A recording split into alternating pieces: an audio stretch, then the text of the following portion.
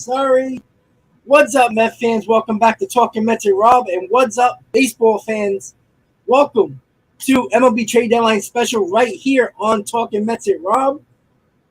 Today is the day. We are 8 hours away until the trade deadline at 6 p.m. I will take you all the way from 10 a.m. to 3 p.m., take a little break, and then pop back on for the Mets pregame, talk about all the trades that went down. That would be when we find out all the trades that happened throughout Major League Baseball. And, of course, a big day for Mets fans, a big day for the Mets, and a big day for Jacob deGrom because today is Jacob deGrom's first start in over a year. Going back on the mound, wearing a Mets uniform. It's about time. I know Mets fans are clamoring, twitchy, worried that this team's not going to make a move that is going to better this team. And we have to wait and see exactly what they are going to do. But not only do the Mets fans have to worry about if the Mets are going to make a move, but we're also walking on eggshells today because we have no idea what's going to happen when Jacob deGrom takes the mound. Every pitch, every half inning, we're going to worry. Oh, is he going to grab his arm? Is he going to grab his shoulder? Is he healthy? Is he going to come back for the next inning? You know, I'm not going to feel confident Jacob deGrom is going to be healthy until I see him pitch every fifth day for at least 4 or 5 starts. That's when I'll feel a little bit more comfortable. And I don't know how he's going to feel. And the worst part about Jacob deGrom coming back the day of the trade deadline is that what if the trade deadline's gone, 7 o'clock the game starts, first inning, he grabs his arm. Now the Mets don't have Jacob deGrom. We don't have a waiver wire. The trade deadline's over. The Mets can't make any moves except what they have in the farm system and what they already have on the roster. That's what worries me. And I know this pitching staff, I know this rotation has been the best in baseball over the last month. But if this team doesn't make a big bat move, doesn't get the bullpen arms, I do think we're going to get bullpen arms. I'm not even sure about the big bat anymore. There's so much that the Mets, I think, have to take care of. And I'm not saying you have to get – listen, at this point, I'd rather take Brandon Drury and put him as a right-handed bat, platooning with Vogelback. But they better get 2, possibly 3 bullpen arms. If it's Chafin and Fulmer, if it's David Robinson, I don't care. Give me 1 lefty and 2 righties, and we'll call it a day in the bullpen. But I think even Brandon Drury would help this team enough offensively where there is another threat of power in this lineup. I know Lindor hit a home run yesterday. I know Alonso hit a home run yesterday, but I don't consider Lindor a home run hitter. I just don't. You know, he'll connect on one every now and then. And let's be honest, if you look back for the last couple of weeks, the Mets have been hitting a lot of home runs, but you don't count on that with this Met offense. You count on them bunching a lot of hits together. And them bunching a lot of hits together is nice when everybody's hot. But when they're struggling, you know, they're 3 to 4 weeks when they were struggling to score runs, everybody was like, we need a big bat. There's no doubt about it. Well, what happens when they stop all being hot at the same time, and now 2 or 3 of these guys in the lineup are struggling, and the only way they're going to get runs is if they hit one over the wall. And guess what? You can't rely on Alonso to do that every single time. So even Chris Drury is a power bat that you can expect to hit one over the fence. He's having a very good year. He'll be a welcome addition. But, you know, people talking about J.D. Martinez, people talking about Wilson Contreras. You know, I think the Cubs and the Mets are going to work out a deal. You know, the Astros just traded for Christian Vasquez. So that's one team out of the catchers market. And I do think Sean Murphy, like teams like Tampa, Cleveland, those teams are looking at Sean Murphy more than they probably are Wilson Contreras. So I think the Mets, because of what the Astros did, and the Padres clearly are looking after Soto, and we'll talk about that in a second as well, the Mets have an opportunity here who are one of the top 4 teams in baseball. And when you're the one top 4 teams in baseball, you do what you have to do to go all in. Even a guy like Brian Cashman, who is one of the biggest prospect huggers in all of baseball for a, a franchise that always makes the playoffs, who passed on pitchers like Verlander and Cole in years past to make those trades and hold on to the Cliff Flagers of the world, the Anduhars of the world, the Florials of the world. And the team that they lost to in the playoffs got those pitchers, and it could have made the difference for the Yankees. This year, I know the Yankees didn't get up Volpe, Peraza, and Dominguez, but they did give up 3 out of their top 10 prospects in their system for the trades they made, and we'll go over that in a second as well.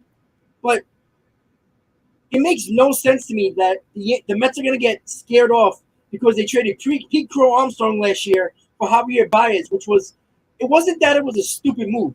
It wasn't a necessary move. If you weren't going to make the big move that everybody was talking about, where they were going to get Javier Baez and Chris Bryant and possibly Trevor Williams in a deal, but as soon as they found out the Jacob deGrom news, they only wanted to get Javier Baez. They never needed to make that move. They didn't have to.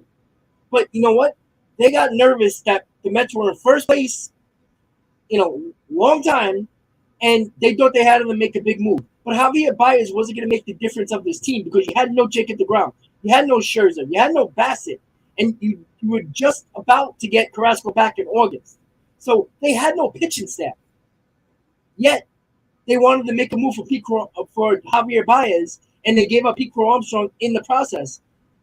They're scared off by last year and that move. That's why they're not worried. They're worried about giving up Mark Vientos. What some Met fans think this guy's going to be freaking, Pete Alonso or Aaron Judge. He's not going to be that player. I'm telling you guys right now. Because all the Met fans, and I've had arguments on Twitter all the last 2 days. Oh, why are you going to give up Vientos for a rental? You know why? Because if you win a World Series this year, I can guarantee you that you're not going to worry about Mark Vientos on the Boston Red Sox or the Chicago Cubs, who are both in a rebuild situation. And so what? If you trade him to Boston, when are you going to see him? Every 2 to 3 years? Even with the balanced schedule, what are you going to see him once or twice a year? I mean, come on, guys. You got to pay attention to what's really the issue. You got the oldest team in baseball. How long is Scherzer and deGrom going to be good for? Who knows if deGrom's going to be on this team next year? You got multiple free agents in this rotation that are going to be free agents that we don't even know if the Mets are going to sign because there's no guarantee of that. And everybody just assumes that the Mets are going to be good next year. Why is that? When you assume, you have a year like 2017 after the back-to-back playoff appearances for the Mets. You have a year like 2017 when Syndergaard went down. You have 2018 where 2016 where you didn't even have deGrom because he was injured. Stop worrying about next year because next year is never a guarantee you're going to be good. You're good now. Do what you have to do to win now. I'm not saying to give up Alvarez or Beatty to get a rental. That's idiotic. But Mark Vientos, you're not going to make a trade because you want to hold on to Mark Vientos? If he's so damn good, bring him the F up. Bring him up and see what he can do. Stop wasting our time.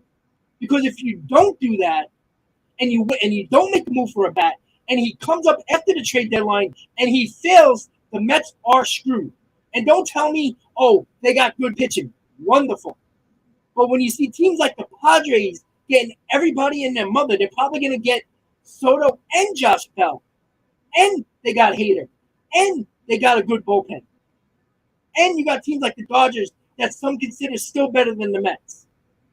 These are teams that we have to get past to make the World Series. If you don't get better, then what the hell is the point?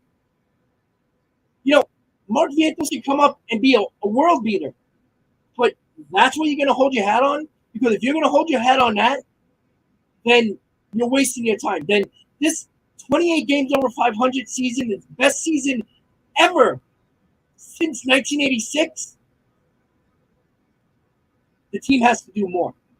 And I'm frustrated by it. I know we got 8 hours until the deadline, but the way you hear all these rumors that the Mets want to give up Mark freaking Vientos, like this guy is our number one prospect, because he's not. You know what? If the Mets didn't trade JT Ginn, if they didn't trade Pete Crow Armstrong, Mark Vientos wouldn't even be in the top 5 in the Mets system. He'd be lucky to be in 8th or 9th in the system. But because they traded him away, he moves up the ranks. And guess what? He's going to get pushed out by Parada, and Jet, the 2 guys that the Mets drafted. So he's not even going to be in the top 5 by the time the new prospect list comes out for the Mets because of the 2 guys they drafted in the first round. He's going to be probably 7th or 8th. So as much as everybody wants to keep Mark Vientos, this guy better be a Pete Alonso. This guy better be better than Brandon Nimmo. This guy better be better than Jeff McNeil, because if he's not, and that's what you're holding your hat on, I don't want to hear any Mets fan. And I got their names. I'm telling you right now. I follow these people. I saved their chats. I saved the comments they sent me because they weren't very nice. I tell you that much. They're like, oh, you're going to have no farm system. Really? Because according to some people, the Mets never have a farm system. So, but yet the Dodgers and the Padres can continue to make all these trades and make the playoffs and have good records every year. Yet they still find a way to bring up young kids, still keep Fernando Tatis, still keep some of their prospects, still trade for trade. You know, the Dodgers would trade Turner, sign Freddie Freeman, trade for Mookie Betts. But yet they still have the best farm systems in the league. And they're never picking top 5 in the draft. They're picking 28, 27, 29. Yet the Mets every freaking year are picking in somewhere in the top 10 or the top 15, and they still can't find the proper draft class to draft really good players like the Dodgers, the Padres, you know, the Cardinals, who seem to make the playoffs every year over the last couple of years, and they continue to sign players, but yet the Mets are worried about Mark Vientos. I'm sorry, we're not doing that. We're not doing that. If they do that, nobody, and I got the names, I'm telling you, and there's some people in the chat right now, I can guarantee you, that are talking about Mark Vientos like he's freaking Barry Bonds, or if he's freaking Babe Ruth, or Aaron Judge, or Pete Alonso, because he's not going to be any of them. I'm telling you that right now. He might be a power hitter, but great. Do you want a Joey Gallo on your hands? What, you know, he's batting what, 250, 270? Even if he's batting 270 in AAA, you probably knock about 15 to 20 points off in the major leagues. So he's going to bat 250. Who knows about the power? That doesn't mean he's going to hit major league pitching, but yet everybody wants to keep him for what? If you really wanted him to come up, should have brought him 4 weeks ago when we couldn't get a base hit from one of our DHs. They failed to bring him up. Why is that? Why is nobody questioning the Mets on why they didn't bring him up? Because they knew if they brought him up 4 weeks ago and he failed, then nobody would want him in a trade package. That's the reason why. So I don't know if it's the Mets leaking this out that Vientos, they don't want Vientos in the deal, or is it executives from other teams that are talking to the Mets saying that they don't want to put him in a deal, or it's just reporters just saying they don't want Vientos in the deal? I don't know. But I'm telling you right now, if the Mets don't make a big bat move because of Mark Vientos, this kid better be damn good. Because if he's not, this Mets team is going to be lucky to get out of the first round of the playoffs. And probably might not even win the division. I'm telling you that right now. So, with that said, guys, welcome. I had to get that off my chest because it's actually frustrating that the biggest prospect holder in baseball with a big market team in Brian Cashman made the moves necessary because he's in win now mode with this Yankees team. And it seems like the Mets are in, well, we're very good this year, so let's see what happens. That's a loser's mentality. And I'm sorry. I like the moves Billy Epler made in the offseason. I'm going to be the first one to tell you I like the moves. So I'm not going to completely kill him yet. But he is a GM that needs to prove that he can be a good GM. Because when he was with the Angels, he can never find pitching, never find bullpen, and spent a ton of money, and the Angels never went nowhere. So before we give Epler, a parade, he's got to prove it. And he has not proved it yet. He's done a good job in the offseason, but he also didn't get a bullpen for this team. And if the Mets might have got Andrew Chafin and might have got another right-handed pitcher bullpen arm in the offseason, we might have only needed a bat and not have to worry about waiting to the last 6, 7, 8 hours of the trade deadline to make multiple moves because this team needs to make multiple moves. So with that said, we're gonna start with yesterday's big trades, and of course, the big trades that basically went down was mostly the Yankees. Excuse me again, I'm still a little bit under the weather, guys. As you know, my voice is crap. I hope you guys can hear me pretty well. Let me just make sure you can. There we go. I think you guys can hear me.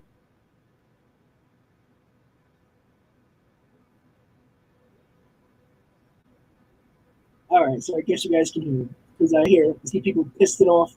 They're pissed off at the chat. I love it. So we're gonna start off with the Yankees because they're the ones that made the, the moves that I think people weren't really expecting because they made some decent moves to fix their bullpen and bring in what they needed as well. So as you know, I was on the live stream yesterday.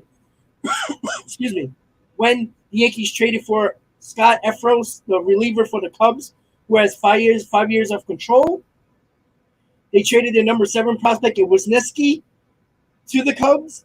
And then later on that day, they traded for the number 2 pitcher that they desperately needed in Frankie Montas. And they also got Lou Trevino, the reliever, for left-handed pitcher J.P. Shears, Ken Wolochuk, Luis Medina, and Cooper Bowman.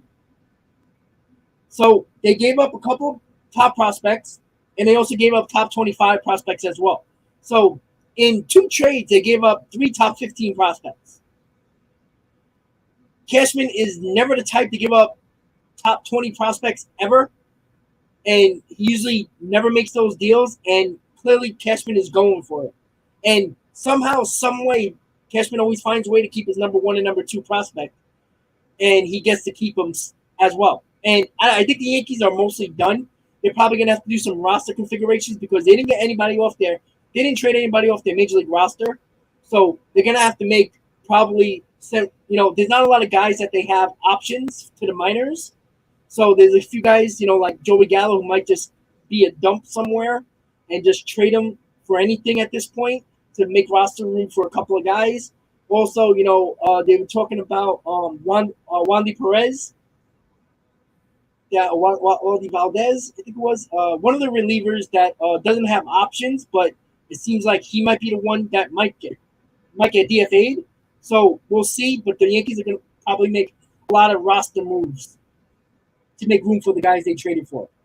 So the other trade that everybody was shocked about was the Josh Hader trade to the Padres. That was a big trade because nobody expected the first place team in the Brewers to trade Josh Hader. And yes, they did get a closer in Trevor Rogers. And they also got Lamet, who is an arm that you can use in a bullpen or in a rotation. But to trade your closer as a first place team, and I think we all can agree that Hader is better than Rogers. So I don't know what the Brewers are thinking, but they did get a pretty good size package back. They got their number 7 prospect and Padres 28 prospect along with Lamet and Trevor Rogers. So the Padres get a dominant closer. I know he had a bad July, but he's still a dominant closer. And now the Padres are looking to get Juan Soto and Josh Bell. So, my God. How much more? I don't even know how they have roster space for these players. Clearly Major League talent is going back to the Padres along with a decent amount of prospects because they don't have roster space. They're not trading a lot of guys on their Major League roster. So they're probably going to have to in this Juan Soto trade. So we'll keep you updated on that. Also, Christian Vasquez was traded to the Houston Astros. That was one of the Mets spots that we were looking at with Christian Vasquez. That is off the table, but I think that helps the Mets when it comes to the Cubs trying to acquire Will Contreras. And I think David Robinson is off the table for the Yankees since they got 2 relievers. So that might help the Mets' chances as well to land maybe both of them. We'll look at that as well. There's a lot that I'm a little shocked about. Not exactly with the Mets, but with some teams. Also, Jake Odorizzi was traded to the Braves. So that is a nice addition for the Braves rotation. I did say yesterday for the Braves to actually need a starting pitcher because there's no guarantee that Soroka is going to be healthy.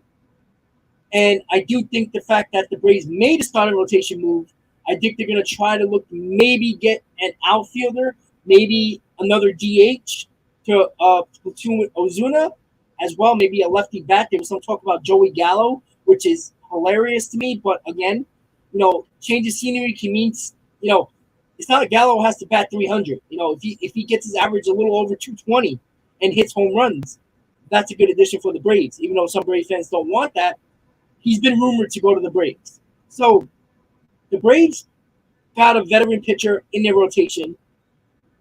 Who knows what else they're going to do? They'll probably make another move. The Mets haven't done nothing except for the Vogelback and Naquin trades. I don't know if anybody will be happy if the Mets don't do anything with the bats to get a bat and just get 2 bullpen arms. Yeah, that might help out bullpen, which is obviously a need.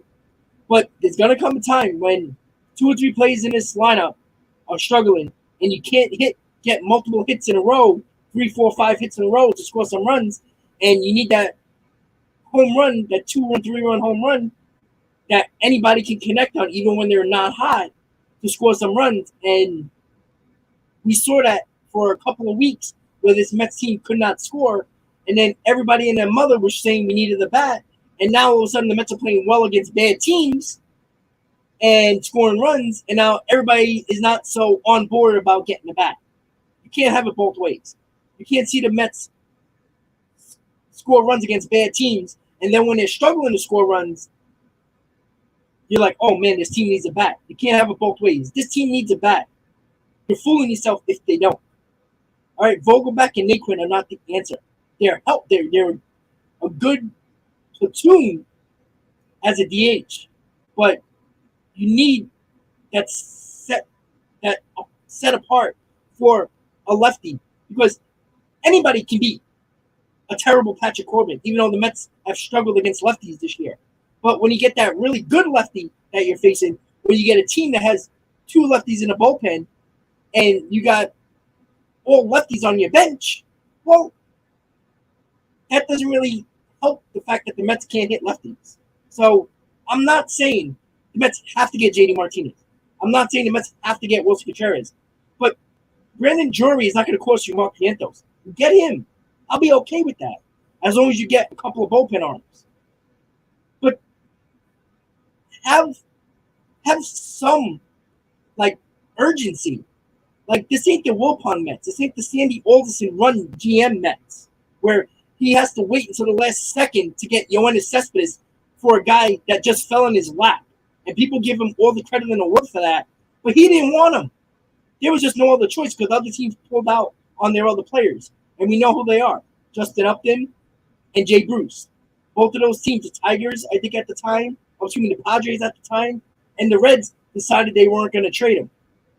So the only player left was Cespedes. So for all the people that wanted to give Sandy Alderson credit for the Cespedes deal, he didn't want him. It was just a less player available, and he had no choice with a team that was only a couple of games out of first. So let's be honest with that. This is not the Sandy Alderson Wilpon Mets, all right? I'm not saying you have to trade Alvarez or Beatty, or you even have to trade Vientos for Brandon Drury. If you get Brandon Drury and 2 bullpen arms, say a Chafin and a Robinson, I'm okay with that. That's fine. You get a little bit more power behind Alonso. Drury's having a really good year, so you might as well take advantage of that. And you bolster the bullpen. This team can be good enough to beat anybody, especially with their rotation. But you can't go in a playoffs with a really good rotation and don't trust anybody in that bullpen except for Edwin Diaz. You're gonna have a hard time in the. Yes, you can use Tyler McGill or David Peterson in the bullpen, and maybe even another guy. Yeah, we can do that, sure.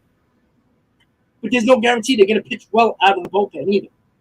So we'll see about that. So with that said, guys, it's 10:30, 7.5 hours until the deadline at 6:00.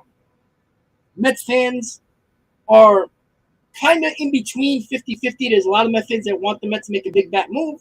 Some Mets fans that don't want to trade any prospect and not too worried about getting a bat but need bullpen help, this is how you know your team needs help. When you got some fans wanting the bat and some fans only want a bullpen help, that's how you know this team has holes. And there's no mistaking that this team has holes. So we are going to talk about all the Mets rumors. We're going to talk about all the rumors around the league. And then I will just, like I did yesterday, scroll Twitter, get you the breaking news, whatever comes out. And we'll see exactly. And as I'm talking right now, I'm looking at Twitter, and people are going after me yet again. So what else is it? And this is what somebody said to me. Now, he might be watching on YouTube right now. Precocious Neophyte on Twitter.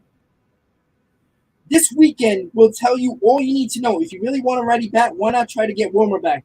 He wouldn't cost us much, I'm sure. Okay, so he made 2 points that make no sense, right? This weekend will tell you a lot. Well, this weekend doesn't matter because if you don't make a trade today, the weekend is pointless on what you do because all you can do is bring up somebody from the minors. So there's a stupid point already. So if you're watching, stupid point. All right? Yeah, you want to get Wilmer Flores? Great, but you got to make it today. Who cares what happens during the weekend? Even if the Mets lose 4 out of 5, the Mets can't do nothing about it except, oh my God, we should bring up Vientos. And that's the move the Mets are going to make if they don't make a move for a bat. So, and here, once again, he goes, there's one. Let's see what else is like.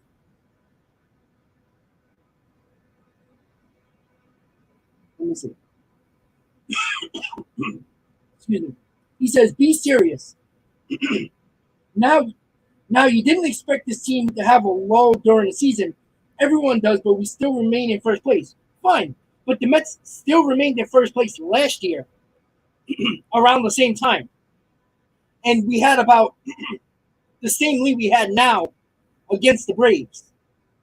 It was very similar, and then the Braves took off after the trade deadline. And then here we go. Contreras would be nice, but not at the expense of a top 5 prospect. He's a rental. Okay, Mark Vientos is a top 5 prospect in the Mets system because the Mets traded Pete Crow Armstrong and JT Ginn over the last year and a half, who were number 5 and number 6, respectfully, in the Mets organization, in the Mets farm system. When he got traded, Mark Vientos had to move up because there was nobody else to put there, right? If Vientos was the 7th or 8th ranked prospect, nobody would give a damn. But all of a sudden, Joe DeMayo puts him at the top of the number 5 list, or MLB Pipelines puts him up the number 5 list, and now everybody like, oh, Vientos. Okay, he's been raking for a year and a half in the minors. The Mets still didn't bring him up when they still needed a bat. Why is that? Okay, now with Parada and Jet Williams, who the Mets drafted in the first round, they're going to push Vientos out of that number 5 spot. I guarantee you that. When that next top 10 list pop up, I guarantee you Vientos is probably 6 or 7. So, I don't know what people are so fascinated with Mark Vientos. The same way they were fascinated with Lessons Millage. The same way they were fascinated with Fernando Martinez, who was a 5'2" player who was absolute garbage. Stop hugging prospects. I'm just going to say what up to everybody in the chat right now. Once again, guys, don't forget to please hit on that like button. I'm going to be with you all the way until 3 p.m. today. And come back on for Mets pregame at 6 o'clock. And take you through the Jacob deGrom start against Washington in Washington for his first start in over a year. So, hitting that like button obviously is important because we get more people in this stream, baseball fans, not just Met fans. I'm going to say what up to everybody in the chat. So we got 168 people right now in the stream. I do appreciate everybody tuning in to the channel. I don't know if you're here if you don't say what up in the chat. Everybody gets a shout on my channel if you're a member or not. I appreciate everybody just taking a chance on me and just viewing and hanging out. Even if you do disagree with me, that's why sports is so great, because we have difference of opinions. So with that said, I'm going to say what up to everybody in the chat right now. And once again, I apologize for my voice. I have a sore throat. I lost my voice. It's terrible. It's crackling. So hopefully you guys deal with me. But again, I can't pass up an opportunity to not be on because of my voice, because of the fact that the trade deadline's today. So it's important to be on and hang out with you guys. So we're gonna say what up to everybody in the chat. Stoney, a member of Talking Met to Rob. We got Webbs, we got Ethan, we got Transistor, we got Jason, we got Pete. We got Pete, we got Peter, we got Grant, a member of Talking Met to Rob. We got Geraldo, a member of Talking Met to Rob. We got Bill. We got Steve, we have the Blind Beard, we got Jason, we have Quinn. Quinn, I like that Jake Odorizzi move for the Braves only because of the fact that I don't trust Soroka is going to stay healthy when he comes back, and the Braves needed an arm in that rotation, and they got a nice veteran in Jake Odorizzi. Makes sense. Angel, Hauser,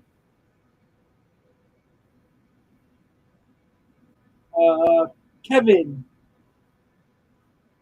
I agree. Soto and Bell would be crazy for San Diego, and not that the Dodgers are going to, lose the Western Division because the Padres get everybody, but you don't want to. It's going to be a not easy way to face a team in the playoffs if they got all those guys that they just got. It's not going to be easy. Hauser, exactly. You just said you have no idea what Vientos is going to do, so I'm going to turn that right back to you. You have no idea what Vientos is going to do. So why take that risk when you can get a known figure, a known bat? You know JD Martinez is good. You know Contreras is good. You don't know what Vientos is. So I turn that question back to you. You have no idea what Vientos is going to do. So you rather have the risk of the Mets not making a move for a bat, right? Not making a move for a bat. Mets say, all right, let's finally give Vientos a chance because God knows the Mets didn't need a bat for the last year and a half. We should have brought him up when he was raking all year. We could have brought him up. He could have started in the majors this year if they wanted him to. They didn't. So we bring up Vientos, and he doesn't perform. Now we don't have no other choice, right? They're not bringing up Alvarez. That's already known. They're not bringing up Beatty. That's already known. So who are we going to bring up? Palka? I mean, that's what I don't understand. I'd rather give me the bat that I know has history of being a good bat. Contreras, Martinez. I know Martinez is not having a great year, but he's having a better year than any other DHMS can bring up. And at least I know JD Martinez has a history. Vientos has no history. That's the problem that I have.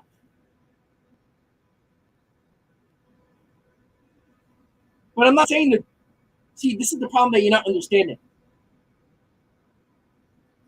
There's no guarantee that our young stars are going to be prospects are going to be stars, right? Fine. The oldest team in the league.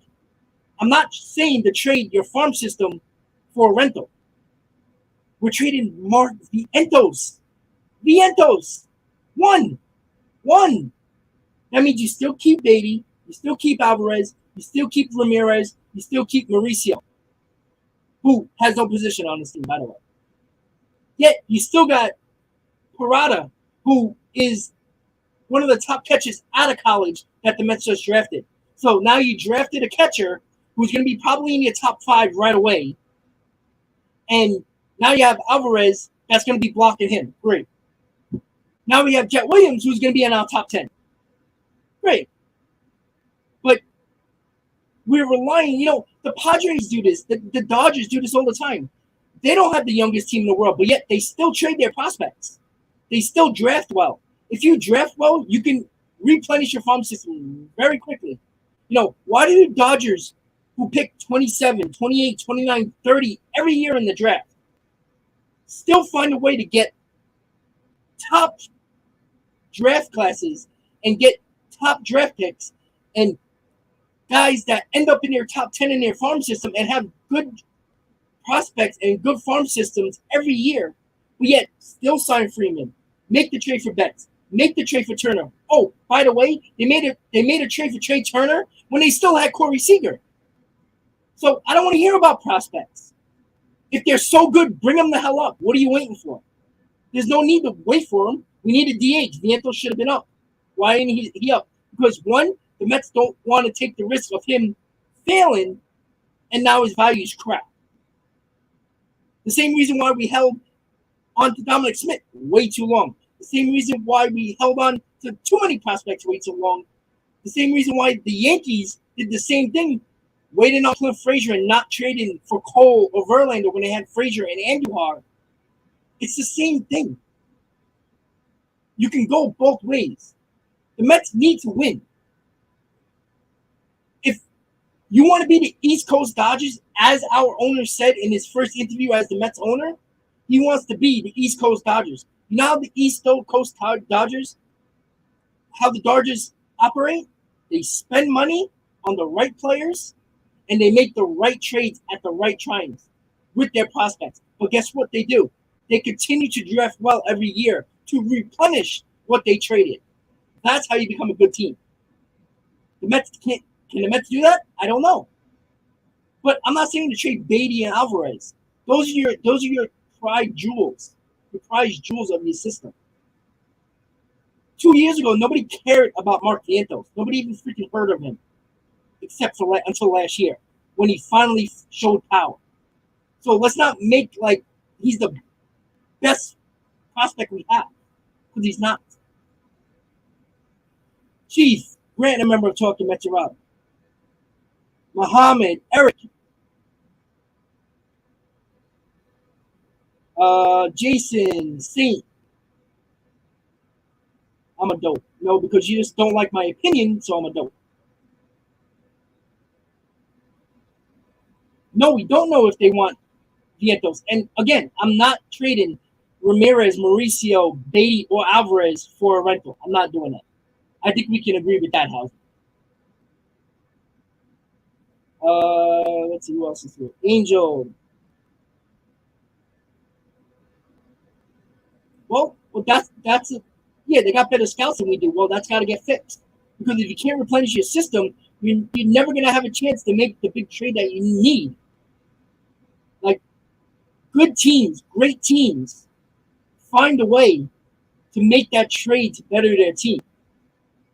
I mean, when was the last time a team won a World Series without making a big trade at the deadline? Like the Nationals did, right? They brought in certain players to get better. Now, it might not always been a big player, but they brought in players. What did the Dodgers do? They brought in players.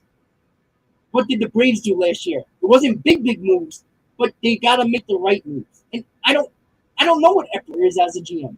He failed as an Angels GM. I'm not giving him any praise yet until he does the right thing for this organization. And I don't know if it's the right thing to trade Vientos. I don't. I'm going to tell you that. I don't. But there's no guarantee that Vientos comes up and is that bat we need. God, I hope so. We would keep everybody. That would be great. But that's not always reality. You know, do I have to keep on bringing up more prospects? Ike Davis. Everybody loved him, and he's out of the league. Like, I'm not saying that that's the case. So it's a tough decision. I'm not saying it's easy, but man, Hector, Transistor, who else is here? DUI. I agree, 100%. They got to put money in the farm into the scouting department, the analytical department, everything to draft well. Because if you draft well and replenish, no matter where you draft, if you choose the right players, draft the right players, then who you trade in your farm system, like the Dodgers, like the Padres have been doing, like the Cardinals, they make those trades, but it doesn't hurt their farm system because they make the right draft moves 1, 2, 3 years in a row where they replenish their top 10 farm system. That's where the Mets got to get to. And they're not necessarily there yet because Coleman hasn't been around long enough. But that doesn't mean you can't just win now. When, great, we're going to have Alvarez, we're going to have Beatty up here, and we're going to have, say, I don't know, Vientos up here. Great. We got a great offense. Who's going to be pitching for this Mets team? Jacob deGrom's going to be 36, 37 years old. Scherzer's going to be off the team. Who knows about Bassett when he's 35, 36 years old? Carrasco's going to be off this team. Walker, we got McGill and Peterson. I mean, come on, guys. I mean, Like there's and what people don't understand either, there's no guarantee that next year is given that we're going to make the playoffs. There's no guarantee. We are the New York Mets, right? This is the New York Mets organization, new owner or not. Until it's proven that we can make a consistent team, there's no guarantee. Even the best organizations don't make the playoffs every year. All right, the Yankees are an anomaly. Excuse me. Who else is here? BC, what's up? Let's see. Steve, how you doing? Shooter, how you doing? Very sorry about the cough, guys. Sorry about that. Nod, how you doing? Timothy, how you doing? Frost memes, how you doing? Cody, how you doing? Scoop, what's up, buddy?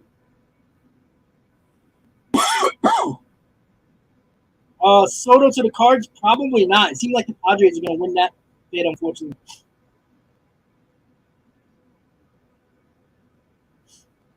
Yeah, but Hauser, you're not doing that without not giving up Vientos. I'm sorry, it's not. Like you're not getting Contreras. Like what do you want to give up for Contreras? Because you seem to always disagree with me when it comes to Mark Vientos. So what would you want to give up for Contreras? Because I guarantee the Cubs are going to say no to what you're saying. I'm sorry, you are.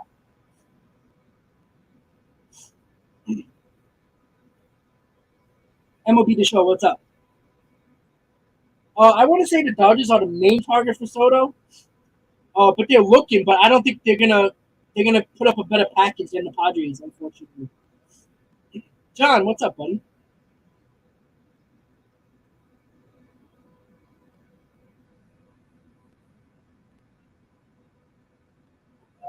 Let me see a question for you. Is it true that the Mets may possibly be walking away from JD Martinez because of yeah, maybe. Like I said, I'm not going to get mad if the Mets get Brandon Jury. Like, it's not going to cost you probably a top 10 prospect. That's fine with me.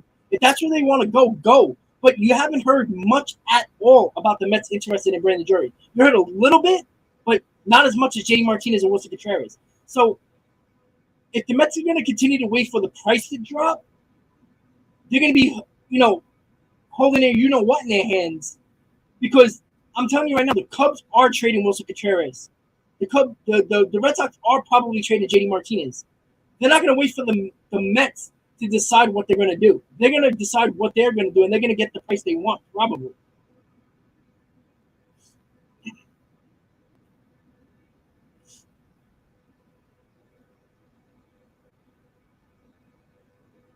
Hey, Brady, how's your day? Well, so far, not so good. Again, I'm excited what the Mets could do. How's that? I should change this to stop Hogan prospects because too many owners do that, and it costs their teams a possible chance of winning. That's the problem. Yeah, Hauser, it's a huge series, but what the guy just said on Twitter makes no sense. Like, oh, we're gonna see what's gonna happen during the weekend. It's gonna tell us a lot. What's it gonna tell us? The Mets might not be good enough, and then what are you gonna do? Continue to bring up prospects, and you're gonna put pressure on them to do well because they're not bringing up Alvarez or Beatty, so that's out of it. So that means Vientos is our saving grace if the Mets don't bring on a big bat, which I hope he does well. Obviously, I'm a Mets fan. I want him to do well, but there's no other option if Vientos doesn't do well, and that's the concern that I'm having. Give me an option. You want to get Brandon Jury? Great, bring him in. If he doesn't do well, guess what? Let's try Vientos. Oh, you want to bring up Vientos? Let them fight it out. Let's go. Do it. But stop talking about this damn guy and not bringing him up because it's pointless. I don't care how many home runs he hits in the minors. Let's see him do it in the majors because it's pointless if you're going to keep on talking about it. Because this guy better be good. Because the Mets love him that much, he better be freaking good. Because then it's all pointless.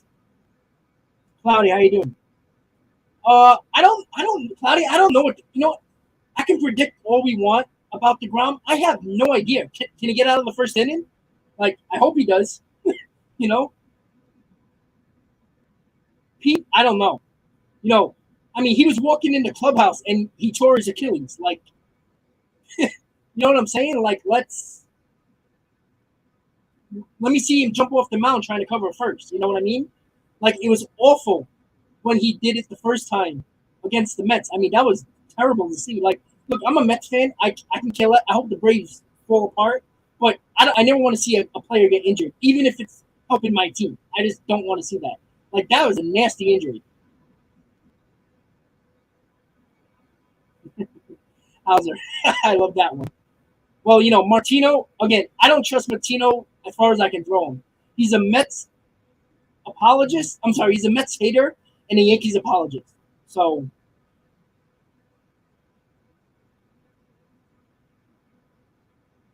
well, Gavin, that's the problem. Like, you know, the Mets have a big problem, like, raising the value of their prospects when, like, clearly other teams don't think the Mets prospects are as good as they might think. You know, I'm not talking about Alvarez and Beatty. They most teams know they're off the table in a trade package, but we don't know what other teams think of Vientos or Mauricio or Ramirez or, you know, Ziegler or guys like that in our top 10. You know, so or Robert Dominguez, guys like that. You know, it's difficult for the Mets because they have to. They're in this win now type of mode, but not necessarily doing everything they can to win now. And it's very confusing with this team. Like, if somebody would have told me in the beginning of the year, by the trade deadline, the Mets are going to be 28 games over 500, 3 games up on first place. Well, I'm thinking that Jacob deGrom's pitching the entire year with Scherzer, and the offense is good, but what are they missing? You know, like, a team that's 28 games over 500 shouldn't have so many holes that the Mets have. You know, the Mets have holes in the bullpen. The Mets have a hole at DH, but yet they're 28 games over 500. But who cares what they do during the season? It matters when you need that clutch performance in the playoffs. Not saying that we don't have clutch players. I think we do. But a lot of these guys, you know, Alonso, McNeil, you know, the guys we love on this team, the Brandon Nimmo's, they never were in the playoffs. You know, we don't know how they're going to perform in the playoffs. Yeah, we got Escobar. Yeah, we got Marte, kind of experienced guys who felt the playoffs before. Yeah, we got Scherzer. We got DeGrom, Carrasco, Bassett. These guys been there, done that before, but there's no guarantee that some of these guys that we count on every single day in this lineup can perform in the playoffs. I'll take Contreras, man. Kevin, I'll take Contreras. But what right deal? That's the problem that I'm having. Like, what right deal? Like, don't tell me Juan Soto. Don't tell me Shohei Ohtani, because that's a pipe dream. What type of deal? Give me a realistic deal that you would put Vientos in.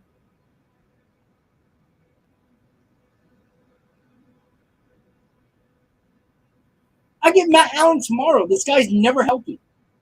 We've been talking about Matt Allen for 4 years, and this guy's never healthy. And it's not just about Tommy John surgery; it's other injuries. Like, Matt Allen's continuing to be in the Mets top 10 list because the Mets upper, you know, the farm system isn't great. It's good, but there's a reason why Matt Allen's still hovering around the top 10.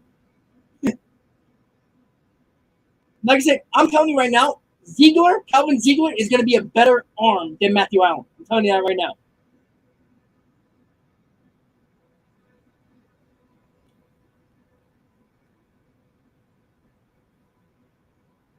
Well, that's what people don't want to talk about, Brooklyn Mets. What's up? That's what people want to talk about. You know, Vientos doesn't really have a position. You know, he's okay defensively. Okay. That's who you want at the hot corner, who, oh, by the way, is blocked by Beatty. Can't play first base because Alonso's playing first base. Where are you playing Beatty? Vientos. That's the other issue. Like, you have to look at what the Mets needs are at the major league level that are in our prospect pool. Catcher, obviously. Alvarez, nowhere. We're gonna need their baseman after Escobar's gone.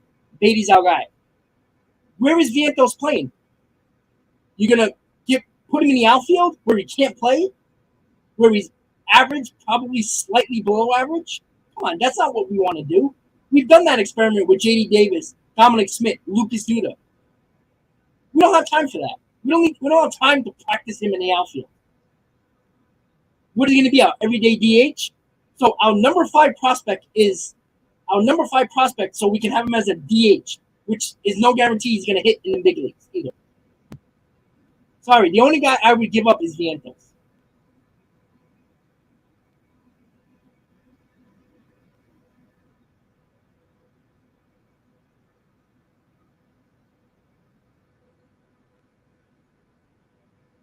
Yeah, but what philosophy? Because clearly the Mets don't have a philosophy. Because if they can trade Pete Armstrong for Javier freaking Baez when this team wasn't going anywhere last year, everybody knew it. We had no rotation, but they traded that. So I don't know. Look, not saying it's an easy decision because we all know it's not. It's not easy. I'm just checking Twitter really quick. Right? Just give me a second. So somebody put up John Healy. What's going on? Mets made a move? Probably not.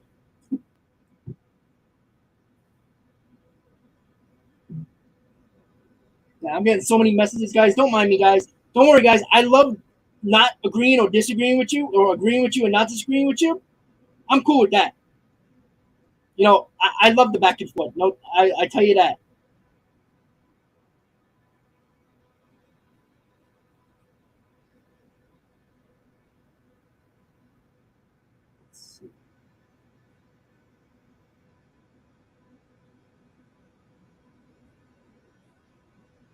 Pablo Lopez went somewhere. All right, guys, give me a second. I just want to check Twitter because there's so much going on right now on Twitter. It's like insane right now.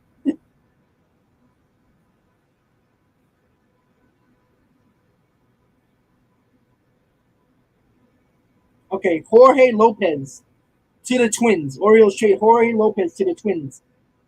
1.68 ERA, 54 strikeouts, 19 saves. Well, that's another bullpen arm that the Mets possibly could have got. I'm not really sure what the Twins gave up, but that's a nice move for the Twins, bolstering up their bullpen.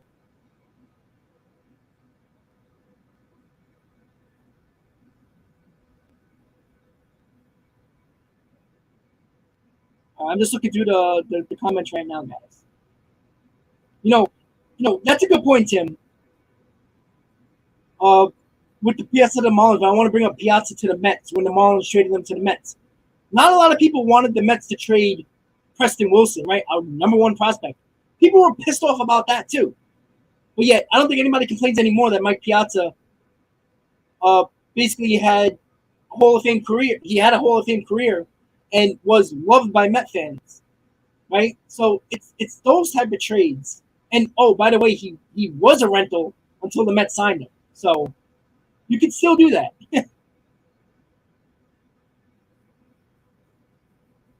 I do like that pickup for the Twins, though. Hey, Morning Beer, what's up, buddy?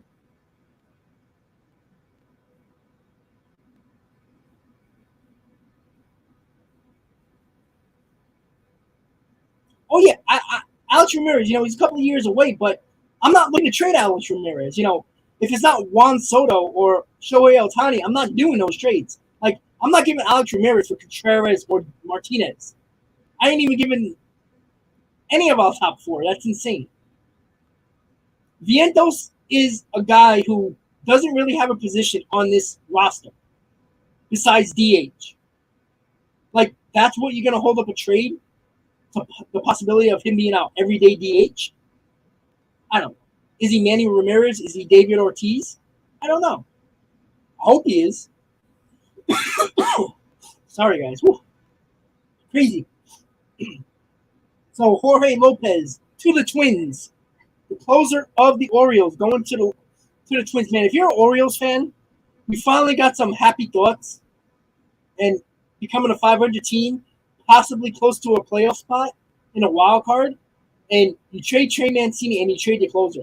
Man, if I'm an Orioles fan, I wouldn't go to another game. That's a joke.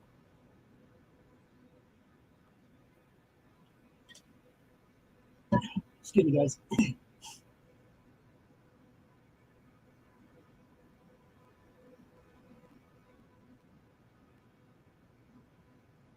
I'm just looking at the comments, guys. Just give me a second. I'm just reading what people are talking about.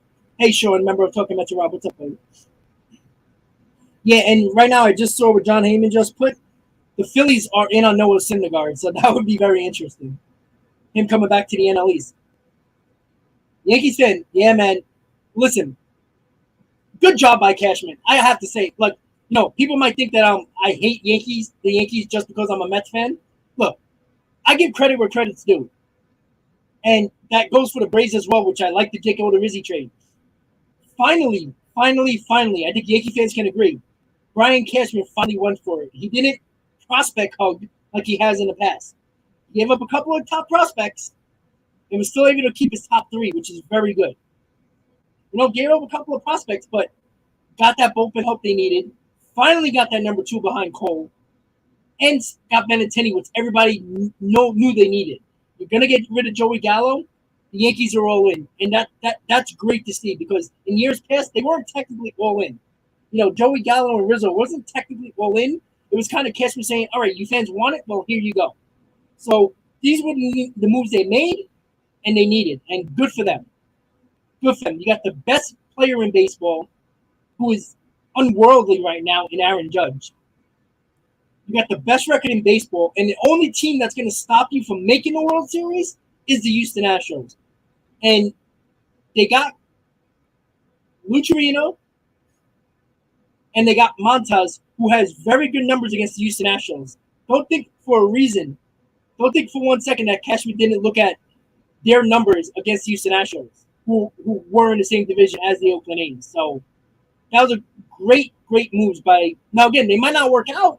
You never know, but you can't crush Cashman. Did a great job.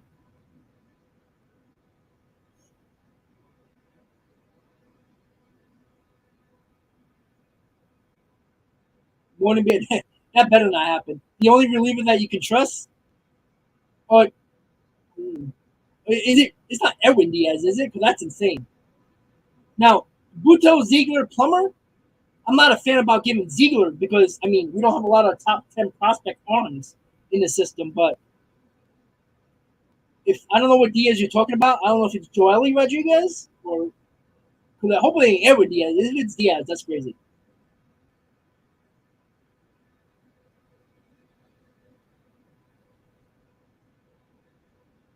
No, of course not. No, of course we didn't hear about that. But, that's why I don't think a lot of the rumors that are coming out are from the Mets. It's coming from other teams and reporters that are trying to find a story with the Mets. James, how you doing?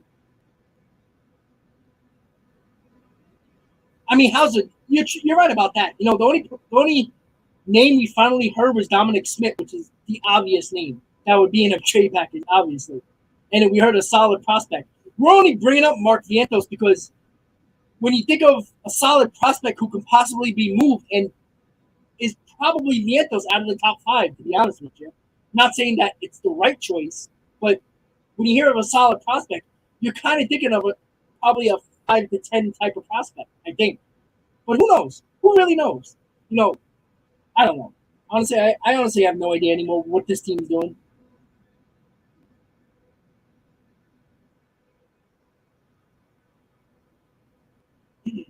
But we'll see.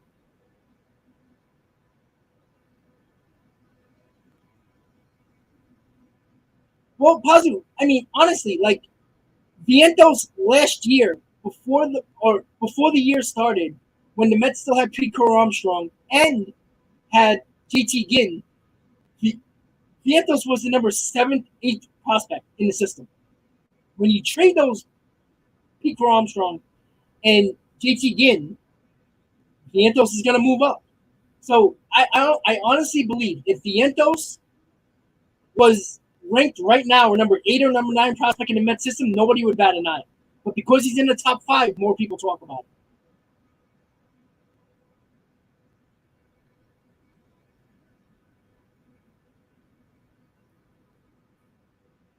Hauser, I understand what you're talking about, buddy. But the problem is you're not giving me any other what give me a trade scenario.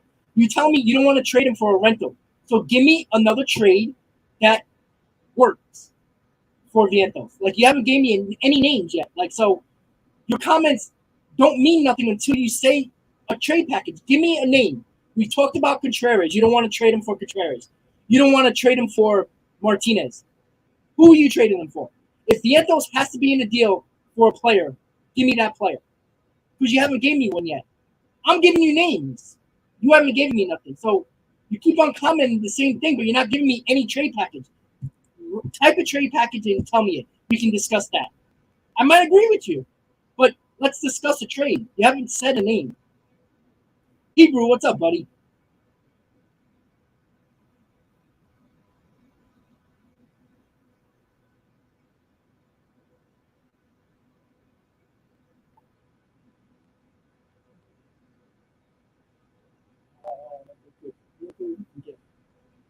I don't know if we can get Wilson without Vientos. I don't look. We don't know what the Cubs are looking for, right? We don't know if they're asking for Vientos.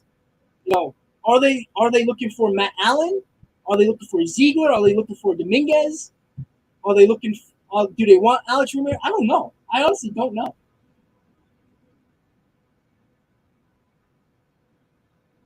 Yeah, Gio, I said that trade yesterday. I'm assuming you might have to put in Nito in that trade. Honestly, and probably take out Orza, or you might have to put Orza in there, but maybe not. But I'm high on Eric Orza, but nobody cares about him because he's not in the top 10. So we said this all year, Hebrew. We said this all year. Hebrew, you were in my streams when the Mets couldn't score a damn run, and we were talking about a big bat. But now people don't want to get it done to get a big bat. They want Brandon Drury, which I'm okay with, but you know, we'll see.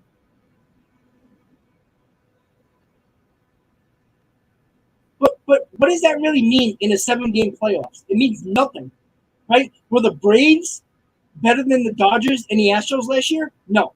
Were the Washington Nationals better than the Dodgers and the Astros in 2019? No. But they won the World Series. Why? Because they got hot at the right time, because they made the right moves. That doesn't matter who's better than who. Are the Yankees considered better than the Mets? Yeah, but the Mets beat them 2 games. Nobody expected that. The Dodgers are supposed to wipe the Mets all over the field in Dodger Stadium and beat them without McNeil and Marte, but the Mets took 2 out of 4. So it's not about being better than a team. It's about being better at that right time. And with the Mets pitching staff, they can beat anybody. I think people forget that. Yeah, Johnny D, if you want Sean Murphy, you're going to give up Mauricio. You're going to give up Vientos. It's going to take a lot to get him. Sorry, guys. Woo.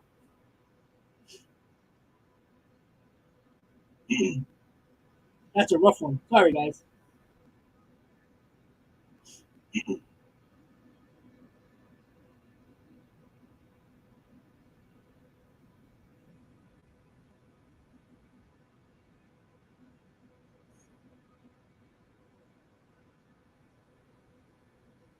Yeah, but Dwayne, David Stearns is not going to be the GM. He's going to be the president of baseball operations. Billy Epler's still good.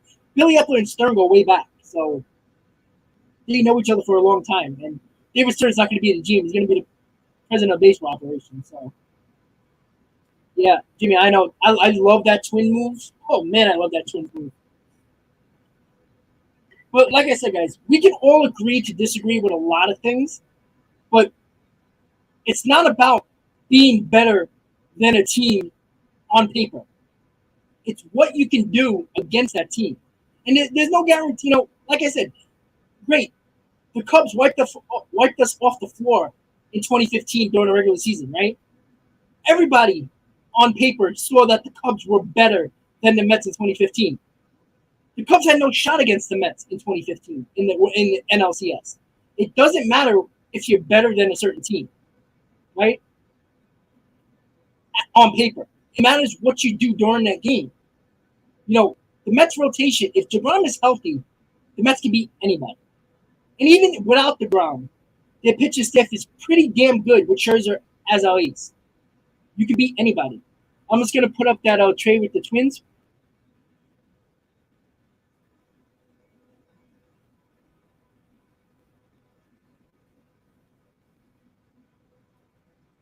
me a second, guys.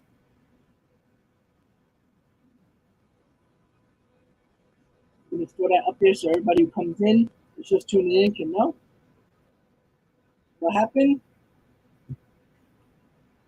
So, as you guys might have heard or just tuned in, the Orioles are basically clearing out their team right now.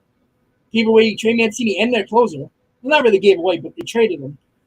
Jorge Lopez, their closer, who's been very good this year, to the Twins for 2 minor leaguers. Crazy. Matthew, I don't think the Mets are going to go do that, honestly. I think they're looking at, like, 6, 7, 8 inning guys. More, Chafin, Fulmer, Robinson, guys like that.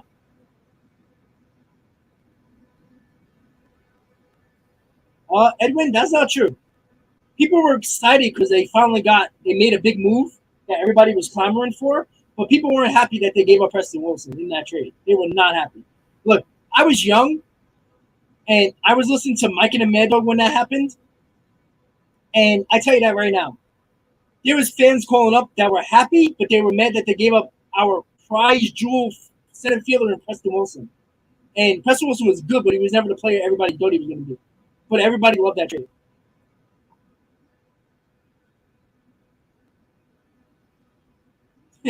Pete, listen, I'm going to be at this until 3 o'clock today, and then I'm going to take a break, take some medicine, get that vapor cool spray that cools your throat. And I'm going to be back on at 6 o'clock to talk about the trades, the Mets game that's coming up with Jacob deGrom on the mound. Look, I'll lose my voice because I love this crap. I love talking to you guys. This is what I love to do. So, it's better than a bar sometimes, not all the time, because the Mets are not playing well. You can wash it away with some beer, but other than that, this is fun. Like, we don't have to agree on everything, but that's what sports is about? Like, discussing about your team or discussing about other teams. Like, I love that I have other fans of other teams in here because I don't hear, like, I'm not focused on what the Padres are doing every second of every minute because they don't affect me until we play them. The same thing with the Yankees. Like, I'm going to praise Cashman and the Yankees for doing the moves because they needed to do those moves. But they don't affect my team until the middle of August when we face them at Yankee Stadium. That's when they affect us. The same thing with the Braves. If the Mets do their job and they keep winning, it doesn't matter what the Braves do. But we got a 5-game series coming up, go figure, right after the trade deadline. So, look, I honestly think this 5-game series is probably going to determine if the Mets or the Braves are going to take advantage of this division. The Mets don't have to go in and win 4 out of 5 at home against the Braves, If they win 2 out of 5, the Braves only gain 1 game, So the Mets are in the driver's seat, but man, I would love for them to get better for this trade deadline before this series. Joe, I'm sorry, man. Ryan, I know you retweeted it and liked it. Yeah, Joe, I'm sorry if you're an Orioles fan. If there's any Orioles fans out there, I feel bad for you guys. You finally are at a 500 team. You got nice young players. You're a good team. You trade your young closer. You trade your face of your franchise basically for many years in Trey Mancini, who dealt with cancer, and even he said it that his the trainers and the equipment guys that took care of him basically saved his life a couple of years ago with that whole cancer scare and everything like that. Like, man, like you finally closed. Even if you make the wild card, you got playoff baseball in Baltimore. Like, I'm sorry, man. If I'm fans of the Orioles, I would not be going to a game. I'd be so pissed. I feel bad, Joe. I'm sorry about that, man. Sebastian, how you doing?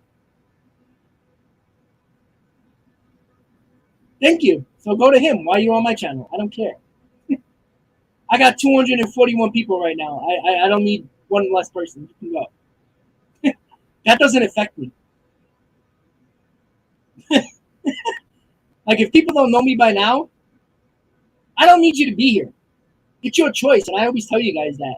I appreciate you guys are here, but if you like another channel, go. Like, all you're doing is coming on my channel and viewing it. So you're helping me out if you view it. So it doesn't like wow. Okay, whatever. We got more important things to talk about, like what the Mets and what's going on in baseball. Boogie, let me find out. I didn't see what they gave up, but I could be wrong.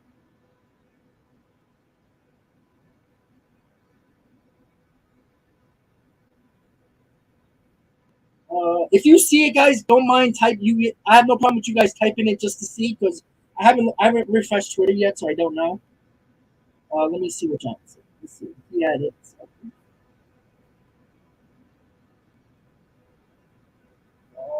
I didn't see names yet. If you guys see names, please type it. Let's see.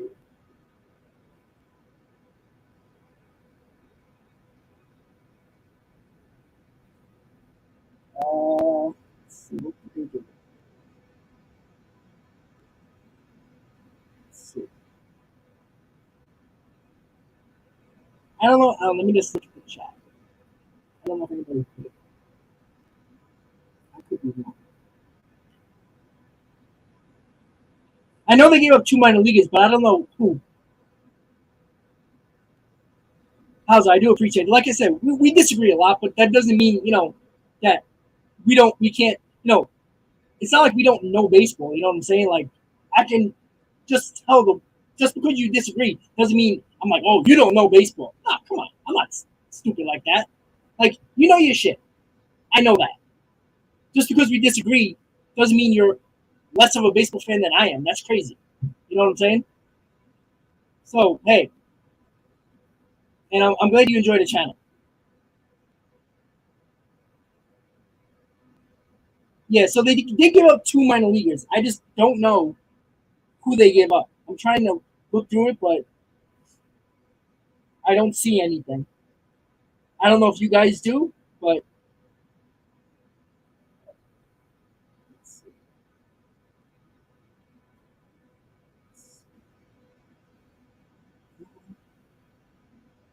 I'm just trying to search other.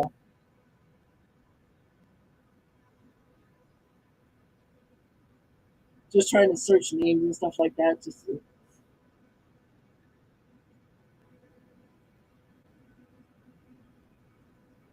Okay, so here we go. I got the names. So the Twins are trading left-hander Cade Povich, right-handed reliever Yenier Cano, and more prospects from the complex league. So nothing significant. So they got a very good reliever for basically not much, a couple of prospects.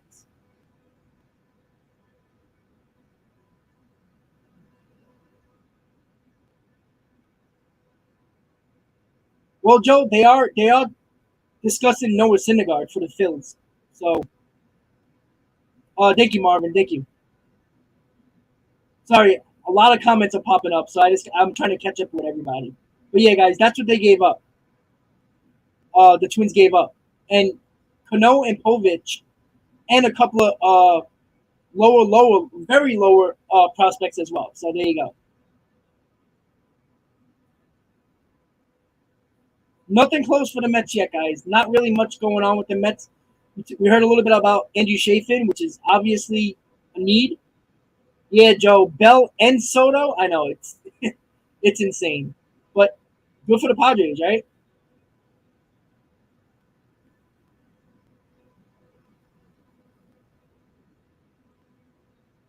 Yep, we're 7 hours away for the trade deadline.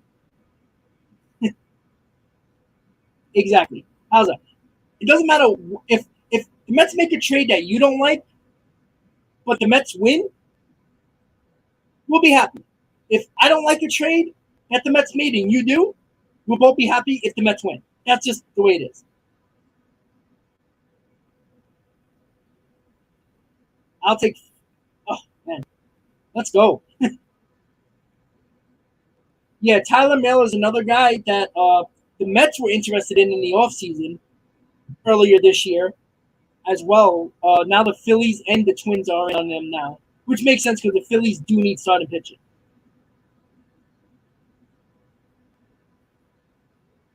Steven, thank you. I'm gonna type in Ken Rosenthal now. Just it's easy to type in the reporters' names, so it's a little bit easier.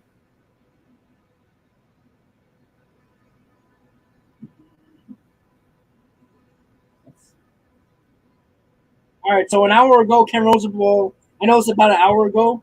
Rays in the mix along with the Mets for Cubs Wilson Contreras. Possible fallback for Padres too if San Diego doesn't land Soto. Like I said, if I think we need San Diego to land Soto, so they're out on Contreras, but we'll see. Check to Neely.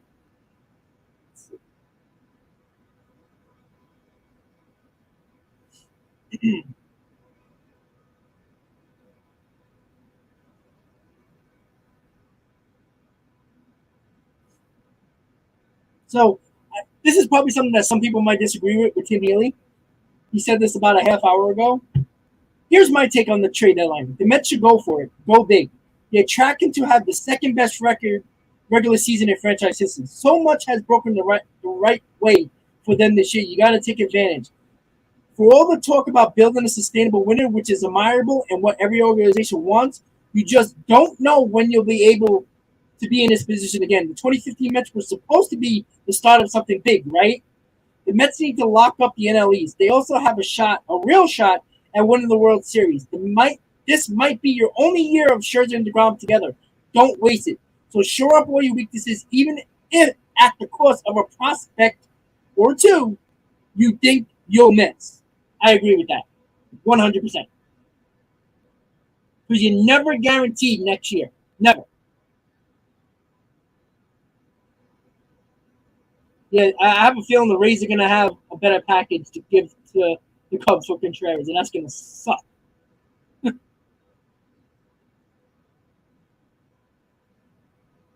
And as much as the Padres make all these moves, they still got to prove it to the players. They choke every year. Victor, not really feeling better today. I mean, I feel okay. It's just my throat and the voice. Like, I can't really do nothing about that except take medicine and pray I feel better tomorrow. Yeah, Blind Beard, 7 hours.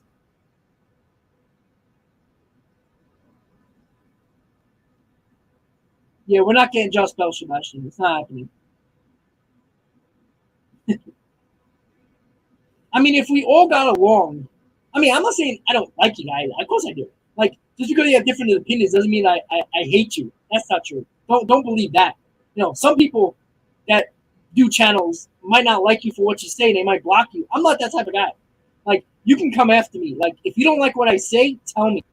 Like, I have no problem discussing it with you. And Hauser, we haven't disagreed on a lot, but I'm not going to block somebody because they disagree with me. That's just childish. I'm a man. I'm not going to run away from uh, an argument if we disagree. I mean, I wouldn't say it's an argument; it's a disagreement.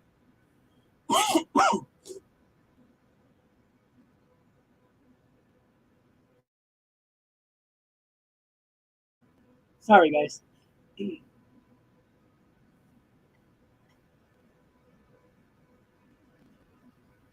Just looking at the comments, guys. Just give me a second.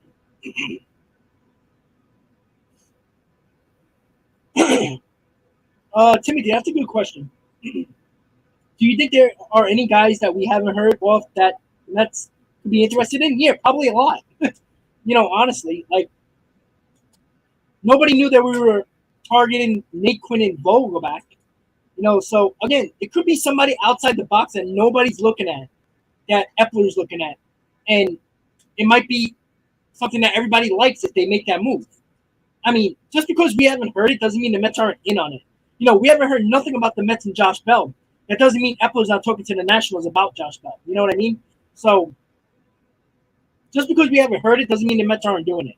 So, and I can't really give you names because it's hard. I can bring up every name in Major League Baseball that I want on the Mets in on it. I don't know.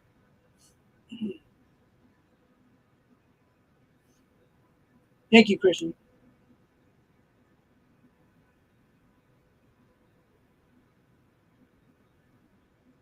Well, Edwin, you see, for the Mets, that's big. You know why? Because they're not a favorite for Soto. They're not. Shohei Ohtani is off the board. So there's no other big trade, what we might consider a big trade. So a big trade now is what we're hearing. Now, I do think a better trade is Robinson and Contreras rather than JD Martinez only. So now, if I have to choose, I'd rather have Wilson Contreras and David Robinson over just JD Martinez, in my opinion. We can benefit more with those two, with Contreras with his bat and Robinson in the bullpen.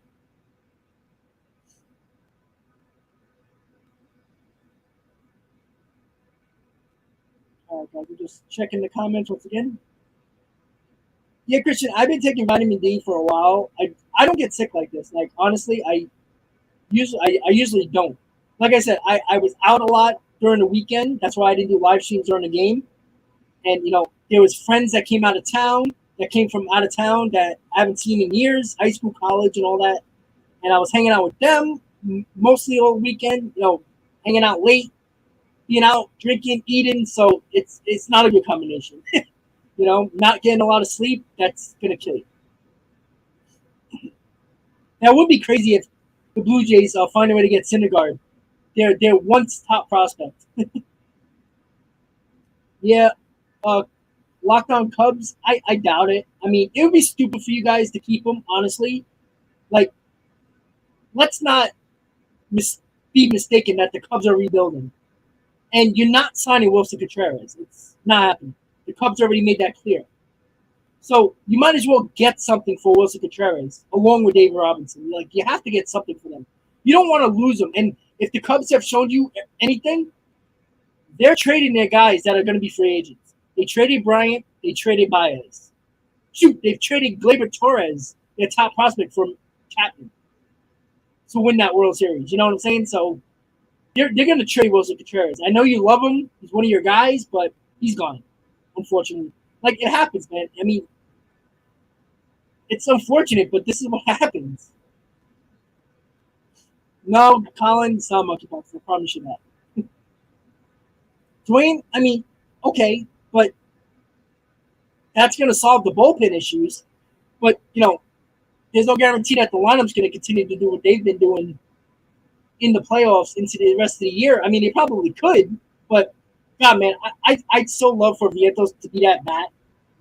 Like, imagine the Mets don't have to give up nothing, keep their prospects, and Vientos turned out to be a good hitter. Like, that would be what we all want. But who knows? Like, we're going to be in a bad position if Vientos comes up and the Mets don't make a move for a bat.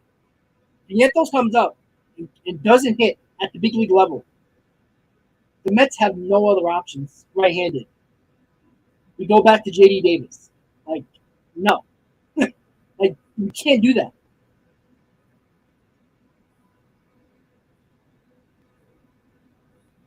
Thank you, Joe. I appreciate that. And again, it's okay if you like my channel and somebody else's channel. It's fine. Like, that's your choice. Like, it's cool. Like, we had different channels. Obviously the same team, but different opinions, different channels. It's good to be different. You know what I'm saying? You can listen to as many channels as you want, right? That's your choice. And I appreciate that. And Morning Beer, I don't know if you emailed me yet, but make sure you do, man. I love to do a collab with you, man. That'd be cool. Oh yeah, Robert. Like I said, I mean, I don't think I think when Vogelback's in the lineup, the Mets are like 7 or 8-0. So I mean, not that he's the end all be all, but he's been a difference maker for sure already. Yeah, DMD. I don't think the Dodgers are getting it, honestly.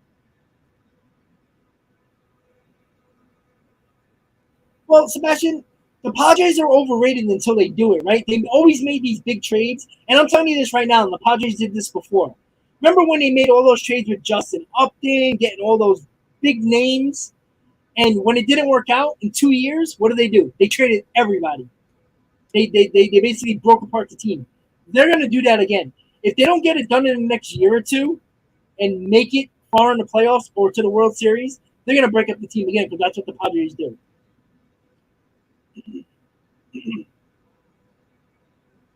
Yeah, you know what I kept on checking?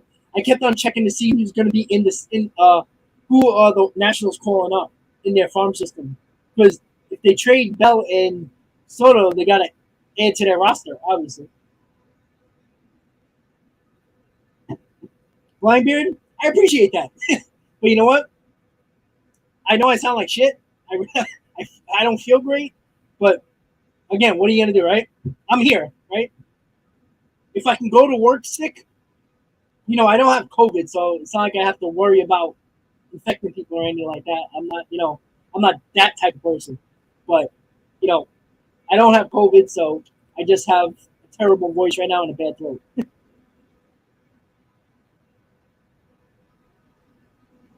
Yeah, but Timothy, what does that really mean, right? I mean, yeah, World Series favorites, but they're still not even the top 4 team in the league. So what does that really mean? All right, guys. So, well, it's Bob Nightingale, so let's not take that for anything crazy. He says the Padres are getting very close to landing Juan Soto from the Washington Nationals. The deal is not yet finalized. So there we are.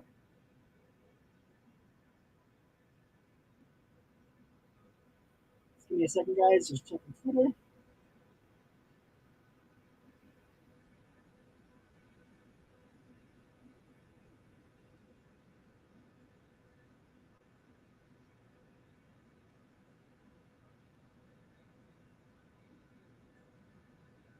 So one of my friends works in a school and found some cleats that were signed by a Met who is number 3 in 2015. I'm not sure.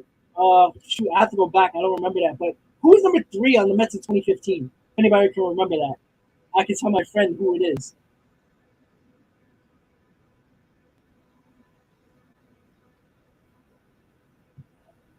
Let's see. Christian Yelich? Oh, God, no. Well, how about this? I mean, that's a good call. What if the Mets say, I want Ian Happ and Contreras? Would that be something, Hauser, you would give Vientos for maybe Dominic Smith or Tomas Nito and name another prospect?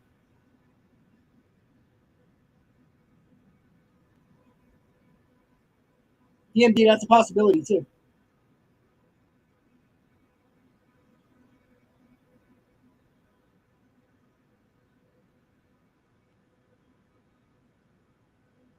Yeah, Hauser, exactly. Exactly. I mean, it seems like the O's are giving away their players. So, I mean, Santander, I take him. Nice power bat. I take him.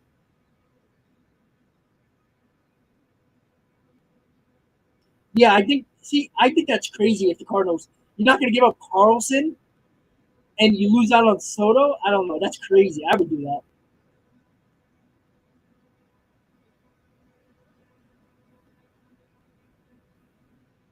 Yeah, but Dwayne, I don't think other teams don't like our prospects. Honestly, I just think, you see, look at the players that the Mets could have got that went to other teams. They didn't give up they didn't give up prospects that were better than the Mets were willing to give.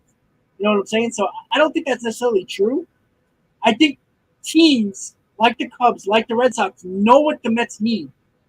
They know they're somewhat desperate to get those type of players. So why wouldn't the team continue to X for a lot, knowing that the Mets need these type of players?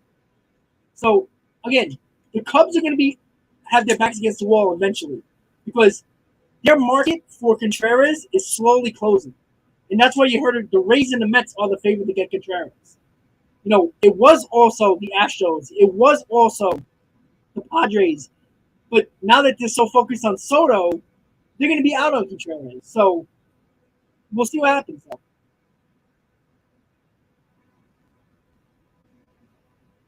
Thank you, Dwayne. Well, Esteban, you know what? They better win.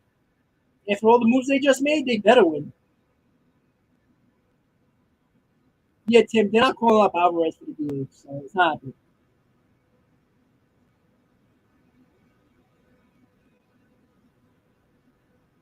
Yeah, Pete, we just talked about that. Yeah, look at that lineup. Holy Christ.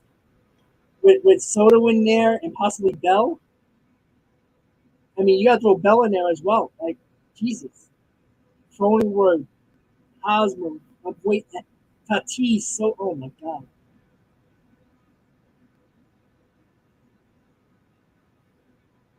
Dominic, I appreciate that, but I don't do anything special. I'm just here.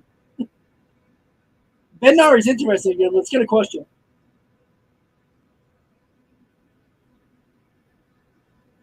I'm just going to check Twitter again, guys, just to see what's going on. Once again, guys, don't forget to please hit on that like button. We got 256 people right now. Don't forget, if you're hanging in there, tuning in, just take a second to hit on that like button so we can get more people in this stream hanging out with us during the trade deadline, the last day of the trade deadline. We're about 6.5 hours, 5.5, 6.5 hours away into the trade deadline, seeing what teams do to make their teams one step closer of taking their big chances or getting the right players to get to a World Series and win it. Let's go, guys. We only got 85 likes. Let's get those. Hit that like button, guys. Let's go.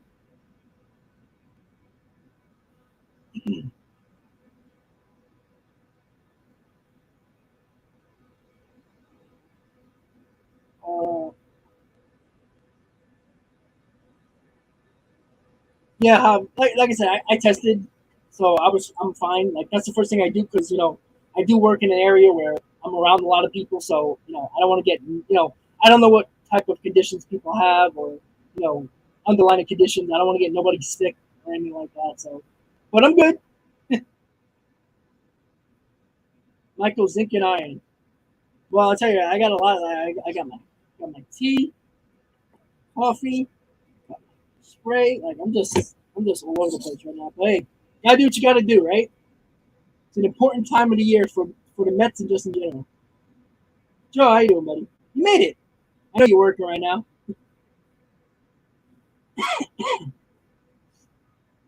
Steve, that's why I always say you always go for the short thing. Now it's the Padres war. You want to just say Padres or Dodgers?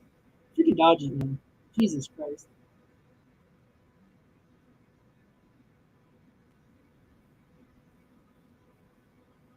Yeah, I like Hap too.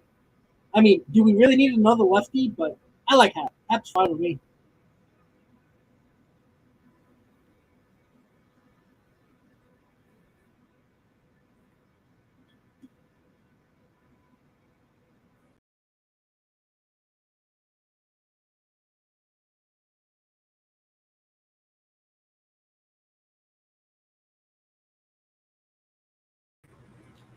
Sorry, guys, I pressed the wrong button.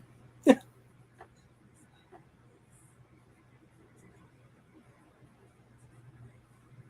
you go. 6 hours and 27 minutes for the Mets to make some moves.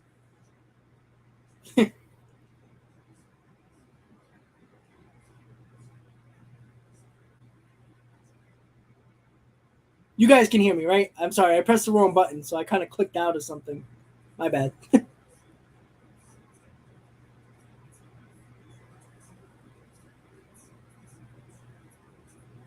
Yeah, it's definitely a cocktail. I tell you that.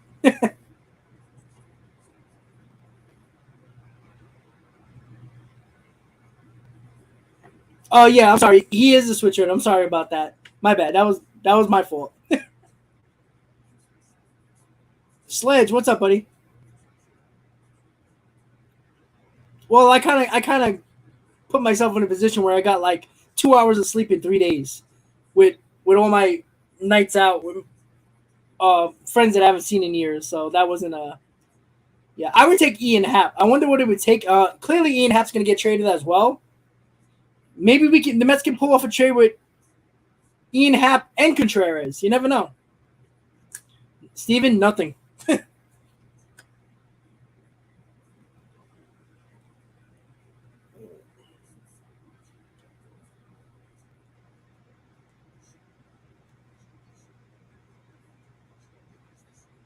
Everybody's texting.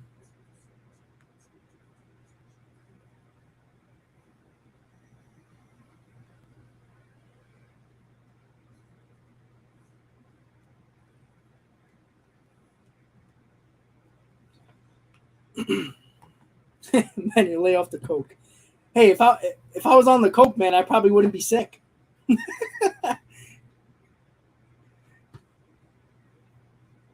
Victor, I don't know how I do it. I honestly, like you guys know, I work overnight, so it's like, I work tonight.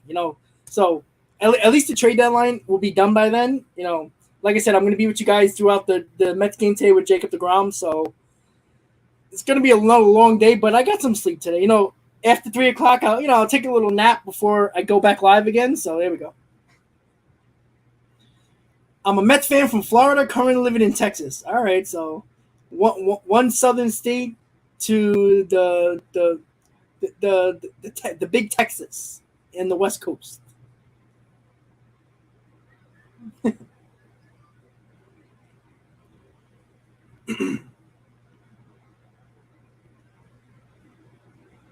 So what I'm gonna do, guys, for all you Met fans out there, yeah, I'm the boss of power naps. I tell you that. But so we're just waiting to see if the Padres are gonna strike a deal for Soto. Still waiting on the Mets. It's west to me. I'm in New York, so it's west to me.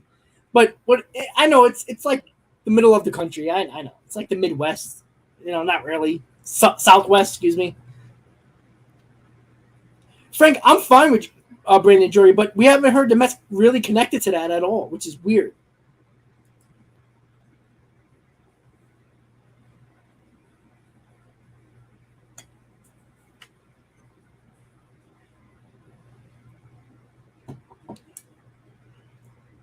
Look, anything west of New York is West Coast. So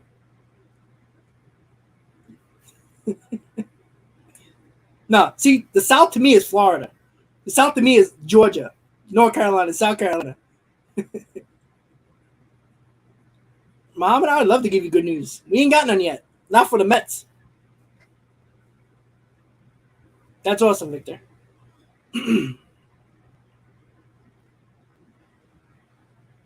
Ray, I would. I would. Hell yeah. That's it. Anything west. Philly's west. Shoot. Long Island's east to me.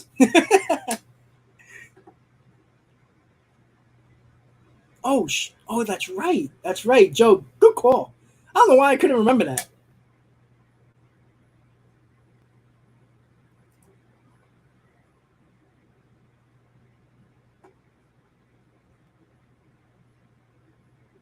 No, we don't geographic.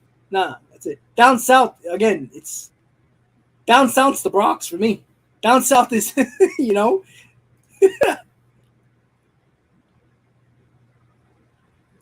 Oh yeah, I mean the Cardinals need pitching. Katana's having a really good year. Might as well. Clayton, I think the Astros got what they needed. Maybe they'll try to get a bullpen on him, but other than that, I think they're mostly set. Christian Vasquez is a nice addition with Maldonado, so it kind of makes sense.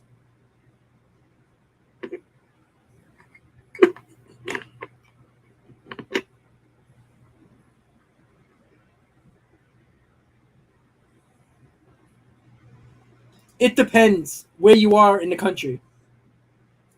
That's the problem with that, G. Yeah. Probably look like it's gonna happen, guys, for the Padres. Son of a bitch.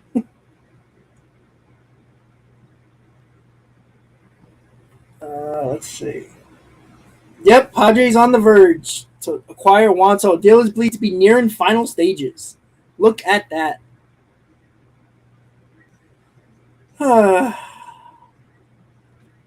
Teams around the Mets in the same league getting better. Again, that's not the end all be all, but we'll see. Yeah, I would. I think that's a big reason why owners don't want to deal much with, asking a little bit more for the Mets as well, because I think they don't like Steve Cohen. I think that's the big reason. I wouldn't be surprised if that's one of the main reasons, to be honest with you. So, but what are you gonna do, right? What you can do is just hope for the best, right?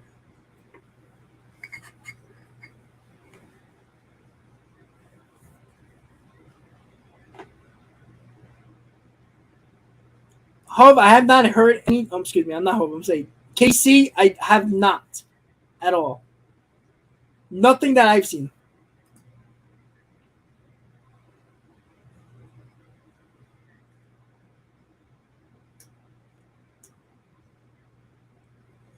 Well, just waiting to see what else is gonna happen today.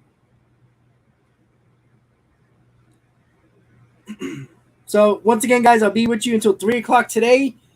We're 20 minutes until 12 o'clock, so a little under 6.5 hours until the trade deadline.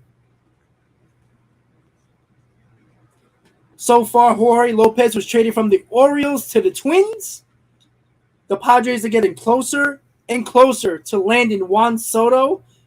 I don't know if Josh Bell is going to be in that deal. We'll see. But at the moment, Juan Soto to the Padres is in the final stages. So it's getting there.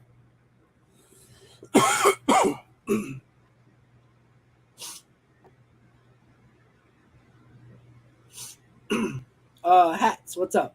Hey, Rob, what's up, buddy? Thoughts on Astros moves Mancini Vasquez?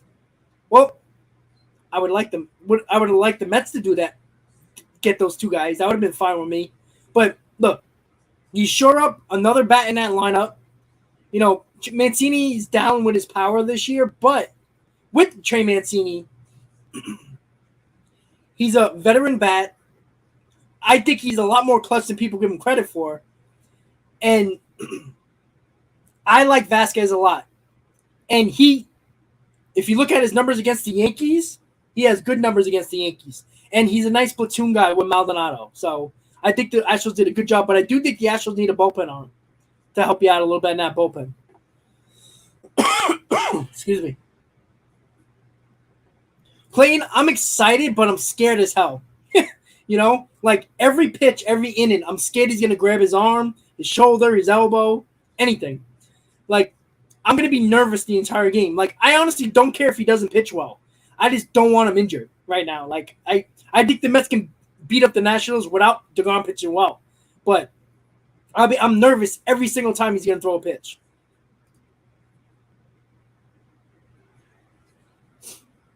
Well, I think that's what Cohen tried to do, right? I honestly think that, look, if teams are not going to make trades, like good trades, big trades with the Mets because of Cohen's going to know that. And he's not going to be very happy. He's going to spend whatever he needs to spend taking players away from teams just because. Like, he'll do that. Like, he's not going to play. Right? He was pissed off that Mats never went back to him with a matching deal from the Cardinals, and he was pissed off. What did he do? He signed Scherzer. The same thing with Noah Syndergaard. He called Noah Syndergaard out. Same thing. Yeah, 6 o'clock tonight, Timothy. No, Juan Soto is not going to sign the deal. I'm telling you that right now. He's not signing an extension.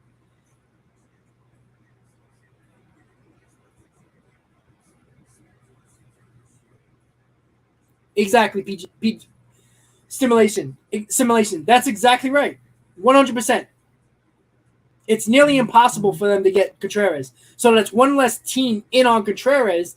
Now the Cubs, back's against the wall a little bit. I know the Rays are interested, but I don't know how much the Rays are interested.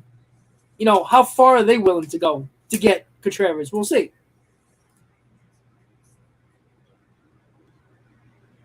Yeah, I'm glad he fixed his mechanics, but that doesn't mean something else ain't going to hurt, you know? Yeah, that's also what you got as well. Will Smith, that's a good. Oh yeah, that's right. In the Odorizzi trade, that's right.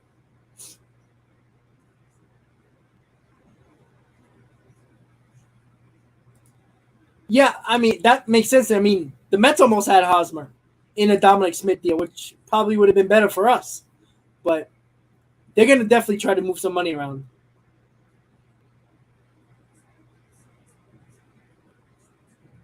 It is, but I think the Astros starting pitching without Odorizzi is just as it's perfectly fine.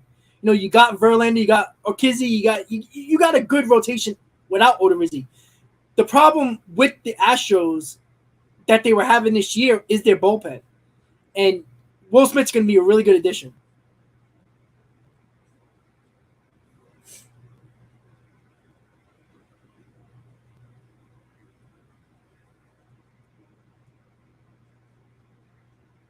All right, guys, it's done. Soto to the Padres. Well, they're giving up a lot. I'm going to write it in there right now, and we'll talk about the breaking news. All right.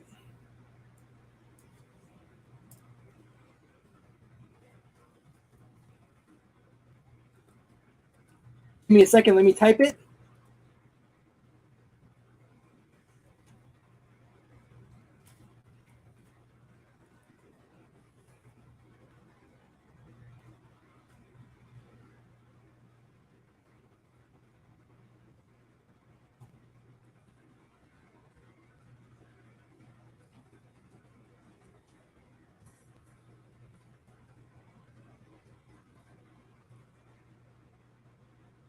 And Josh Bell is in the deal as well. Wow. Jesus. All right, guys. So the trade is officially done. The Washington Nationals trade Juan Soto and Josh Bell to the Padres for C.J. Abrams, Robert Hassel, James Wood, and Jarlin Susana. And if you want to know where they rank in the Padres farm system, we'll do it right now.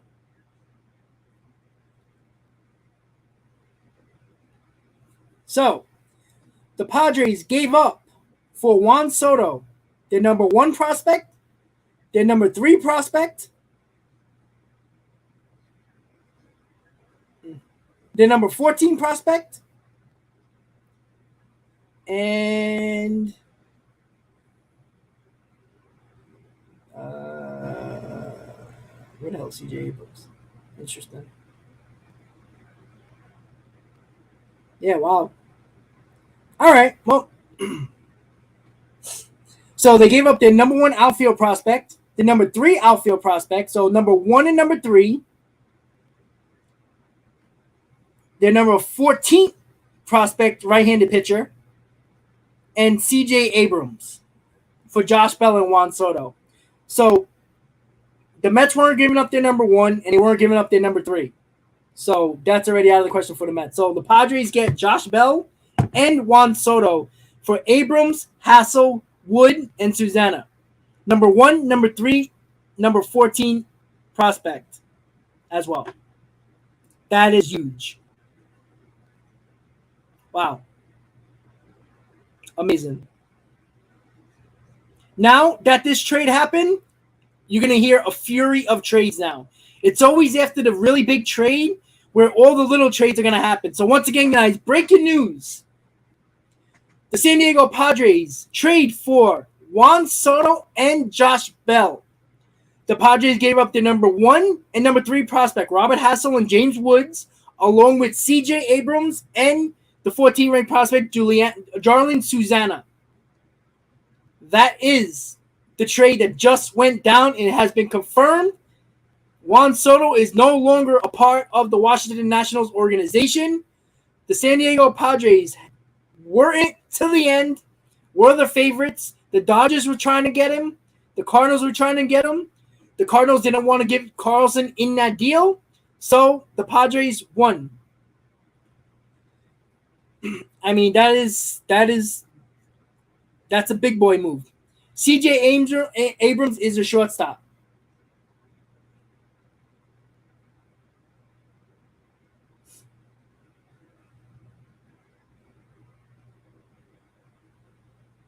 "21 years old, plays shortstop." So that is big. That's crazy. I mean, the Dodgers and the Padres are just getting everybody. So that is huge, huge news, guys. The dominoes are going to fall now, guys. Anytime during a deadline when there's a really big move, all the other moves are just going to happen because everybody was waiting to see what the Padres were going to do. Because if the Padres didn't get Soto, they were going to go after Contreras. They were going to go after relievers and all types of other stuff. So there you go, guys. So the Padres made that big deal No, Edwin, but the thing is, when you're in a rebuild, but they did get their number 1 and number 3 prospect, though. I mean, 2 number 1 and number 3 outfield prospects that are in their system. It's not a bad deal for the pod. I mean, I'm surprised they gave Josh Bell in that deal as well, but they're a very listen. The Padres are going for it. No, and the Mets would have had to clearly overpay. Like the Padres gave their number 1 and number 3 prospect, right? And CJ Abrams was in the top 10 as well before he was called up. But the Mets, because they would have had to pay a premium because they're in the same division, would have probably have to give up their top 4 prospects in the system. Well, Joe, it's not about the Mets not doing that. The Mets would have gave probably Alvarez and Mauricio and whoever their top 14 prospect is. They would have, but the Mets would have had to pay a premium because they're in the same division. You would have probably have to give Alvarez, Beatty, Mauricio, and probably another top 10. So it wasn't going to happen with the Mets, unfortunately. So, but if you're just tuning in, guys, thank you for tuning in. Talking Mets and Rob for here in the MLB Trade Deadline special. The biggest trade just went down for Juan Soto. The Nats traded Juan Soto and Josh Bell to the San Diego Padres for CJ Abrams, Robert Hassel, James Woods, and Jarlene Susana. Number 1 prospect, number 3 prospect, number 14 prospect, and CJ Abrams, before he was in the majors, was in the top 10 in the farm system for the Padres. So 3 top 10 prospects and a number 14 prospect for Josh Bell and Juan Soto. Again, if the Dodgers and the Cardinals weren't willing to give up similar, the Mets wouldn't be able to give up that much either. So it was a pipe dream for the Mets and Juan Soto, but I doubt Juan Soto is going to sign an extension with the Padres. They might, but I doubt it. I think Boris is going to take the free agency.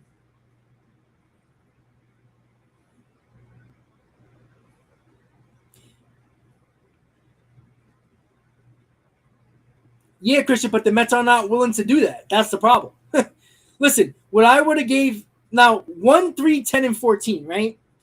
The number 1 prospect, Alvarez, for the Mets. And he's already better than Robert Hassel because Alvarez is number 1 ranked prospect in all of baseball, right? Number 3 prospect is Ronnie Mauricio. Number 10 is Ziegler. Number 14, if I'm not mistaken, is Eric Orza.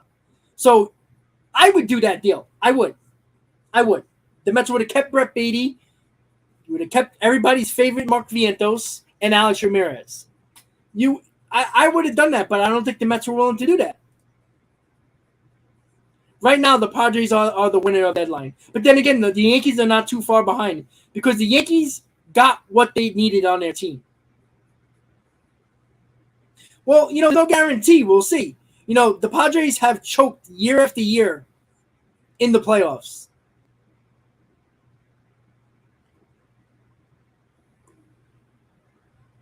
Gore was not in the trade.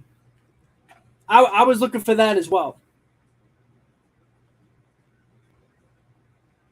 That was what I was looking for, honestly. I was looking if Gore was in that deal, but he wasn't. Like, it's crazy. So, oh, man. Like, they were able to keep their top catching prospect, Luis Capusano. They keep their shortstop, Jackson Merrill. They keep a lot of their top 10 besides Wood and Hassel. Again, I can guarantee you there's no guarantee that these guys are going to pan out, and they probably won't. Passan has Gore in the trade now? All right, so other things are coming out now. So it's not all confirmed. So I was reading what Rosendahl put, so let's see.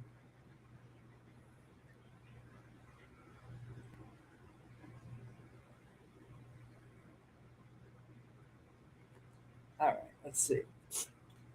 Let's see if they changed what was going on, Jeff Passan. Let's see.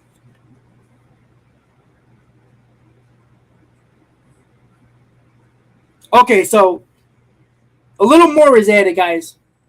Mackenzie Gore, so he's in that trade. Robert Hassel, C.J. Abrams, James Woods, Jarlene Susana, and one more Major League player.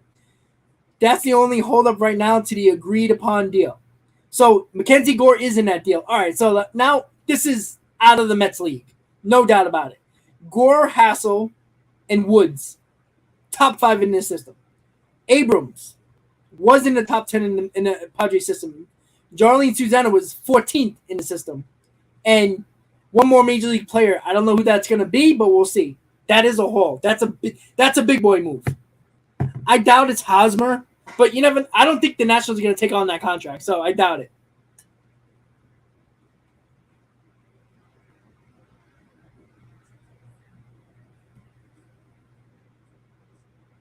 Let's see.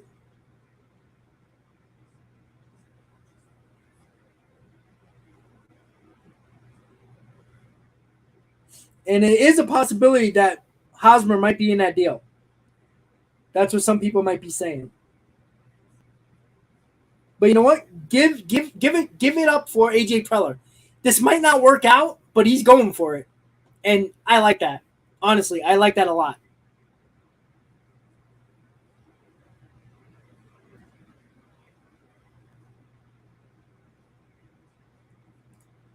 Yeah, but you know what? It's what the Nationals like, you know?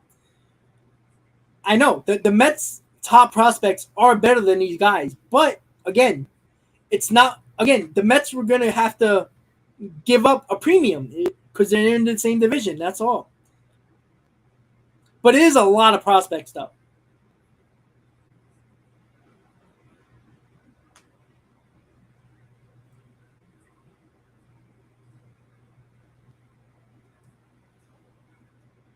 So somebody took a photo of Jeff Passan in looks like a Starbucks, tweeting out the Soto trade.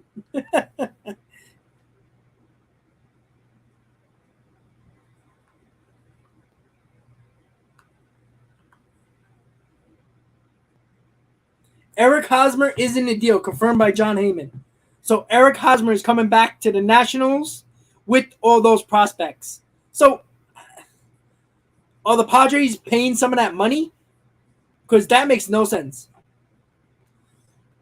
And you know what? And Ruben, that's a great point. The fourth luxury tax was increased because of Cohen, but yet AJ Preller is getting everybody and their mother. Like, that's insane. But I don't think he's going to sign an extension. Well, let's hope he doesn't sign an extension for all the Met fans that want him in 2025.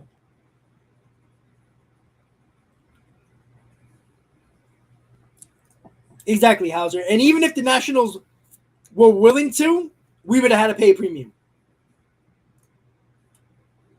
You know, I do wonder, you know, people are talking about the Padres won't pay Soto. It depends on if they were able to get Hosmer's deal off the books, because that's a big deal.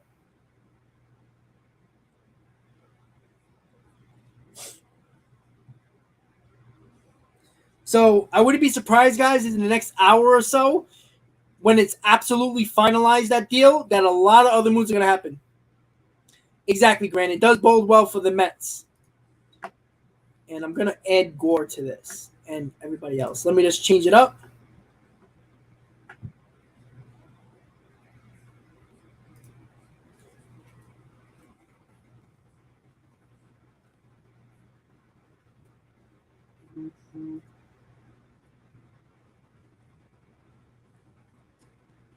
All right, guys. So I'm just adding the people that we found out in the deal. So Mackenzie Gore is in that deal. CJ Abrams, Robert Hassel, James Wood, Jarlene Susana, and Eric Hosmer is in that deal. We don't know if the contract's going back to the Nationals or not, or the Padres are paying half of it. We don't know. We're going to find that out soon. But since that big move happened, a lot of other moves are going to start happening now. So get ready for a lot of fury of trades. Like I said, in a rebuilding team like the Nats and an owner who is selling the team, they got a ton of prospects back. I agree, Christian. I think I'll be happy with that if they can do that. Yeah, and Tatis. I mean, it's going to be a crazy lineup. But again, It doesn't matter. All the moves you make, it's going to come down to their starting pitching. No doubt about it. And their starting pitching has been terrible in the playoffs. So,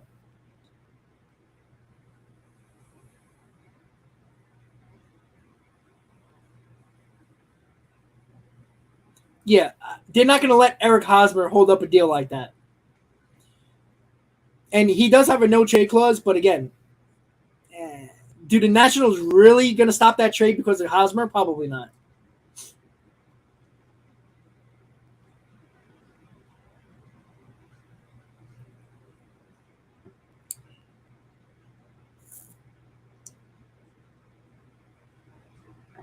Yeah, Kevin. I don't think Soto's going to sign.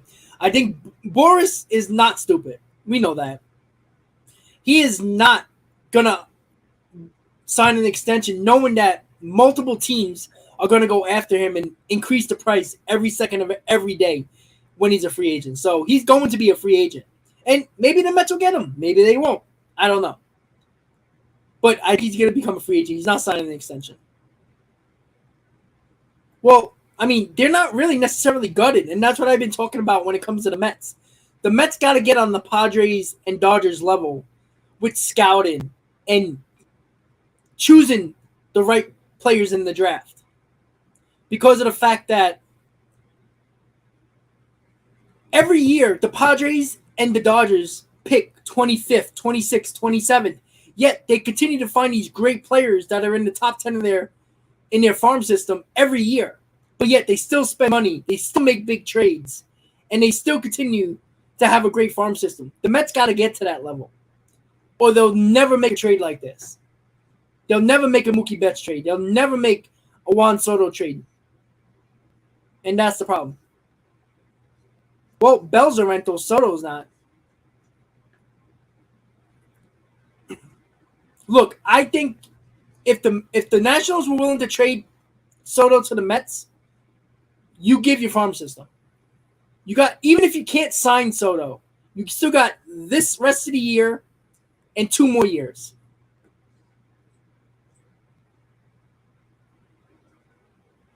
Yeah, Kevin, I think so.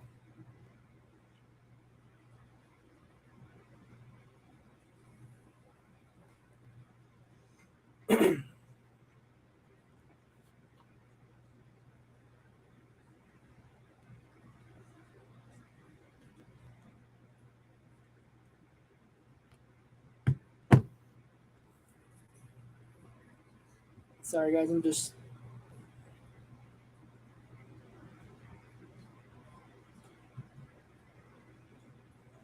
looking for a second just to see if anything else popped up.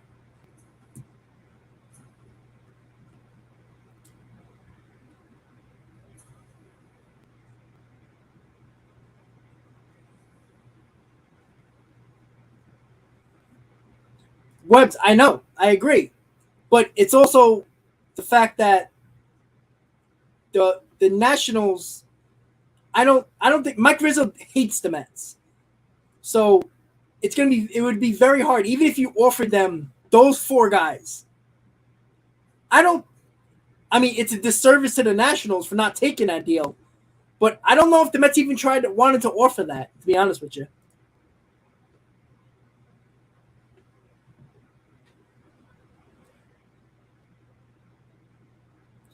So, Dennis Lin, the Nationals are on Eric Hosmer's top 10 no trade list.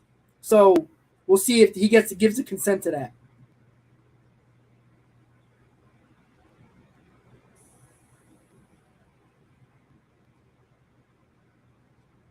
And this is very interesting too, guys, that Joel Sherman put out there. Listen up.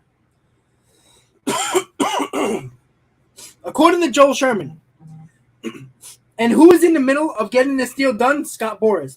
He represents Hosmer, who has to give his consent to be traded, so he probably has an idea that Hosmer would accept it. He also reps Juan Soto, Bell, McKenzie, Gore, and James Woods. So the majority of these people in this deal he represents. So this is the Padres, Nationals, and Boris trade. So that's why this deal probably got done.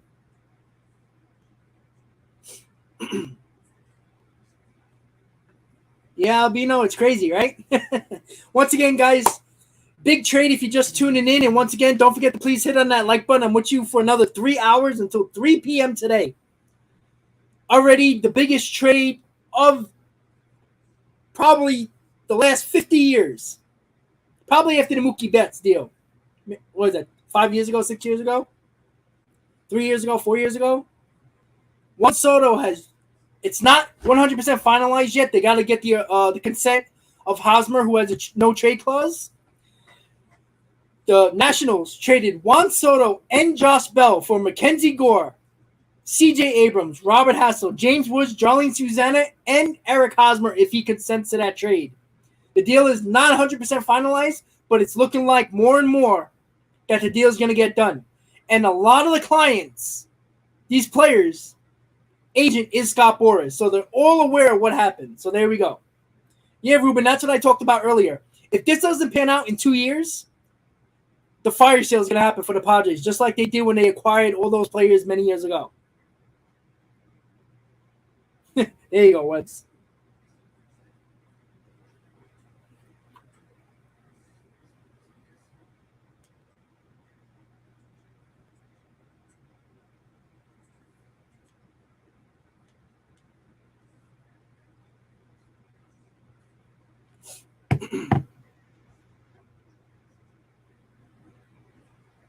Yeah, and they exactly, Kevin. They extended Musgrove as well. Well, they got the money. Don't let them fool you. If they need to pay anybody, they'll pay them. Trust me. Yeah, Michael. Probably Vientos. It's not going to be Alvarez. I'll tell you that.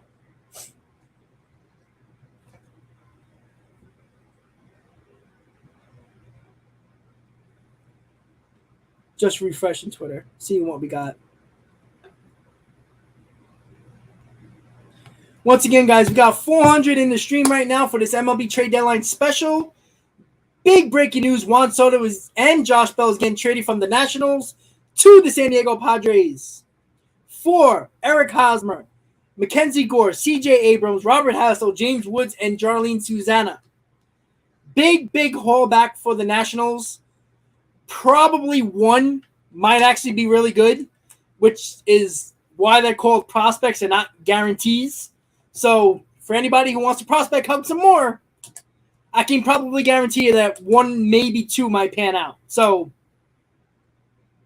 let's see if the dominoes fall throughout the rest of the league, and more deals usually get done after a big, huge deal happens. Everybody was probably waiting to see if the Nationals were going to trade Soto, and then everything's going to get crazy. I think a lot of trades are going to happen now. You're going to hear a lot about the Mets, the Cubs, the Red Sox, and other teams, probably the Braves, the Dodgers are probably going to make a move. So we'll see what happens. Yeah, the Nats are one of the 10 teams on the no-trade list for Hosmer. But, again, like I said, Boras represents a lot of these players that are in this deal. I guarantee you he has a pretty good idea that Hosmer's going to accept this deal, or this trade wouldn't have happened. So, pretty good chance that Boras knows what's going on. He represents Soto, Bell, Gore, Hosmer, and James Woods as well. So he knows that he's probably going to accept. Hosmer's not going to hold up the deal. Boras, listen, these two teams have talked to Boras already. There's a pretty good chance that they talked to Hosmer about this already. So it'll probably happen.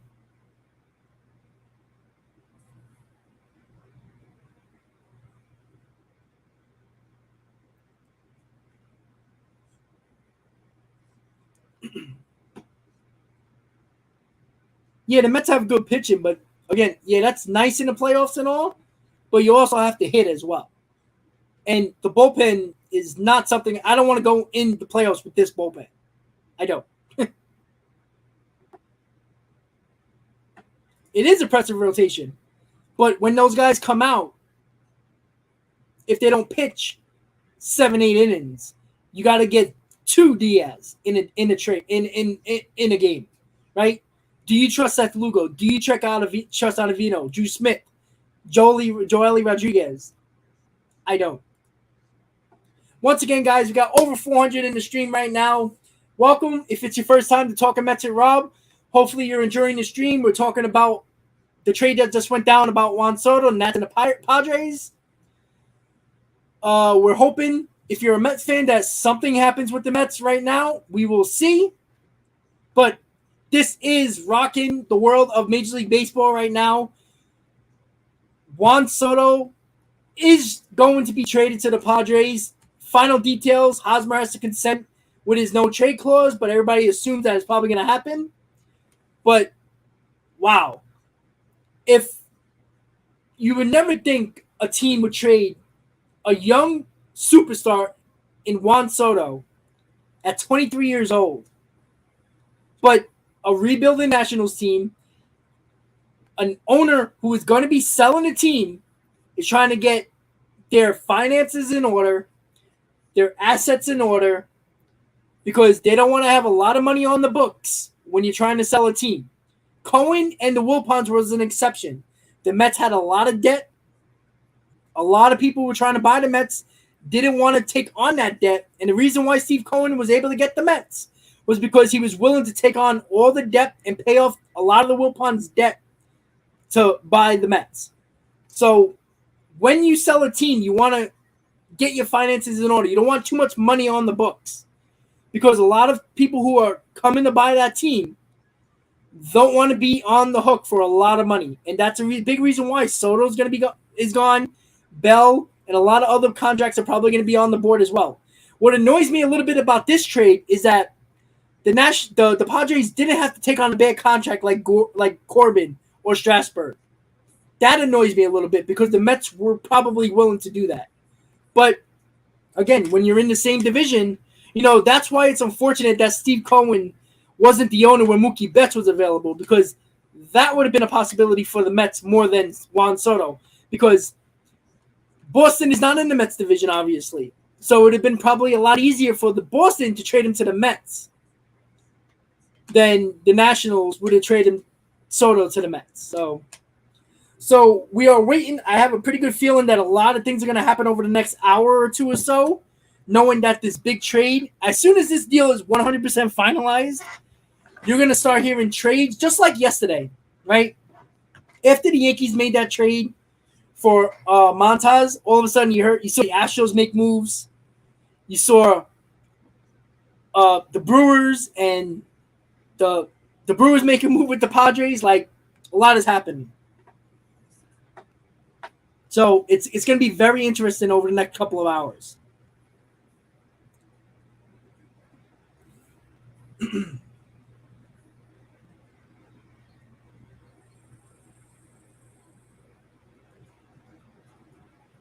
All right. Let's check Twitter again. That's always fun.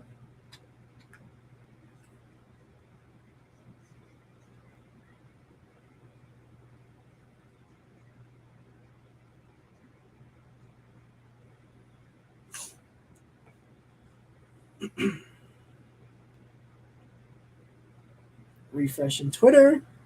See what we're going on.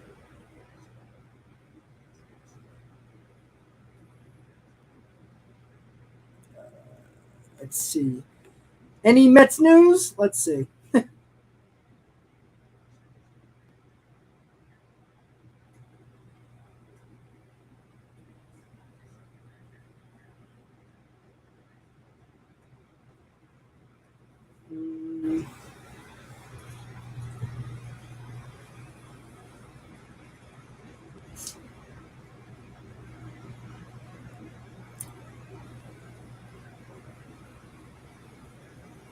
Yeah, see, Grant Paulson is talking about the prospects that went in this deal.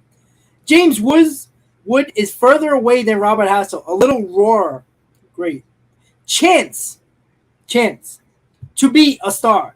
Very much like Elijah Green in that sense to me. They just took him fifth. So, I mean, geez.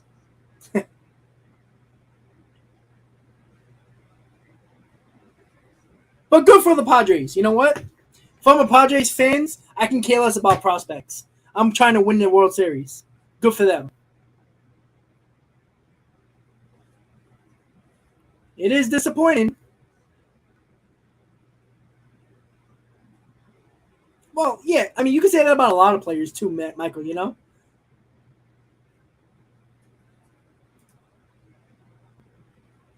Michael, we had more to give, but Mike Rizzo was not going to trade him to the Mets. It just wasn't going to happen.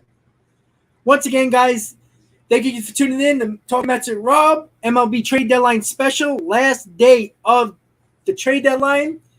Little less than 6 hours away from the time the trade deadline is over. Waiting for the Mets to make a move. One move. Get the blood flowing a little bit. Be happy or sad or angry about the Mets move. I'm numb right now because the Mets didn't do nothing yet. So, boy, oh boy. Waiting for the Mets to make a move. But again, I think as soon as this trade is finalized, that's when you're going to hear a lot more moves come up because a lot of teams are waiting for this move to be done because the Padres were one of the teams a lot of teams like the Cubs and the Red Sox were talking to for players like Wilson Contreras, and I don't think about Martinez, but that was a possibility as well. You never know. There is a possibility that the Nationals will take Hosmer and the Nationals will flip Hosmer for another prospect.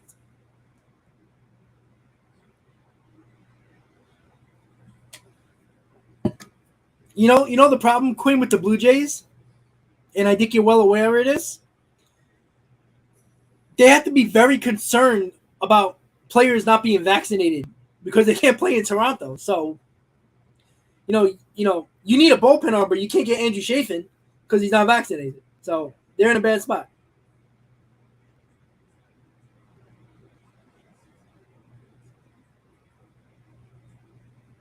Michael, I don't know.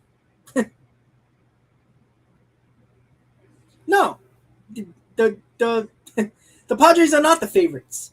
They're not. They're 12 games out of the division. There is no guarantee that they can hang on for a wild card. There's a couple of teams there that can do well, and you never know. Just because they got a lot of players doesn't mean they're going to perform well. And we still have no right-handed DH. All right, great. We got Vogie and Naquin, great, against right-handers. So we're going to throw J.D. Davis out there every day when there's a left-handed pitcher? I don't know.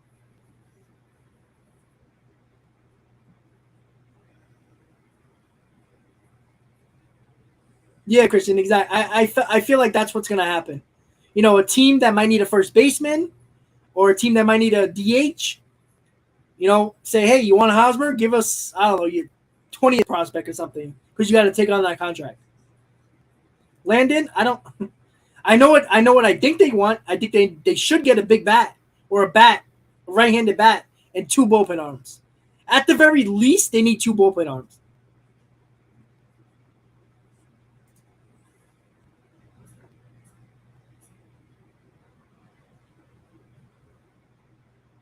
Yeah, Ruben, with that, we might win a minor league championship.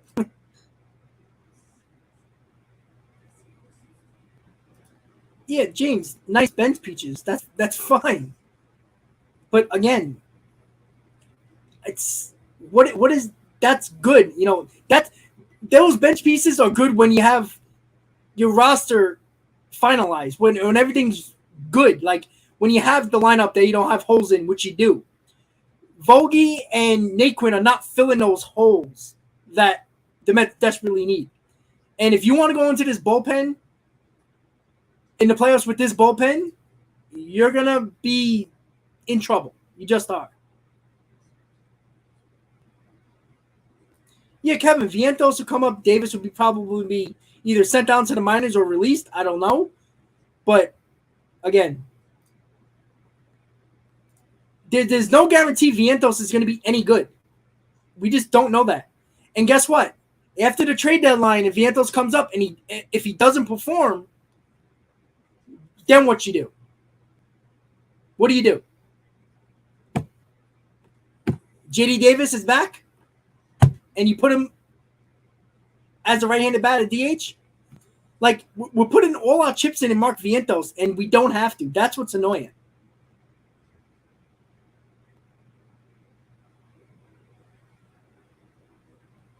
Yeah, that's another thing. Dom still hasn't been traded yet either.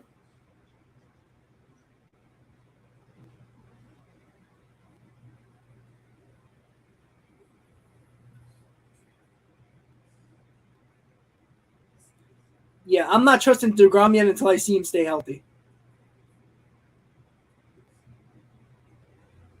Smart move. I wish the Mets would actually sign their young players. That's why the Braves are a great organization. They see talent that they bring up, know this guy's good, and they don't let him get to free agency. Buy out his arbitration years and sign him. That's what they should be doing with Pete Alonso. But the Mets seem to not like to do that.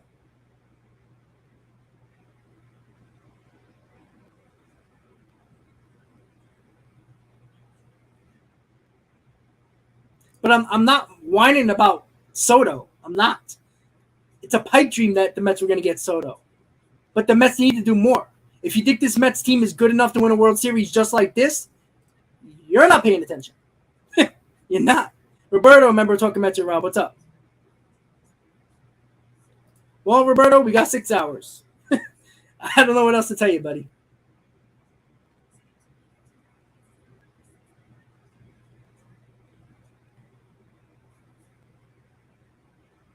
Can we not bring up the past? I hate when people do that.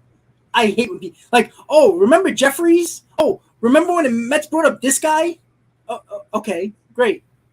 That means nothing to me that Vientos is going to be good. Alvarez is not getting called up. That's a dream. It's not happening. Okay, why did we just assume because Greg Jeffries came up and did good for the Mets that Vientos is going to be that impact bat that's going to happen? Here's the problem. You guys want to believe that. It's not a fact. Not at all. Stop that. I hate when people do that. Don't bring up the past because it means absolutely nothing. It really doesn't. It really doesn't. Is Vientos going to be that bat like Michael Conforto was in 2015? If he was, great. But there's no guarantee of that. Not at all.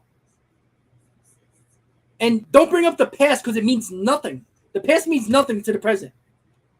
So that means you want to put pressure on a minor leaguer in Vientos saying, hey, you're our bat. Help us out. And if he fails, here comes J.D. Davis back to rescue us. No. Sorry. Ruben, I appreciate that, buddy. Thank you so much for donating to the channel.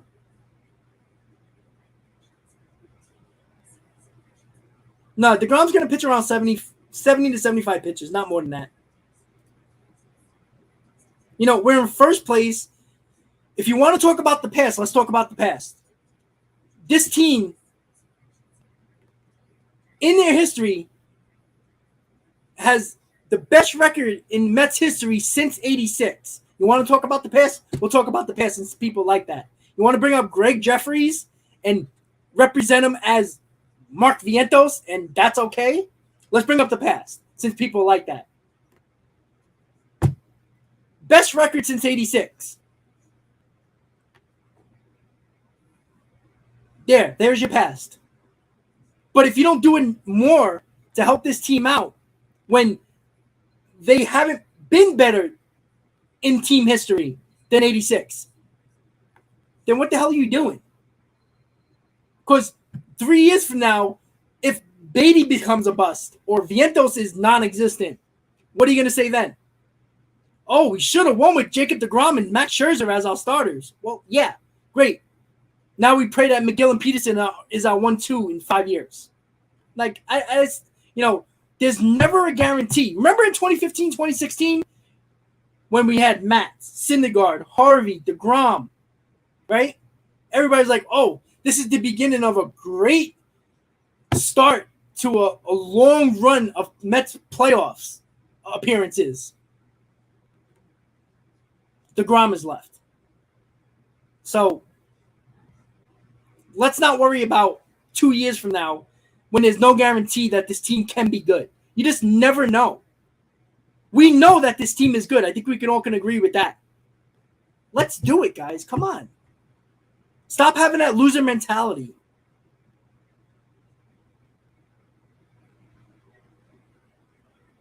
Thank you, Ruben. I appreciate that. All right, but who cares about the future? How many years have we been worrying about the future? Right? We've been worrying about the future too much. That's a loser's mentality. You know who worries about the future? The Pirates. Now the Nationals. The Detroit Tigers. The Royals. Like the Mets are known for increasing value to these prospects. Like, was Jeff McNeil a top prospect? Was Brandon Nimmo really a big prospect? No. All these big prospects that we were always talking about, Matz is not that good. Harvey's out of the league. Syndergaard is not the same pitcher. DeGrom is the only one left. He was never a top prospect. Sorry. We're going to continue to worry about the future. That's a loser's mentality.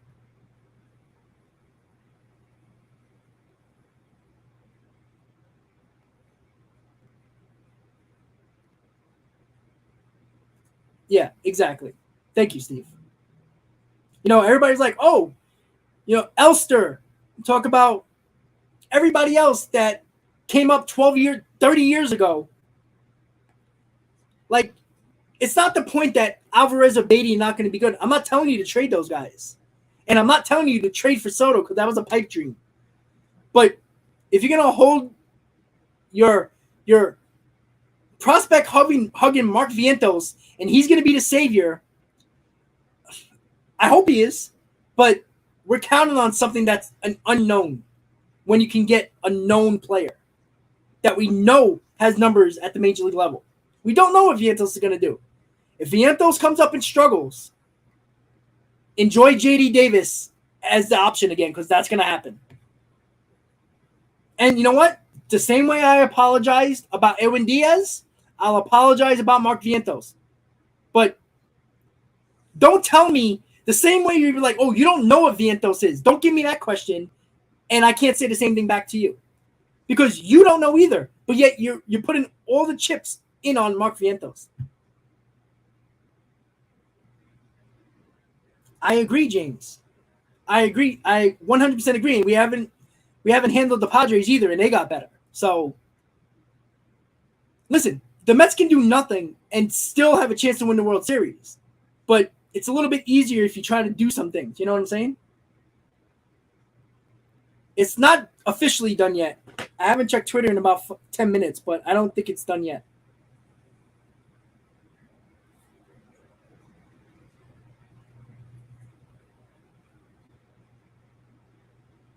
Let's see.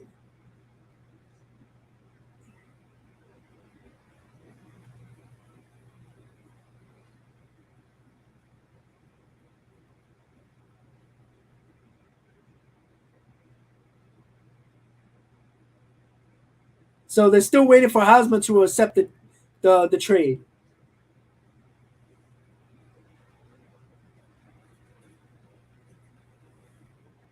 Like I said, it's very quiet on the rumor front.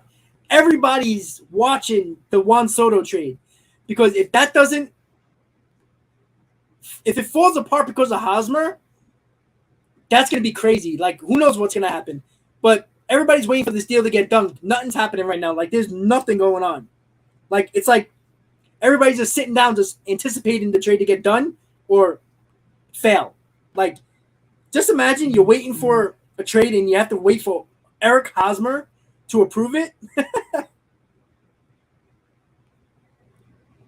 Wow. Exactly. We could talk about this. You could talk about every team, about prospects all the time. That remember, Fernando Martinez was a 5-tool player. Well, he spent 5 minutes in the majors. Like, that's basically it. Well, Kevin, that's why I get mad. And the Mets keep on talking about Vientos, talking about Beatty, talking about Alvarez. The Braves bring these guys up. They don't wait. You know what I'm saying? They bring these guys up. You know what I'm saying? Like, bring them up. If you keep on hyping them up, bring them up. We haven't had a catcher in 4 months. Bring up Alvarez. Bring up Vientos. We keep on hyping these guys up. Bring them up. Why waste our time? Guess what? Alvarez is not ready as a catcher. That's why they're not bringing him up. So that's a waste, right? Was Acuna all of a sudden ready 100%? Was Albies 100% ready? Was Riley 100% ready? Was Swanson 100% ready? No, but the Braves brought him up. Stop hyping the guys up and bring them up. Stop bullshitting. Bring up Vientos. He should have been up 4 weeks ago. Alvarez should have been up a couple of weeks ago. If you're not bringing him up, freaking trade him. Why waste your time? Stop it. Bring him up. Don't waste my time. That's the problem. I agree, Kevin. Yeah, Thunder. For all we know, he could be great too. But we don't know. And that's the problem I have. I don't know if he's still rehabbing. I think he's pitching in the minors right now, but I think he still has he might be, if I'm not mistaken, I think I saw something from Joe DeMayo saying that he might be ready in September. Yeah, James. But again, we don't know how McGill's gonna perform out of the bullpen. He hasn't done it before, so we don't know. Really, we're gonna leave our hats on a bullpen for McGill and Williams? Come on, stop it. Yeah, how many more Generation Ks do we need? How many more, big prospects, 5-2 players, Ike Davis, Lessons Millers, Fernando Martinez. Want to keep on going? I don't want to hear it.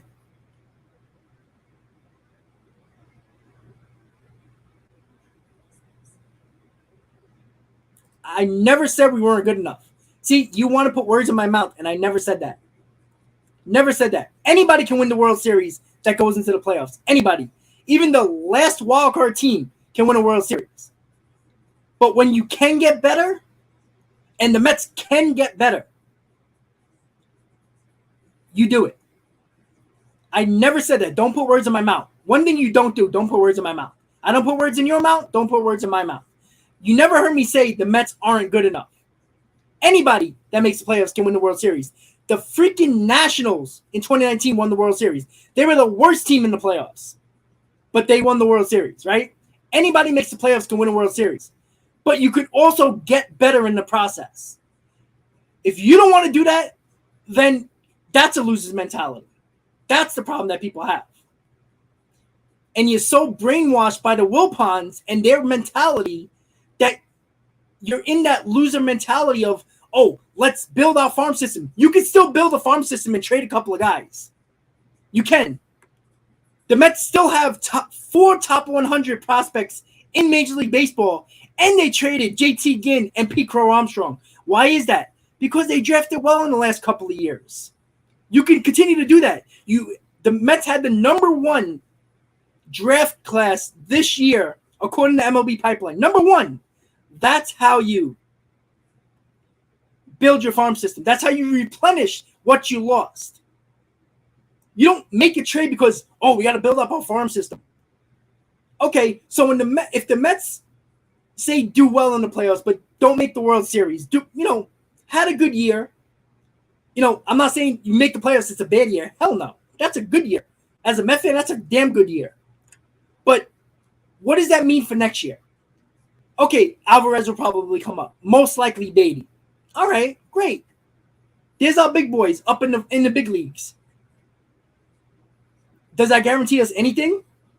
Almost all of our rotation are free agents. Are we going to sign them all? They're all over 30 years old.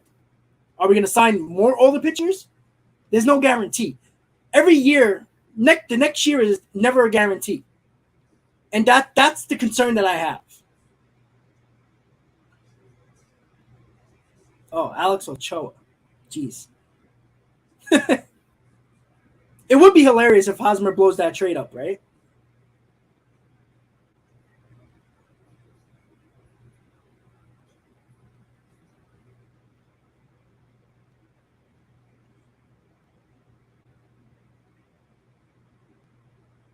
Hosmer declined? I don't know. Is that true? Let's see. Refreshing Twitter.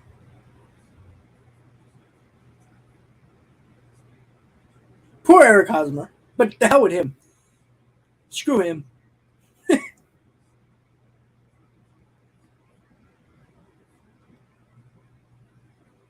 I'm just looking to see. Wow, if Hosmer blows up this trade, that's terrible. Somebody put Soto to the A's.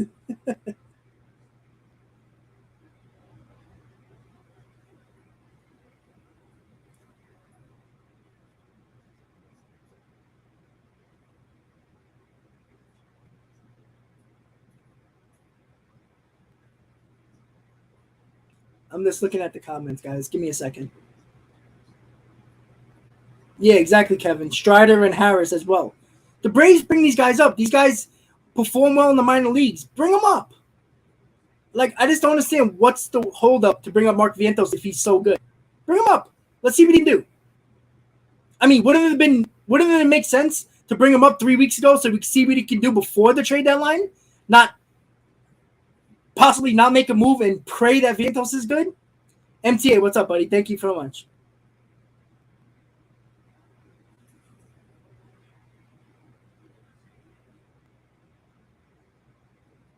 Well, Darno had a lot of injuries with the Mets too, so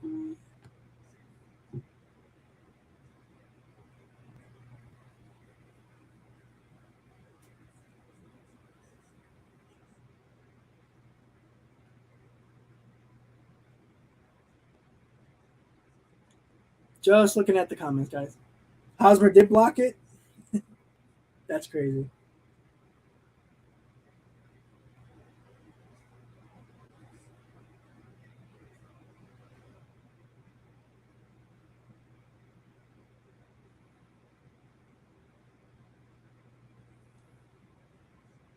You know, I can't wait for all the prospects the Padres sent to the Nationals who won't pan out.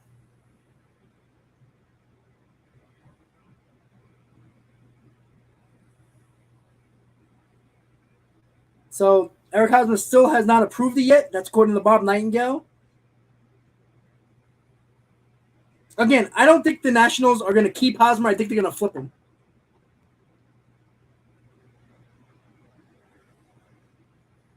The best player now, I mean, by name that officially could be traded is probably Wilson Contreras. No, because Otani's off the board. So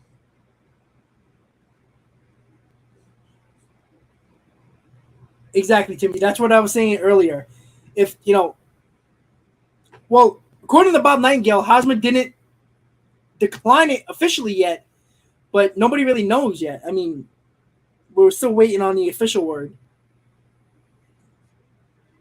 And that's what I was thinking. If the Padres get Soto, they're out on Happ and Contreras. And that that would help the Mets, obviously. But that's why there's nothing going down. Like, you haven't heard anything else except for about this. So we'll see.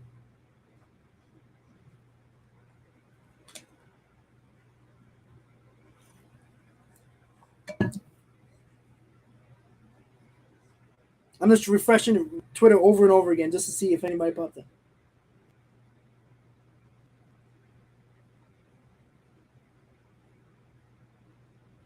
Look, somebody just said, Fangraphs, the Washington Nationals move from the 24th ranked farm system to the 8th with this trade if it happens.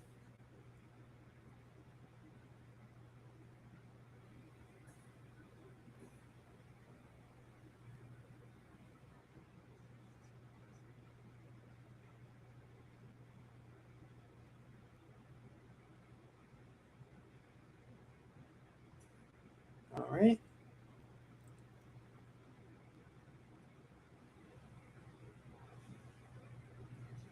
All right, so nothing yet. We're still waiting. No, I haven't seen anybody else except for Hosmer. I mean, excuse me, Bob Nightingale. So, Frankie, what's up, buddy? Member of Talking Mets and Rob. We were ranked, I think we were ranked 15th or 16th last time I checked. But the newest list didn't come out yet with the draft class, I don't think. We're in the top 15 for sure with our last draft class. Well, here's the thing. If the Padres if Hosmer declines it and the deal falls through, now every team knows what the Padres gave up. So that hurts the Nationals because now teams are going to go into this be like, well, my prospects are better. And they were ranked higher. So we're not going to give you our big prospects for it. So this might hurt the Nationals if it doesn't go through.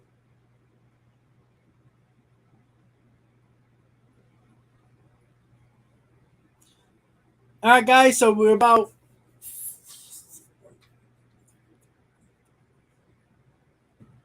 a little more than 5 hours away until the trade deadline. The Mets still haven't done nothing these last 2 days.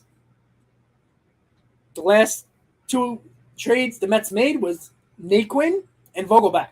Nice bench pieces. Can't get mad about that. Vogelback has been really good for us. I don't think that it's necessarily enough for the Mets. The Mets clearly need bullpen help. And look, if they don't do a bat, they got to get bullpen arms, at least two. And I would be okay. I'm not going to be happy, but I'll be okay. And look, if they're going to put all their chips in on Mark Vientos, well, fine. Bring him up. Let's see what he can do. But like I said, there's people in this chat now, there's people on Twitter who want Vientos to come up and put in all their chips on Mark Vientos. If he does not perform, enjoy J.D. Davis. I'm telling you that right now. Because you're screwed after this trade deadline if you don't get a bat. And the bigger problem is if they were so much hyping Mark Vientos, they should have brought him up a couple of weeks ago so you get a nice look at him before the trade deadline. You don't bring him up after the trade deadline when you don't make a move. It makes no sense to do that. It makes no sense.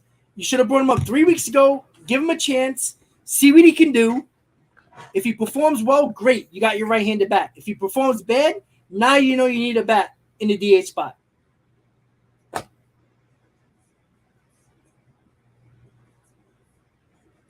And that's the problem that I have. It's not necessarily killing Mark Vientos because I don't know what he's going to be.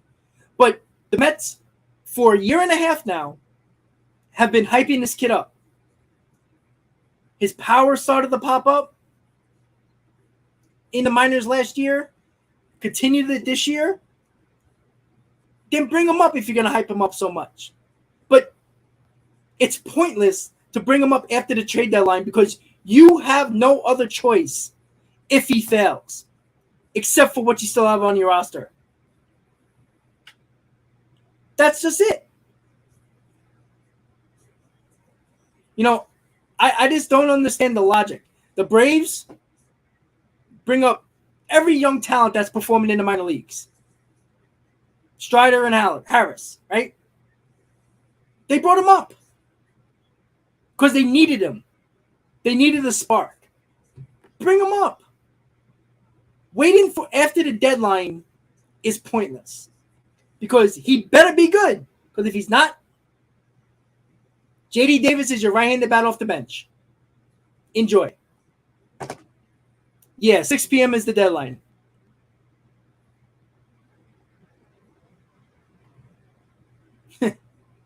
That's funny, Kevin. Yeah, Joe, exactly. Like, I'm okay. Brandon Drury having a great year.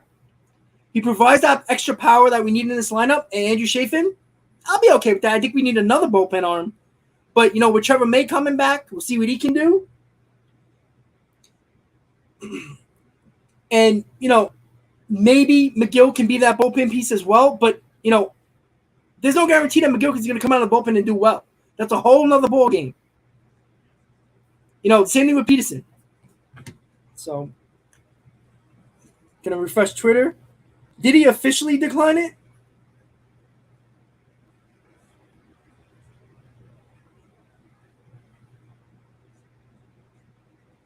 All right, so according to Bob Nightingale, there are no active negotiations going on with Eric Hosmer and the Padres after he rejected the trade to the Nets.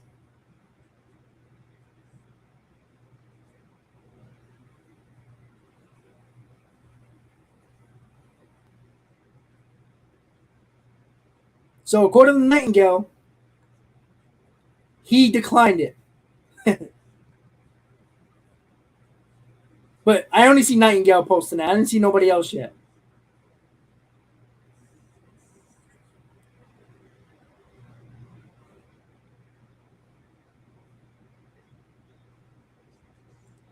Yeah, interesting.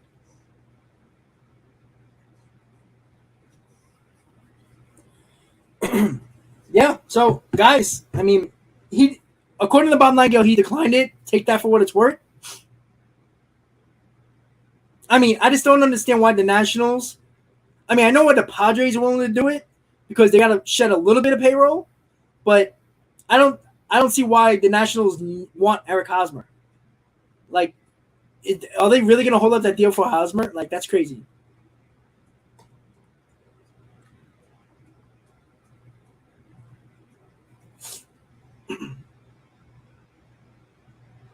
All right, so Jim Bowden just tweeted the Nationals Padres deal does not hinge on Hosmer being part of it. The deal is done regardless, according to a source directly involved. So I figured that. I doubt both teams are gonna not make this trade because of Hosmer. Not happening. I figured that. So this deal is gonna get done, guys.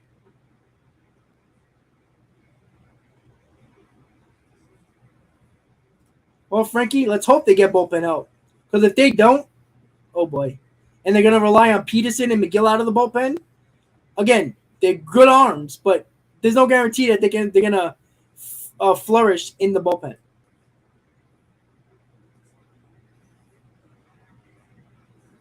Yeah, I think everybody was hoping for that the trade would fall apart just to see everybody's reaction.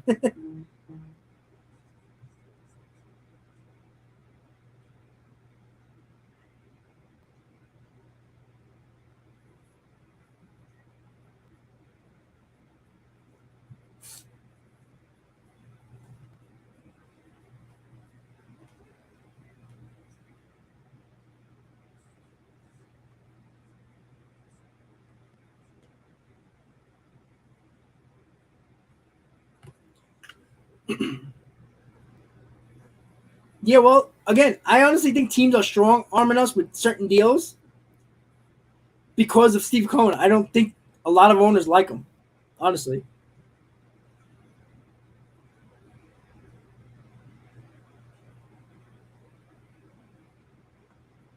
Well, I don't know. I mean, people were talking about because of that international draft not happening, the qualifying offer is back. So I don't know if Michael Porter is healthy to get picked to get signed now. I don't know.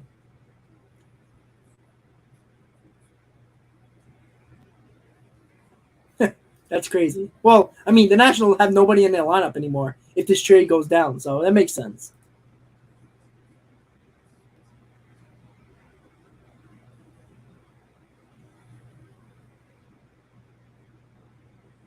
All right, Joe. Cool. Just checking out. Yeah, Edwin, they're not bringing up Alvarez. You got to get that out of your head. They're not bringing him up. They would have brought him up already. We needed the catcher. They're not bringing him up. It's not happening. And what are you going to do with Nito and McCann? I mean, maybe Nito will be in that deal with the Cubs, but you're not bringing up Alvarez. It's going to be Contreras and one of your two catchers that you have now.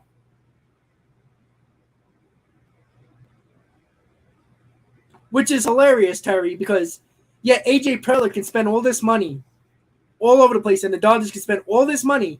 Nobody cares about their owners. But yet they don't like Cohen. Like, I just don't get it.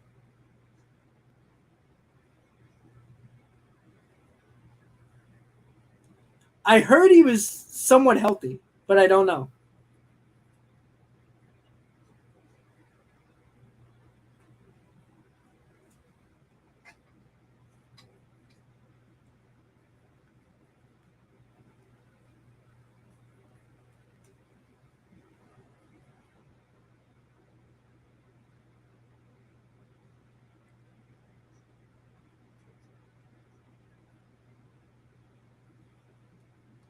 Sorry, everybody's going crazy. Texting me, oh, Soto, Soto.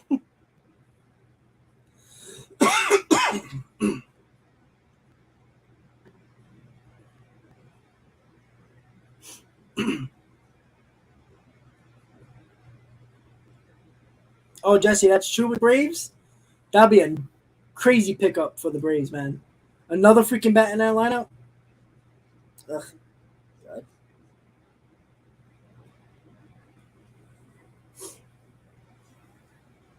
All right, so Bob Nightingale just tweeted the Juan Soto deal is done with the Padres and does not include Eric Hosmer. So I'm not shocked. This deal was not going to get held up by Eric freaking Hosmer. So the deal is done. According to Bob Nightingale, I'm waiting for anybody else to put something there. So I feel a little bit better about saying that.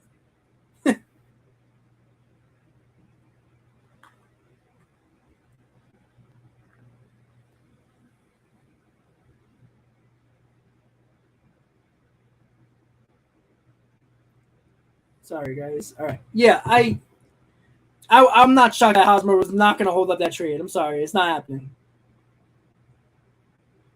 Yeah, I think Bell's in it. I don't think that's a problem. So So yeah, the deal's getting done. So let me just take Hosmer out of there. Give me a second.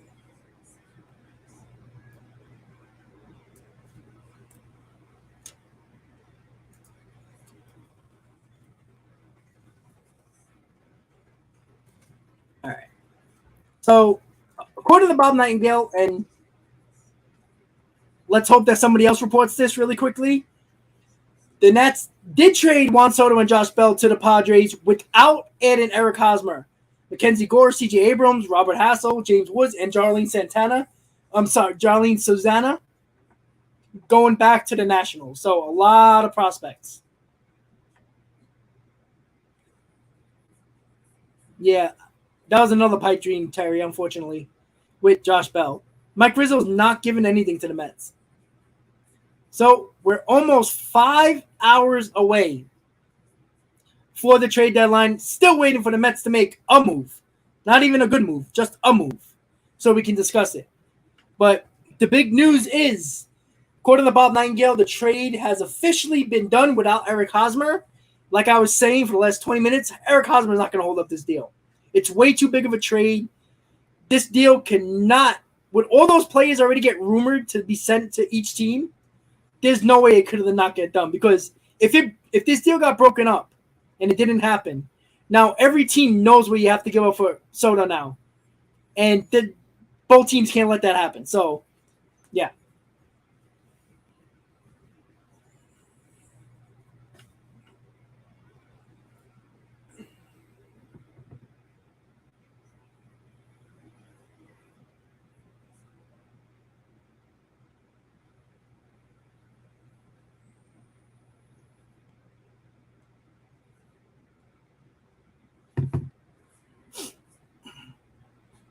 Well, I never know what DeGrom's going to have an easy night. You never know. You know what I'm saying? I mean, I just want to get him out of this game healthy. That's the way I see it.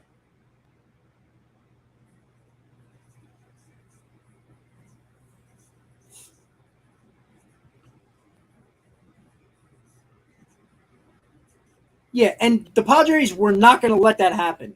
I can assure you they already had something else in place if Hosmer was going to say no.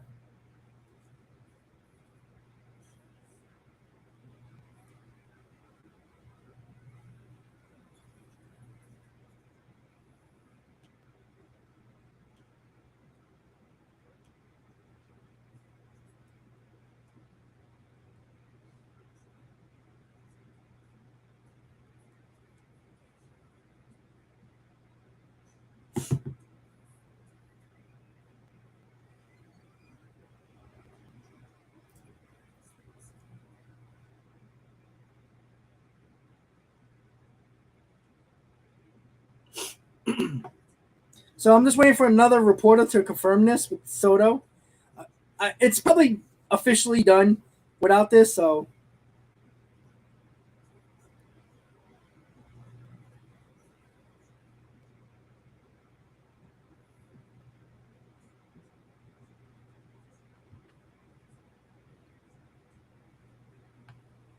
All right, well, John Morosi just tweeted one scenario under discussion between Padres and Eric Hosmer's reps.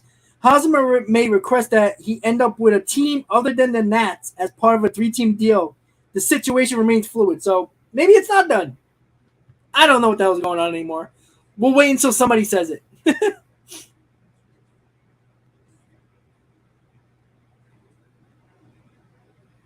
Well, the paperwork has to be in before 6 p.m. Usually you hear a couple of trades after 6 p.m. because the paperwork was filed through the MLB offices before 6 p.m. So they just have to file the paperwork.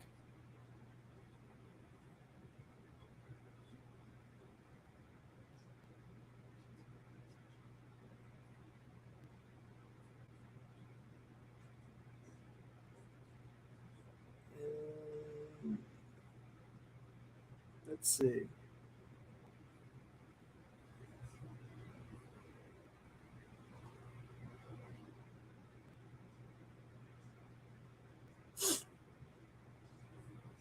All right, guys. So nothing. Again, everything's quiet in the baseball world right now. You don't even hear rumors about any other team because everybody's focused on if this trade's gonna be finalized soon.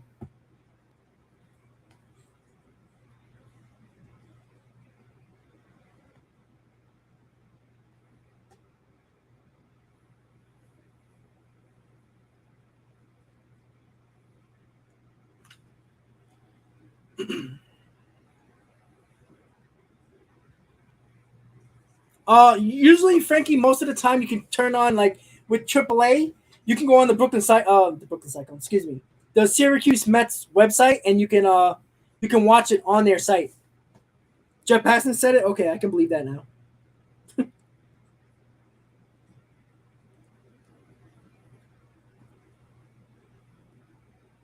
All right, let's see.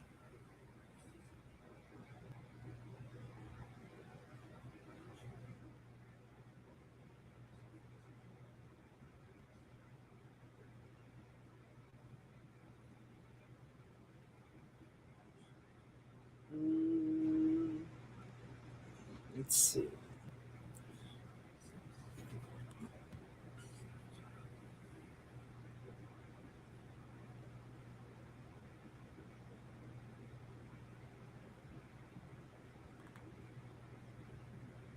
Yeah, yeah. So Passan just tweeted when Soto was informed by the Nationals he's moving, it was immediately clear some version of a deal will get done. The Padres knew that Eric Hosmer had Washington on his no trade list and could invoke it. There are always different iterations. The point, the deal will happen. So it's done. It's done. It's just a matter of what else is going to happen. Like maybe without Hosmer, they want another lower level prospect. We'll see.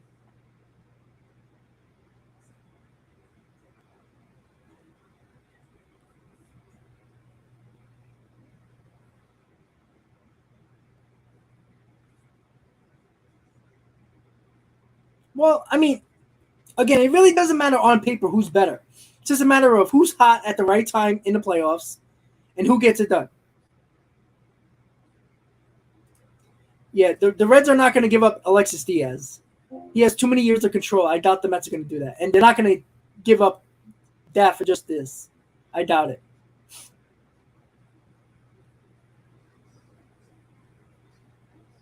Steven, it's a good question. Rob, what if the Mets don't do nothing? They're 28 games over 500, so I guess that's got to account for something, right? But, I mean, they can always win. Anybody who makes the playoffs can win the World Series. I would just like them to do a little bit more to make the team a little bit better. You can always make your team better. Frankie, I am going live at 6 o'clock again. I'm gonna finish this at 3. Take a break, eat something, and then come back on at 6 p.m. for the Mets pregame and talk about all the trades that went down, and of course, going into the Mets game and talk about the Grom and stuff.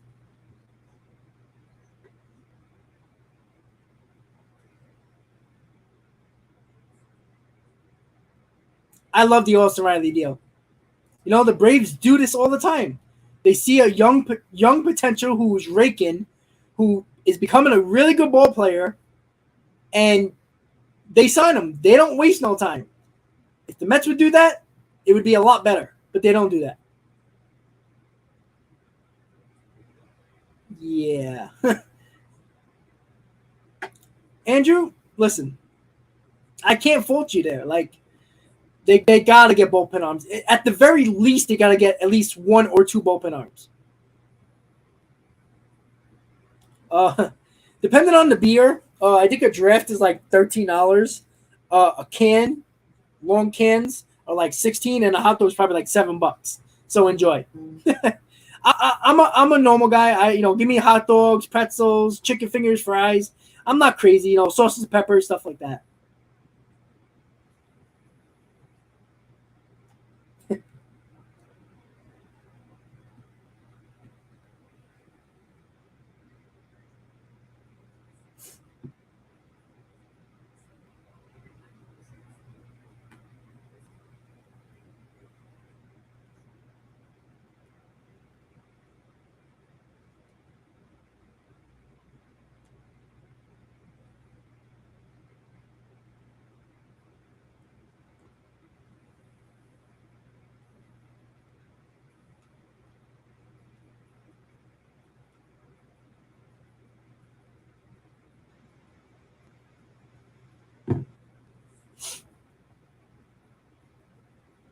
Smith for Hosmer. I mean, would you be surprised if that's the case? That would piss me off.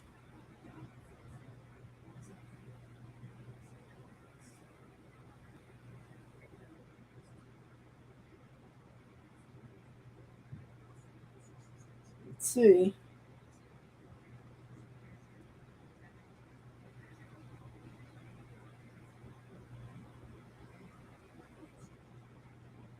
Let's see. All right, Jeff Passan. Yeah, this deal's done, guys. So let's just get ready for all the other trades that might just happen because after this blockbuster trade with the Nationals and the Padres, hoping for our Mets to do something to make us happy. It would be very nice to do so. Frankie, thank you for the donation. I really do appreciate it, buddy. And thank you for tuning in. Long time no see, man. Really do appreciate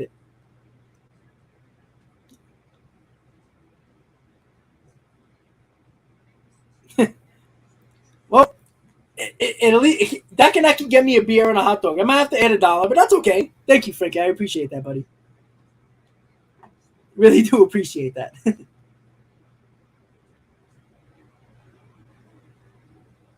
Well, that's the thing people forget. Hosmer's a clutch player.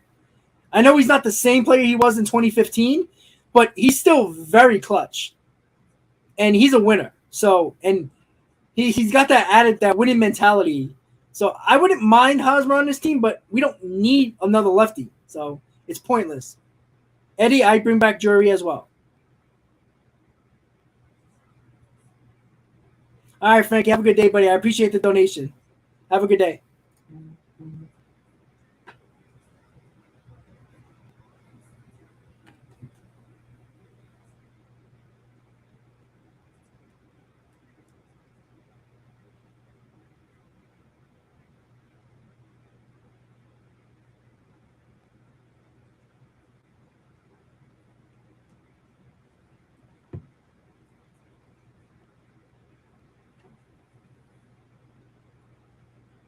Kevin, thank you so much for the donation as well. I appreciate that. Yeah, Mets 21-28. Yes. Joe Dark, have a good night, buddy.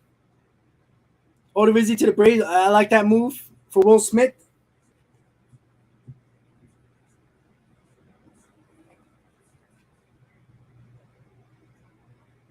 Ray, don't jump off a bridge. This team's still very good. I wouldn't go that fast. Just because they look the best teams on paper doesn't mean they're going to make the World Series.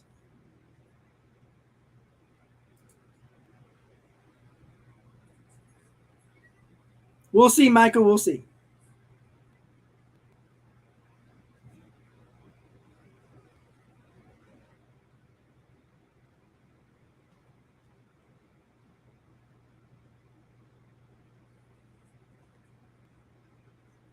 Well, Nicholas, it probably happened very soon. As soon as this official Padres national deal goes through with Soto, it's going to be a domino effect. You're going to hear a lot of rumors all of a sudden because there's no rumors at all from any teams going on because everybody's fascinated and focused on the Soto deal.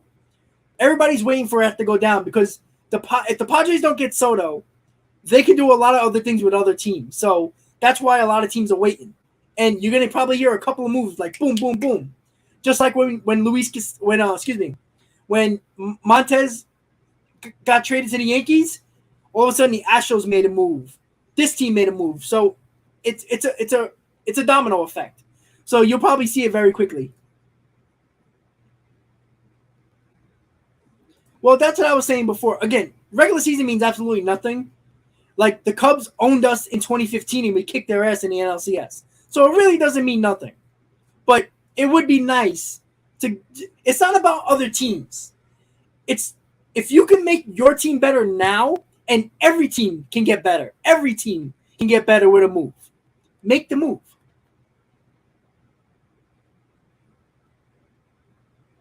Nope. Josh Hader went to the Padres.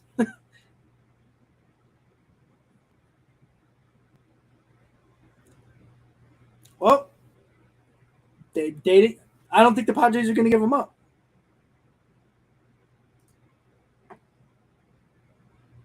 But what are you gonna? What can happen? Look, at the end of the day, you always got to look at your team. Never worry about what another team does. If you can make your team better today, and I don't care what anybody says, just make if you can making a move can possibly make your team better. You do it. If Epler and the Mets think this is the team they want to go into the playoffs with, let them believe that. I don't believe that, but that doesn't mean the Mets can't win. But I think going into a playoff with a bullpen like this, when you have no bridge to Diaz, scares the hell out of me. Exactly, Rod, 100%.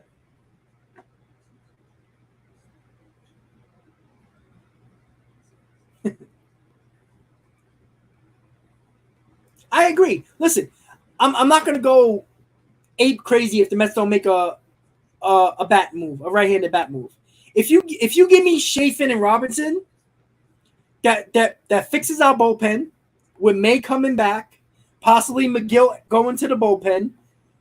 It's a solid bullpen, and we'll figure it out. If you bring up Vientos and you want to mess around with JD Davis and him, whatever you got to do. But fixing the bullpen is probably priority number one, and the bat's number two. But man, 5 hours and you probably need two bullpen arms. You got to get it done. And we're not the only ones looking for bullpen arms, by the way.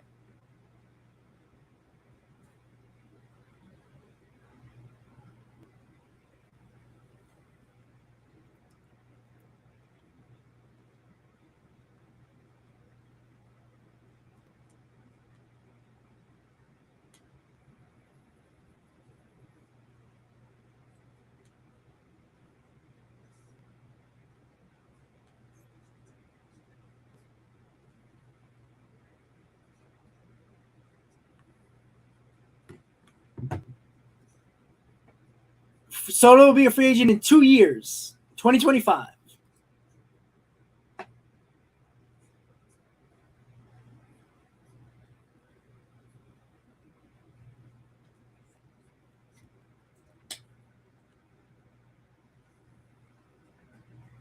Ron, I don't think it's Sandy Olson. I know we all talk about Sandy Olson.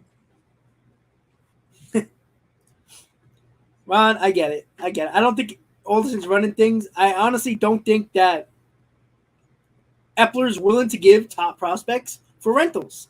I mean, I don't necessarily blame him, but to not get a bat because of Vientos, I mean, I don't know. He better be right. I tell you that. Because he ain't going to be long here for this job if he's wrong about Vientos. I'm telling you that right now. I freaking hope he's right, man. Man, would I love Vientos come up in rakes. But we don't know. We don't know.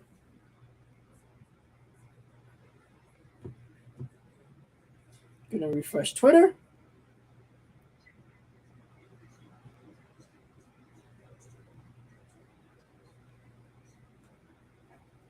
Let's see what we got, guys.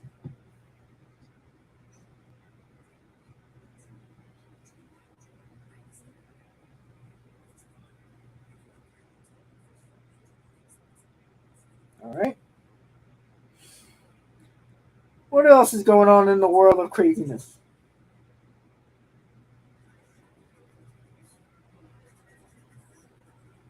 All right. I don't see anything going on.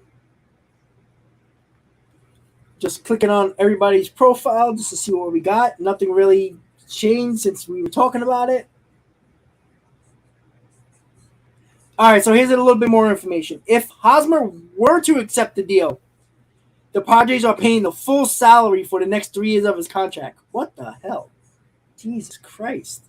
So they're not even taking out money out of their payroll. That's insane. I agree, Woke, 100%. Yep. Thank you for using that word because I've been using it for 2 days now. Prospect hugging. It's been all over Twitter. It kind of make a lot of people mad because that's what they are. Prospect huggers. This is the best team since '86, like record wise, and yes, as good as better than '06. You know, people didn't even want to give up Fulmer for Cespedes. They were mad about that. But yet, it got us to a World Series, which we should have won, by the way. So, stop prospect hugging, please. Nobody's telling you to give up Alvarez for JD Martinez. But, oh God, if Vientos is the main reason why we're not making a trade for a big bat, I mean, Epler's got to get his head examined, seriously. Well, I haven't bought a ticket yet, yo boy. I'm going to the game. I'm gonna buy a ticket. I'm going Friday night. I sold my ticket for Saturday because I gotta work, but I bought a ticket for. I'm gonna buy a ticket for Sunday to see DeGrom.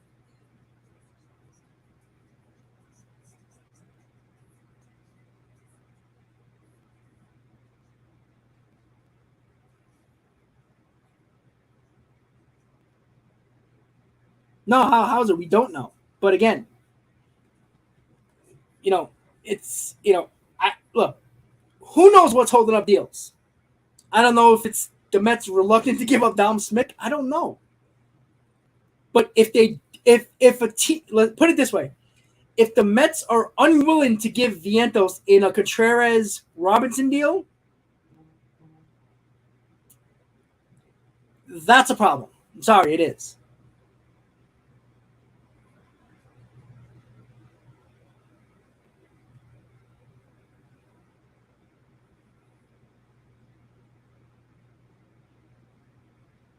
And here's the other problem now.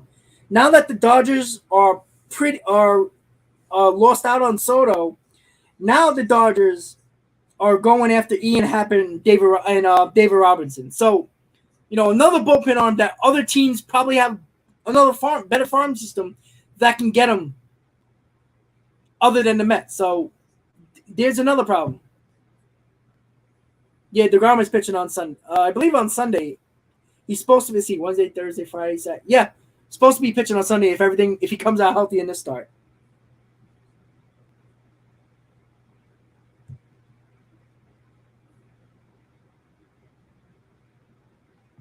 And this is Mark Fine saying, with Juan Soto seemingly headed to San Diego, the Dodgers are looking at Ian Happ and David Robinson of the Cubs, per source. Plenty of competition for both players. However, Mets said to be interested in Robinson and Wilson Contreras. So the Mets continue to wait for more teams to get involved in players that they should get. And that only just adds the price to their possible trade package. Like, that's what I don't understand. If you can make a deal early, get it done. Don't wait until the Dodgers now are out on Soto. Now they're going to try to get Robinson and Ian Happ. Like, I just don't get it.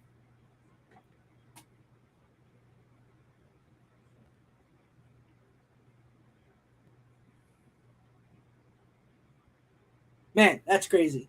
But what are you going to do?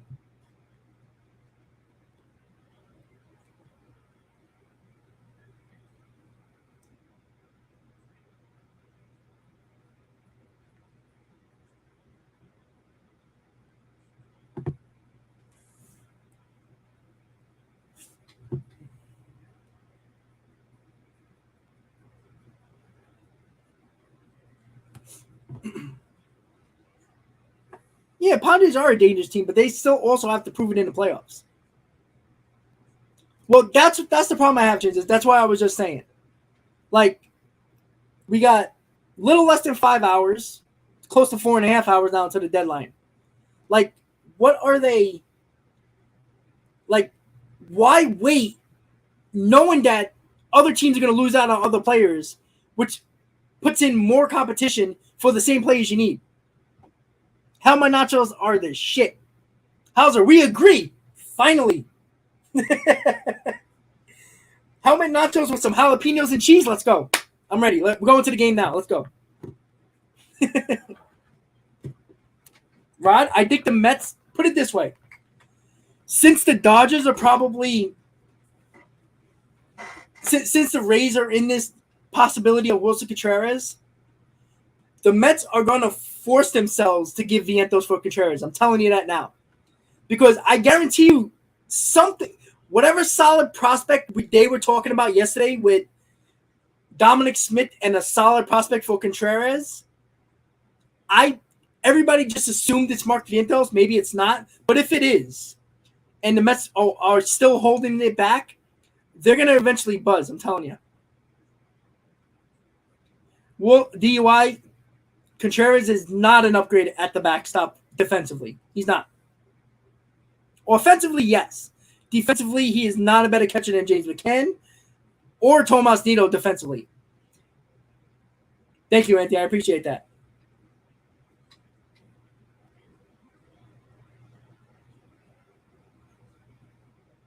Once again, guys, we got 318 in the stream right now. We got about another hour and a half until I put this stream to a close. And then you can go crazy for the next 3 hours until the trade deadline is up. And I'll be back at 6 o'clock for Mets pregame and talk about the trades the Mets did or did not make and the other trades around the league. So don't forget to please hit on that like button if you have not as of yet. Let's get over 200 likes today. That is the goal. We had over 400 people in the stream at one point. Let's keep it going, guys. I appreciate everybody who's been here from the 10 o'clock hour and everybody who's tuning in. Don't be shy, guys. Say what's up. I don't care if you're not a Mets fan. Just hang out with us, talk baseball, talk about your team. If you're a Cardinals fan who lost out on Soto, need some pitching, they got Jake Odorizzi. They need some Jose Quintana. You know, bring it up. Let's talk about it. It's not just Mets baseball here. I mean, the Mets are very quiet right now. At least other teams are trying to do something. But this is all about all the teams right now. So let's see if we can get some rumors coming up here and find out what the hell is going on. The Mets ain't trading Dominic Smith to the Bronx. It's not happening. Anybody can find their power in the Bronx. I mean, it's a little league wall in right field. Well, Manuel, Judge can hit it out of anywhere. I mean, maybe 1 or 2 home runs. He might have hit it over the, as I call it, the pussy wall. But I mean, I'm not going to take anything away from Judge. He's a beast.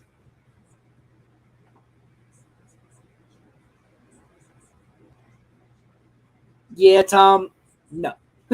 That's just a stupid trade for the Mets. I like Ian Happ, but for Pete Alonso, you're out of your mind.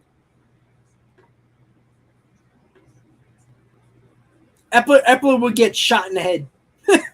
Like, seriously. It's that crazy. Well, I said this earlier, Roberto. I'm not giving no – I gave credit to Epler in the offseason with the moves he made. I like the moves he made. I wish he would have done more with the bullpen, but he didn't. You know, I liked what he did in the offseason, but I'm not giving him any credit yet because he hasn't done nothing yet to make this team better during season.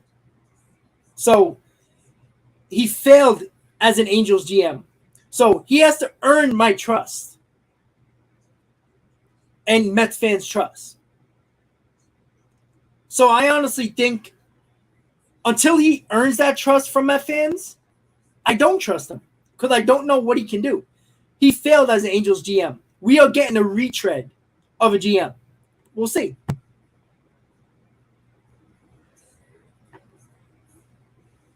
Tanya, Rob, who has a better package for Cubs, Dodgers, or Mets? I don't know. Nobody. We haven't heard much. The only thing we ever heard about a possible deal for the Cubs, excuse me, it was about the Red Sox with JD Martinez and at the time Christian Vasquez was Dominic Smith and a solid prospect. We haven't heard anything about what the Cubs want from the Mets for Wilson Contreras and David Robertson. We don't know.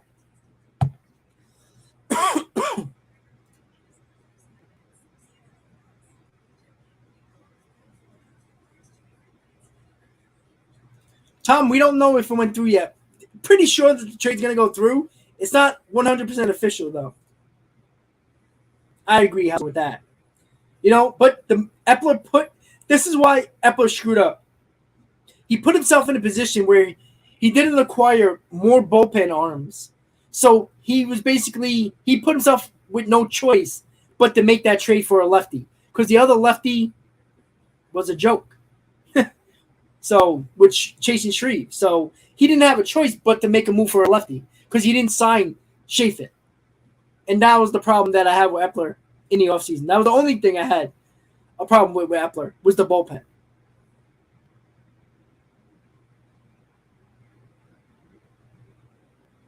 Yeah, he made that trade a good trade for Bassett. Yeah, that was a good trade. But again, he gave up, if people are talking about prospects and all that, he gave up JT Ginn, who was top 5 in our system, and a pitcher who we are lacking in our top 10 system. For Bassett, who's a rental, by the way. So nobody cared about that. So that's what I don't understand. Like, nobody was really mad at the fact that we gave up a top 5 prospect for Bassett, who's a rental, but we're going more crazy over a top 5 prospect for a rental who could probably help this lineup a little bit more. I just don't understand.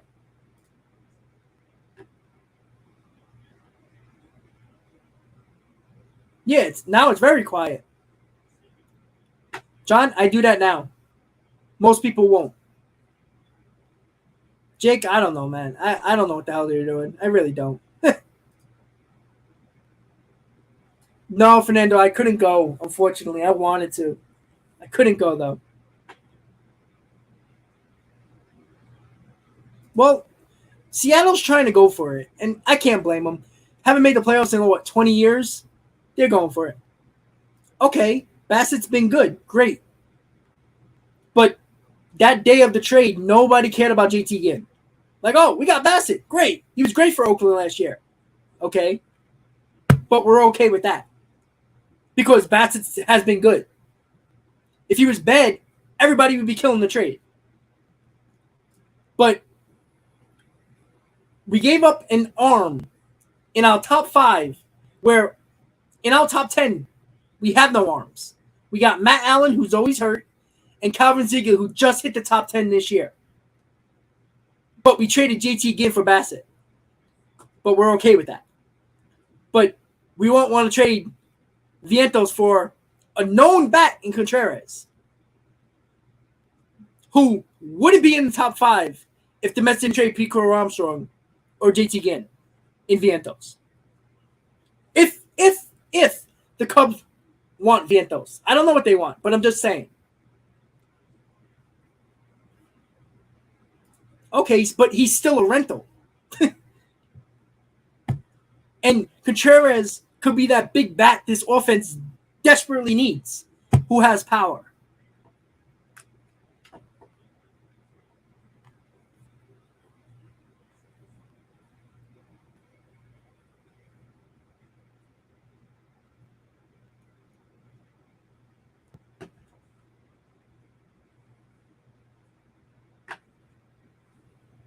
And yeah, he's not going to opt into that. He wants a bigger contract.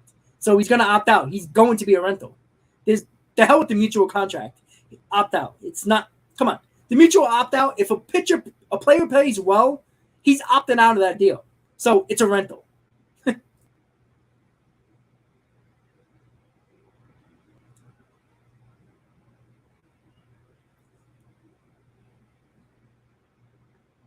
Okay, but he still was a top 5 prospect in the Mets system. Arms that we do not have in the system. And they're willing to give him up for Bassett. Again, I like the trade.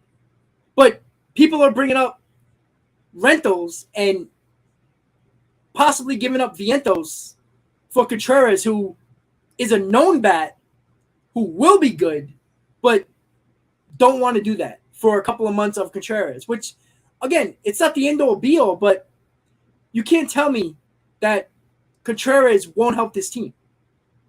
And put in all your chips with Vientos like he's a guarantee. He's not.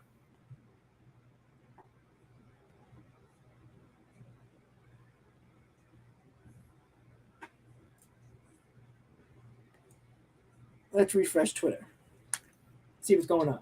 Because it's been very quiet, which is not really nice to hear if you're a Met fan. I think too many Met fans would be happy with them staying pat. Or enough. I don't know. I mean, if they don't do nothing, are you going to be happy? I don't know.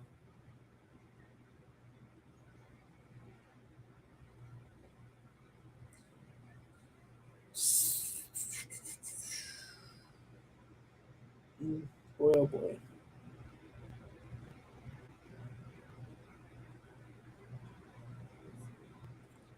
Well, I don't see nothing on any reporter's page.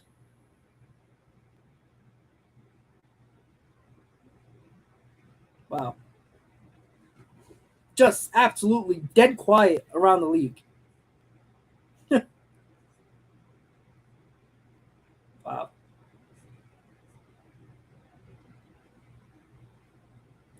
Yep.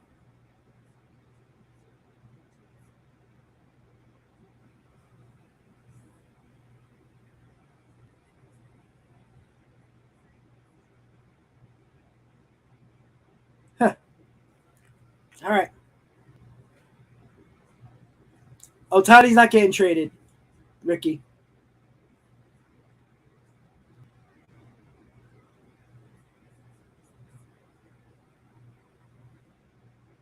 All right, Edwin. Well, listen, that's your opinion. I don't agree, but listen, somebody's going to be right or wrong, that's for sure.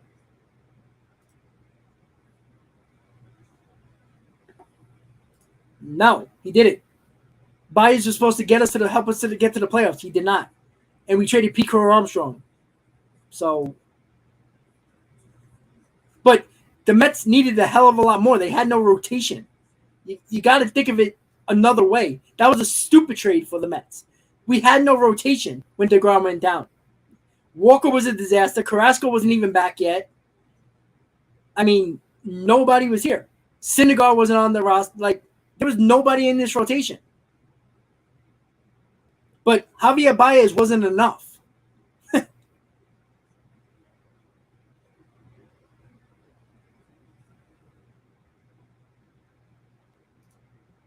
I'd be happy with that, Gerald.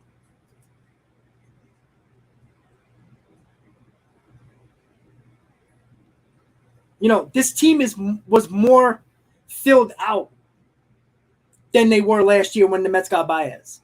Baez wasn't a final piece. That's what made no sense to acquire Baez. This team has a rotation now, has a good lineup, has a great closer. We just don't have a bullpen besides the closer. Big difference. When you got more pieces and more of a filled out roster, maybe that one bat or that one big arm in the bullpen could make a difference.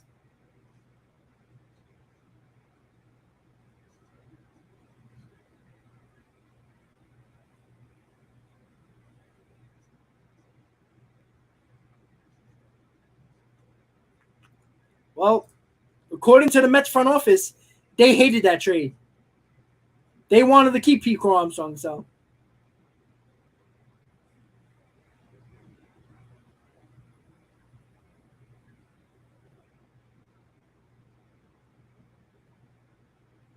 Yeah, even Ottavino can blow up every now and then. I like Ottavino, but again, it's not enough. It's not. No, you can't bring up the Baez trade and make it seem like it's The Mets weren't 28 games over 500. And they were a team that never scored runs. So they were like, all right, let's get Javier Baez. But what was the point when you had no pitching rotation?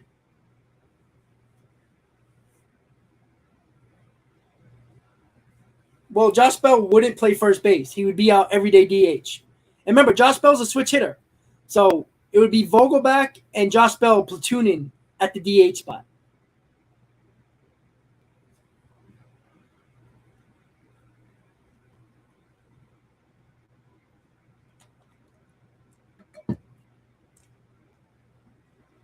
Yeah, because they waited until the exact last minute to make a trade. They had no other way.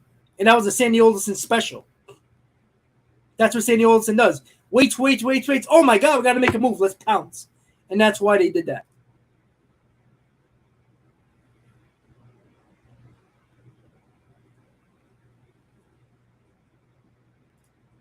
I don't know why you trust McGill and May. May has been hurt all year. When he was healthy, he gave up a lot of big home runs last year. And McGill has been good as a starter. But as soon as he started to throw harder, his arm gave out. And he got hurt. So, are you going to trust two guys coming off an injury? Yeah. We were in first place all of last year because the Braves sucked all of last year until they didn't. The whole NL East sucked. That's why the Mets were in first place last year. The Braves were a no contest for the first half. The Mets' offense was terrible. They were scoring 2 runs a game. If everybody remember correctly, that was the whole idea. Well, we need offense. The pitcher was holding up, and then the ground went down. And then the rotation was terrible in the second half. And Javier Baez can't pitch. Javier Baez is going to go to the bullpen. And Edwin Diaz wasn't as good as this year, where he wasn't as dominant last year. So there was a whole bunch of other issues than just the Mets were in first place. Yeah, because the NL East sucked last year in the first half. And Trevor Williams. So we're going to base our bullpen on Trevor Williams, Trevor May, and Miguel. Okay. Pray that works.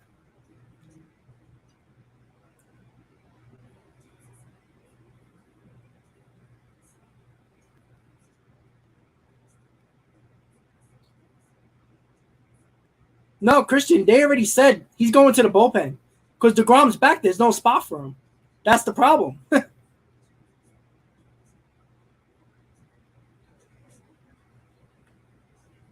No, it's not that he's going to be good. He never pitched in the bullpen. Why do you just assume he's going to be good?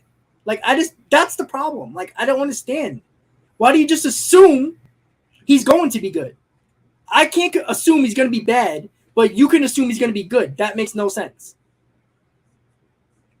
It's not about being pessimistic. It's common sense. You're throwing a starter who never throws so hard as hard as he did this year. He never throws so hard in his life. Got hurt as soon as he started to throw harder than ever. Who's going to go into the bullpen where you need him for an inning or two, maxing out his arm. And you just assume he's going to be healthy. We don't know that.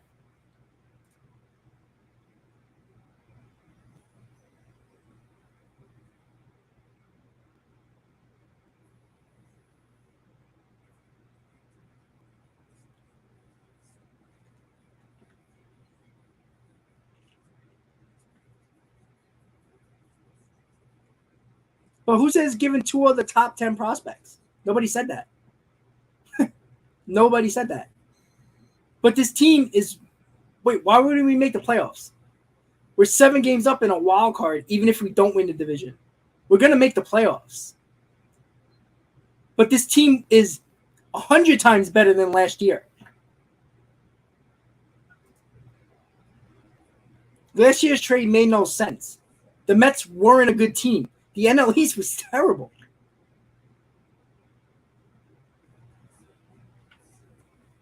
Yeah, and McGill's going to stay in the minor leagues doing what? Nothing. What they're going to do, they're stretching him out now because there's no – I guarantee they don't trust DeGrom staying healthy. That's why he's going to be there. But if they think DeGrom's going to be healthy, McGill's probably going to the bullpen.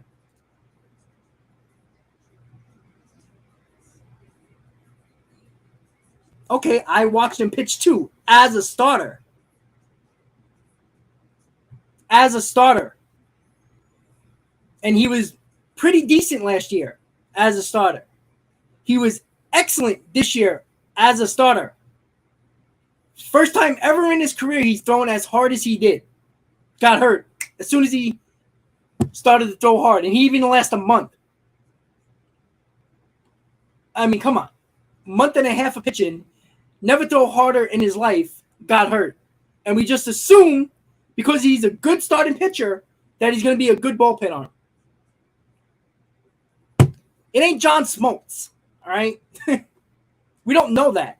But you can't assume he's going to be good because he's a good starter. That doesn't make sense.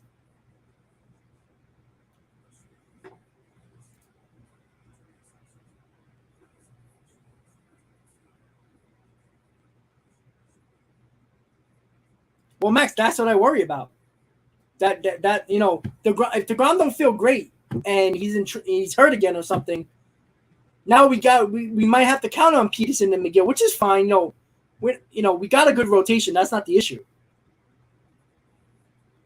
But what if we don't get bullpen arms? And as Edwin's saying, oh, McGill's going to be good in the bullpen. Okay, great. Now, if DeGrom is not healthy, McGill's got to go back in the rotation. And who's going to be in the bullpen now? Trevor May. All right. Yes. Can't wait. Another guy who can't stay healthy.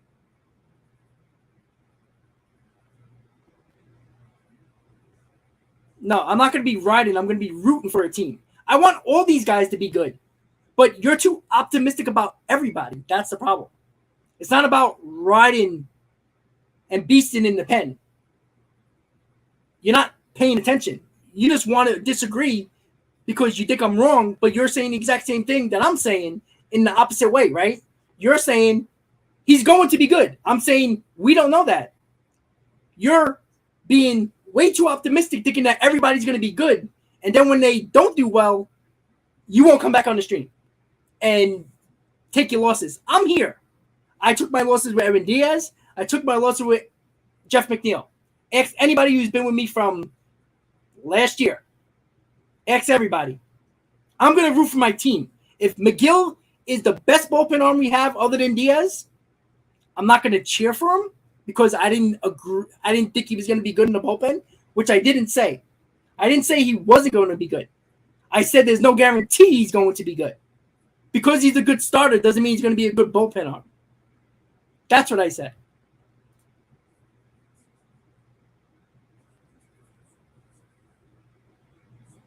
Well, that's true.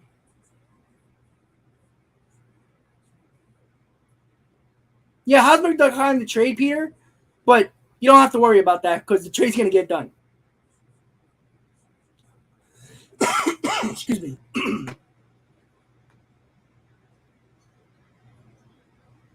Well, Victor Chafin hasn't been traded yet. Max, I agree with that. That's true. But you also got to get some runs too. Which, like I said, I think this lineup can do damage in the playoffs. Like I said, I do think that's why I think it's so important to get bullpen arms. And again, if you think McGill's going to be good in the bullpen, or if the Mets think McGill can be good in the bullpen, or Peterson might be in the bullpen for a lefty, if they think that's good, fine. But you got to put together the rotation that we have is great. If you match that with a really good bullpen, we're very hard to beat, even with no additions to this team. But that all has to work out. And that's all I'm saying. I'm not saying McGill's going to be bad. Peterson's going to be bad in the bullpen. If the Mets don't make no moves and they decide we're going to put Peterson and McGill in the bullpen and put him in the 6th, 7th, 8th inning, okay, let's go. But don't say, oh, they're good starters, so they're going to be good bullpen arms. We don't know that. Put them in a big spot in the 8th inning in a playoff series. That's a whole new ballgame than starting in the 2nd inning of a playoff game. It's a lot of crazy blood flowing, going crazy, but we don't know. Just because they got good stuff doesn't mean they're just going to perform well in the position you put them in. You know, how many times Rafael Montero, the Mets kept on pushing him to be a starter, pushing him to be a starter. Well, he's been very good as a reliever in his role, right? We just don't know. And you're putting all your chips into ifs. Everything's an if. But there's no mistaking that pitching beats good offensive. We've seen that for years. No doubt about it. But putting a good bullpen together and with the rotation we currently have, we're going to be tough to beat if their Mets don't make no moves and decide to put McGill, May, and Peterson all in that bullpen. All right, let's go. But don't tell me that I can't root for my team and saying I'm going to be beasting. No, I'm going to root for my team. I didn't think Edwin Diaz was ever going to pitch like this, and I can tell you guys, you know damn well you didn't believe that Diaz was going to be this good. If you did, you're lying to yourself. But that doesn't mean I'm not going to cheer on my team. I'm a fan. If Jeff McNeil was really good and I didn't think he was going to be very good, I'm still going to cheer because I'm a Mets fan. I root for the jersey. I don't root for one player. I'm not NBA fans. I root for a team. If I'm wrong, I'll admit it because I admitted it with Jeff McNeil and Edwin Diaz. But don't come on here and act like I'm going to be beasting if they're good. No, I'm going to be cheering if they're good. But guess what? I'll call you out when they're not. The same way you'll call me out if I'm wrong. That's the way I see it. What can show you that he can pitch in a pen? Same questions. We're going through the motions here. It's kind of stupid. Like, okay, question. What has shown you he can't pitch in a pen? Because he hasn't done it. That's why. You can't tell me he's going to be good in the pen because he pitched well as a starter. You just don't know that. He's got really good stuff. But he also got hurt when he never thrown as hard as he did in his career. And he got hurt. Trevor May, who's coming back from injury, hasn't pitched all year. Even last year when he was healthy, is a guy who gave up a lot of home runs for this team.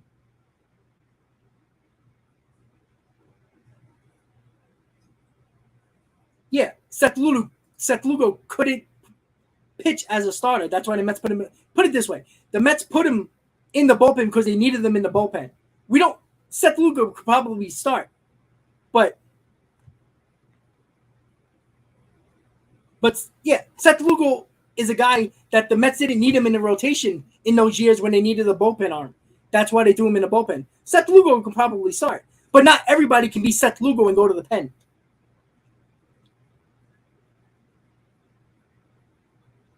I'll take that, Max. No problem. The Mike Trout situation is unfortunate. Hopefully he can still play. Back injuries are a bitch. We all know that.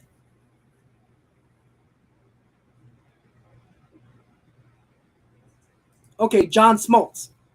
How many players go to the bullpen and become John Smoltz? Not everybody.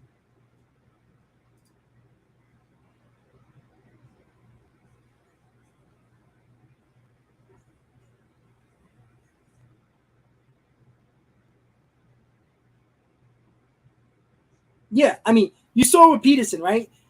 He was in the bullpen, pitched well once, gave up a big home run. You know, it's a different ball game. Not saying McGill can't do it. God, I hope he does. I mean, that would save a lot of issues, wouldn't it? We don't have to make a trade then. You know, Peterson could be a lefty out of the bullpen. Great. I love both of their stuff. But no guarantee in a pressure situation in the 8th inning they get it done. God, wearing the jersey, wearing the Mets hat, I freaking hope they do. I'll cheer them every second of every minute. The same way I cheered Lindor and every other player that I can go after if I have to. I boo players when they're doing bad. I cheer them when they're doing good, just like every other fan. Just because you're totally optimistic about everything doesn't mean I have to be. Realistic Met fans kind of, have their ways of like, all right, we dealt with the Wilpon era. We dealt with that shit. We've all did. We're miserable because of that. We all got hope when Cohen took over because they know we were going to spend money. We know we weren't going to, go in the dollar aisle and get, retread once we're good.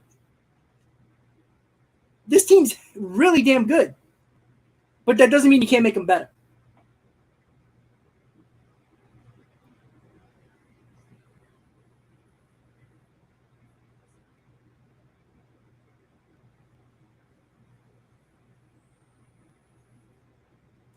I didn't say Trevor Williams. I never said Trevor Williams hasn't been good in the pen. But in his career, he's never been good. So we're going to count on Trevor Williams being good now. He's been good. But what does that mean? What does that mean going into the stretch run? What does that mean? Okay, he says he's healthy. And when he was healthy, he gave up home runs left and right last year. But all right, see, this is what I don't like, Edwin. Don't tell me you've been a longer Met fan. Who gives a shit? Because my parents didn't make me younger or earlier than you? So what? That does not mean I don't know more baseball than you, okay? Ask anybody on here. I know my shit. I'm not always right. You're saying you're always right. You are just saying you're right, and everybody's great. You were probably a big Familia fan, too. You were probably a big fan of many guys that couldn't even make it in the big leagues. But don't tell me you've been around here longer. What does that have to do with anything? So you're older, you know more? No, you just seen shitty baseball over the years more than I have. But don't tell me I don't know my shit. And that just because you're older, that you know it all, because you don't. You don't like to be wrong. And that's clear in your comments. That's okay. That's fine. But don't say, oh, I've been a Met fan longer than you, so you don't go there. Why? Why? I'm here every time. I take all the shit from you guys. I don't have to. You don't have to either. You've been on this stream for hours going back and forth with me. Hexler, the same thing. But don't say you're older and you've been a Mets fan longer. What does that mean to me? Absolutely nothing. That doesn't mean you're always right because you've been a Mets fan longer. You should be more pessimistic than me because you dealt with less. You dealt with more shit. You dealt with more shit than me. But that doesn't mean I don't know my stuff. So don't call me that. Don't even play that game. Don't even play that game. Because that's just stupid. All right, Joe, that's awesome, baby.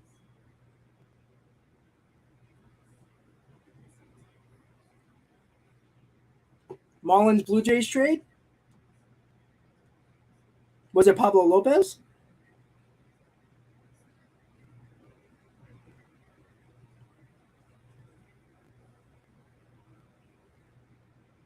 Oh, okay, that's a good move for the Blue Jays. They needed some bullpen arms and they got it. Marlins trading relievers Anthony Bass and Zach Pop to the Blue Jays for Jordan Groshans per source. So the Blue Jays got their bullpen help that they needed, and that helps that team a little bit more. I wonder if they're going to go after a starter as well.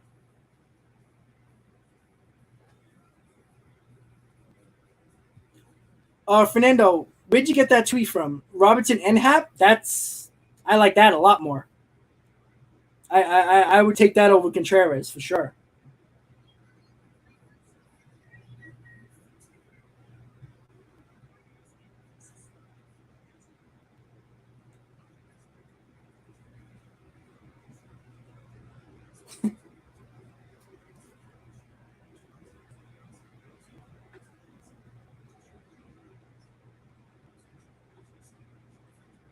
Yeah, we heard that earlier about the Phillies in on Syndergaard.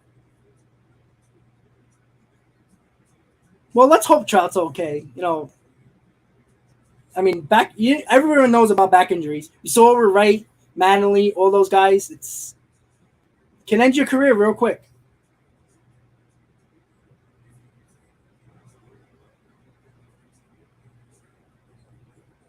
Well, Manuel, that's true. Smoltz was Smoltz no matter what. He's obviously a great pitcher.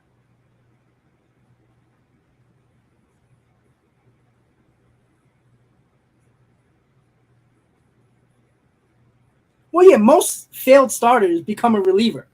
But McGill hasn't failed as a starter. Peterson doesn't fail as a starter. The Mets are going to put those guys in a bullpen because they don't have bullpen arms that they trust. That's why they're doing it. Not because they like them in the bullpen. If the Mets don't make a move in the bullpen, they don't have a choice to put McGill in the bullpen. They have to. That's the difference.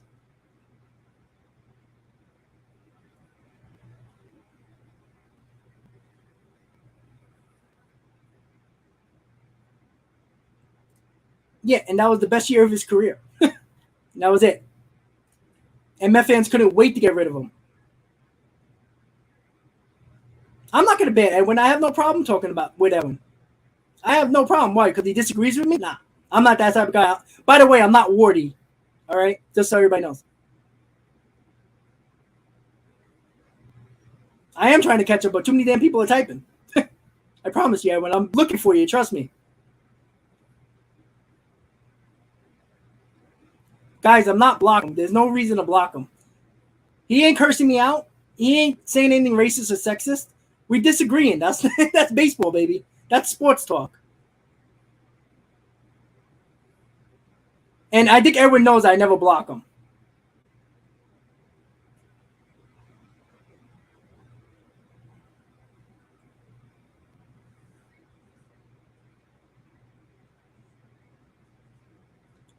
Ralph, let me just see that for a second. I don't know what teams are thinking when it comes to the Mets, to be honest with you. I don't know if, there might be some teams that are like, oh, I'm not dealing with Cohen, and maybe they're not making a trade. But look, with the Cubs, I don't think that necessarily they're not making a trade because they don't like Cohen. I mean, they got to get rid of Contreras, Happ, and probably Robinson. There's no reason for those guys that team to keep him around. The same thing with JD Martinez. There's no reason to keep him around. You might as well get something for him.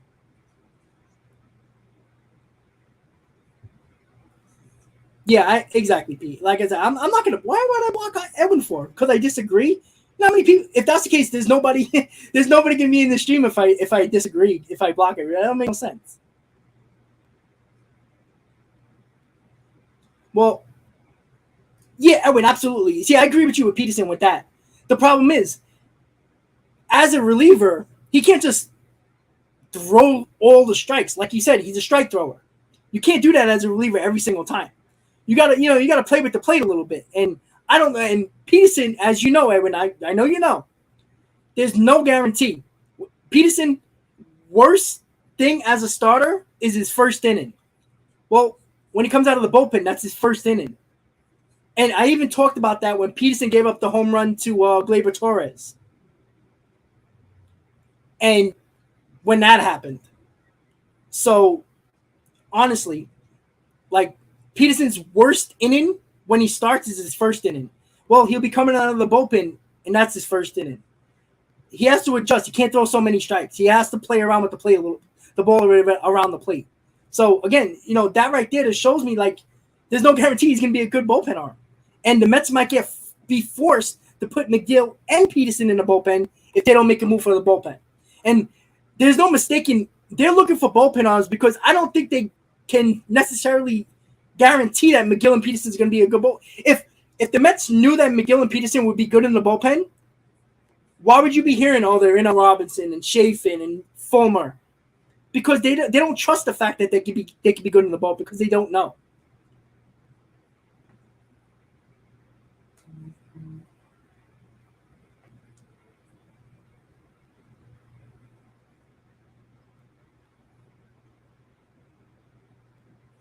Fernando, no problem.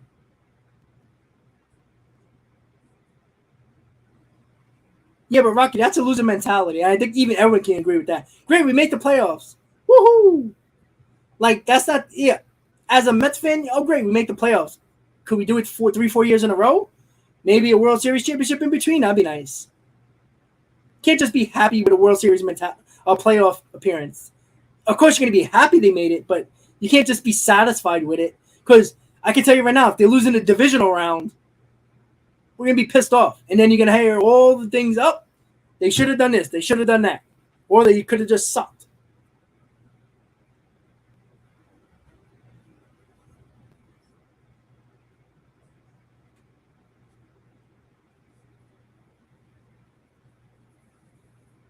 No, I don't hate on Wardy. I'm just talk to people in chat about Wardy. They don't like him at all. Some people don't like him, but I don't have no problem. Look, Wardy blocked me for whatever reason on Twitter. I never even spoke to the guy, so whatever.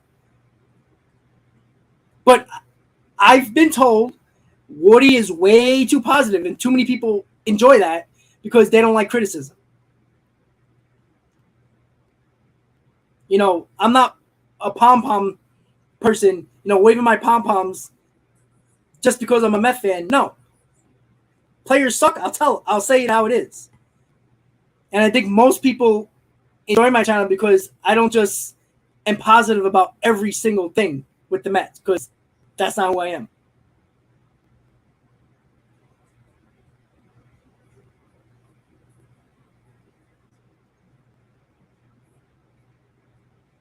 Contreras for Ronnie? No, I'm not going to do that. I won't do that.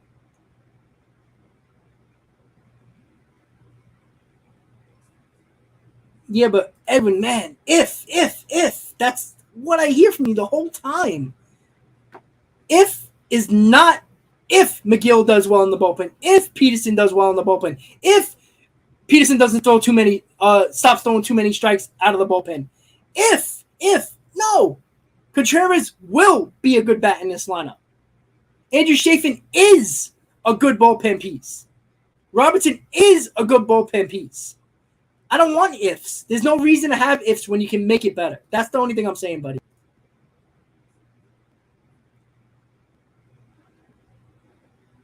See, Blake, Vientos for Wilson, I do. I know some people won't, but I would. I wouldn't do Mauricio for Contreras. No.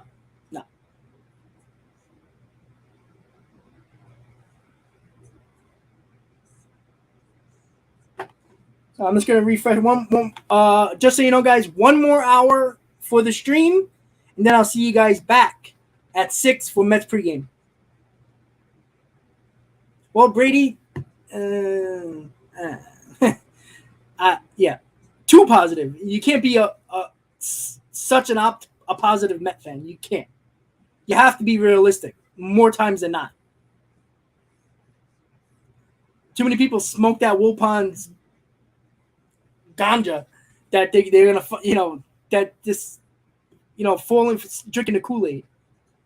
I can be positive when it's necessary, but you got to be realistic and make sense of certain things. You know, there were some people on my channel last year that came over to my channel from Wardy and said, you know, saying that, oh, the Mets are in first place. The Mets are in first place. They're a good team. They're a good team. And we all seen that they were scoring 2 runs a game on average. They had no rotation. And May was giving up home runs everywhere, all over the place. And he was still trying to bring all positive vibes when the team wasn't that good. And that's what people told me. I'm not saying that. That's what people told me why they came to the channel. But that's his choice and his channel. I'm not telling him what to do with his channel. That's like I don't like people telling me what to do with my channel.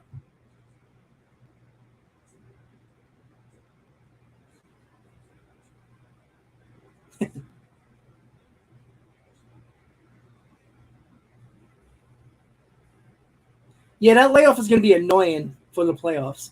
I mean, yeah, we'll set up our rotation well, get anybody who has any bumps and bruises to relax and get healthy.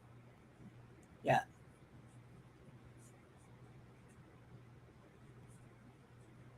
Yeah, but that has nothing to do with my personality. If only thing I was doing was YouTube, I'm going to be realistic. Just because that's his only gig doesn't mean he has to be positive every single time. That doesn't make sense.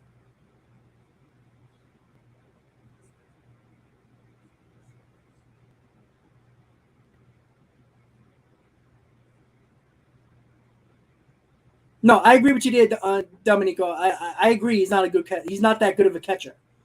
I'm more concerned about the bat. You can DH him a lot more than you can catch him.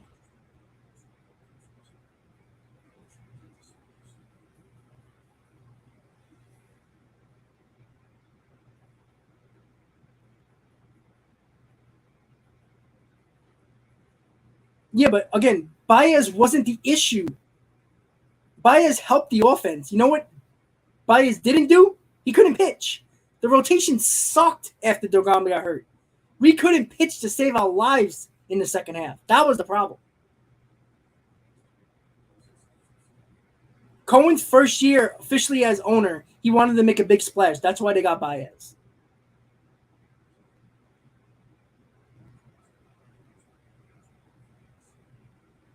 Thank you, Dominic. That's awesome.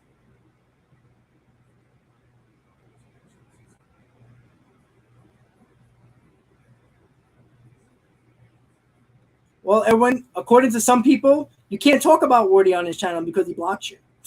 At least that's what I've heard. I don't know. I don't like blocking people. I think it's stupid. I think it's childish. Unless you're being racist or sexist or way too political, I don't block anybody. I don't see the point.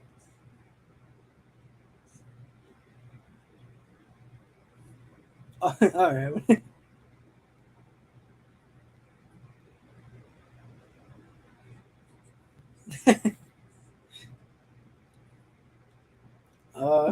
Yeah, ever since the Soto deal technically went down, there's been like nothing except for that Marlins Blue Jays trade.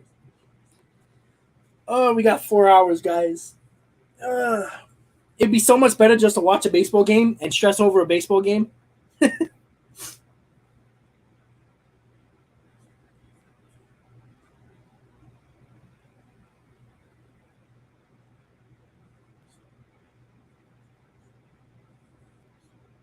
But a very nice trade for the Braves. The Blue Jays. Getting Anthony Bass and Zach Pop. Good relievers in the Marlins bullpen. Now going to the Blue Jays who, well, needed the bullpen arms. And you know what's scary? Jordan Groshans is the number 4 prospect in the Blue Jays system, getting both of those arms. So bullpen is going to cost you, man. It's crazy.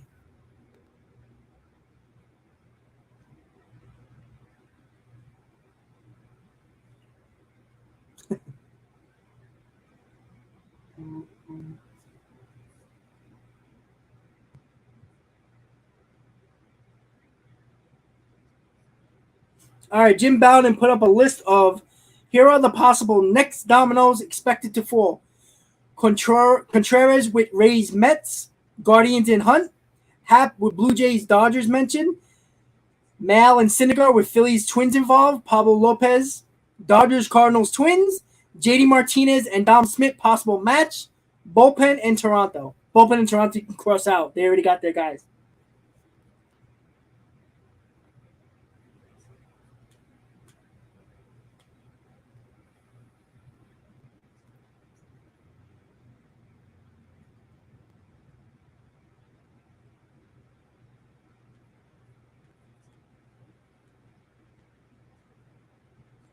So that's what we got right now from Jim Bowden.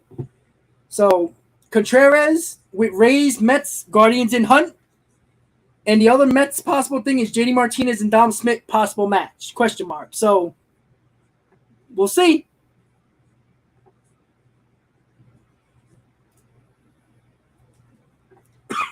Pablo Lopez is available.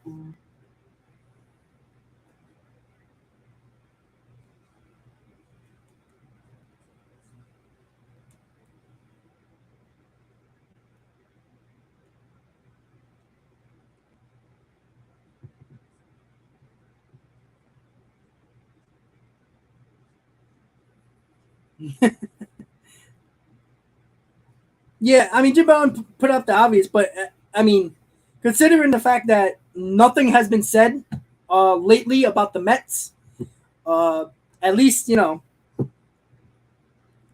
clearly knew the Mets are in JD Martinez, and we know that they're in on Contreras, but there was nothing said in there about Robinson or Chafin, which scares the hell out of me.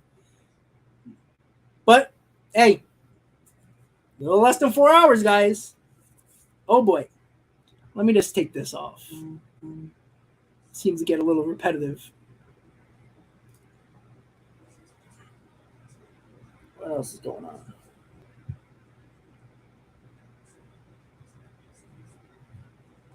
Oh boy. Just checking to see what else is happening. Yeah, all right.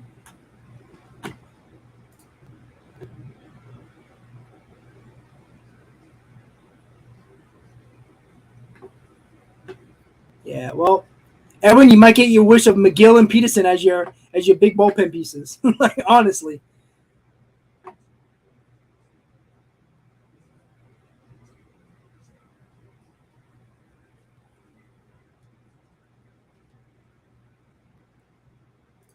Okay, they said the same thing about Cespedes.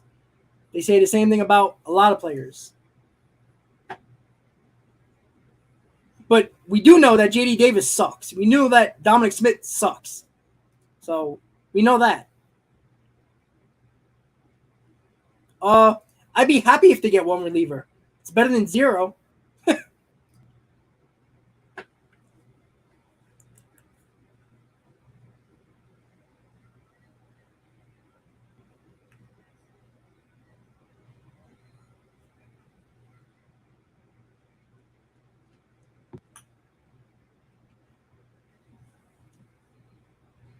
Well, we'll see, guys. We'll definitely see.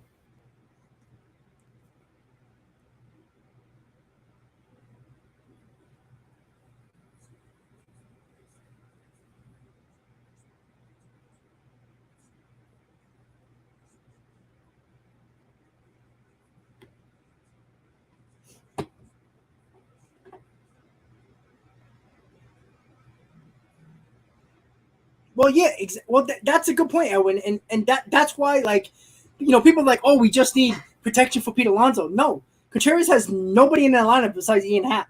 Everybody else is not that good. Imagine putting Contreras in between, if you want to put him in between Lindor and Alonso, or put them even behind McNeil, in front of McNeil, and in front of Alonso. Like, he's going to be a better hitter with more protection around them. That usually is the case. Yeah, probably. Probably.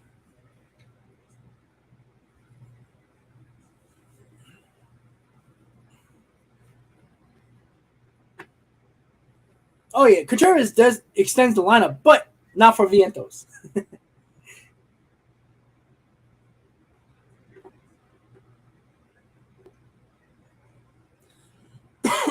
Excuse me.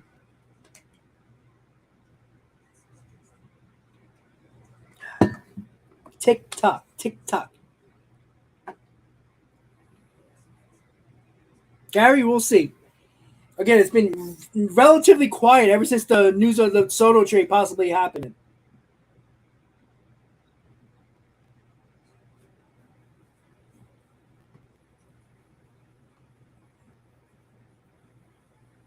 Hmm, interesting. It is a little weird how everything just like kind of stopped, and then all of a sudden Blue Jays Marlins trade, and then nothing again.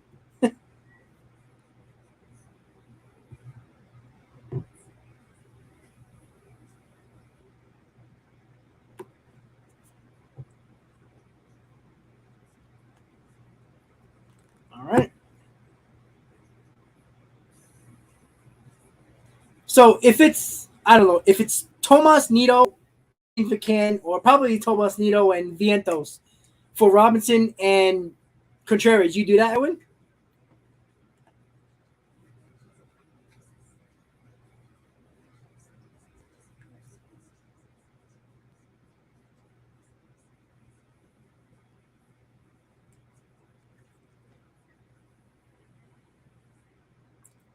I like Andrew Chafin more, only because he's a lefty and he can get out righties and lefties, which is always like especially with the three batter rule. You don't want to have Juan Soto up, and you got to bring in Chafin for him, and now you got two righties after him. So Andrew Chafin is good on both sides of the plate. It doesn't matter if it's a lefty or a righty, and that's why I like him. Robinson, he's been good as well, but I would take Chafin. Reluctantly. You know why, Edwin? I think you're feeling a little bit nervous because we're getting closer and closer to the deadline. I knew you were going to change. I knew it. We've been going back and forth for 3 hours about this. And I knew you were going to budge reluctantly because we're getting closer and closer and the Mets still haven't made a move. You're getting a little nervous now because it's frustrating.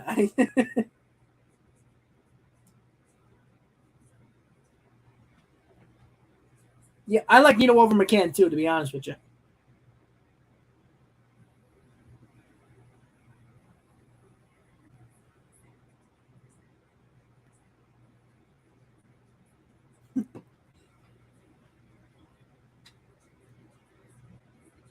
Met fans on Twitter are so funny. Oh yeah, I'm not saying Robinson's good, but I'd rather have Chafin because I know he's good against lefties and he's good against righties. I like that. I like that lefty option out of the bullpen though. A good lefty, not Joely Rodriguez or Chase Shreve. Yeah, well, Gary, you don't have to give up Mauricio if you don't have to. Like, he's still a big asset in your farm system that you can use in possibly a bigger trade any offseason.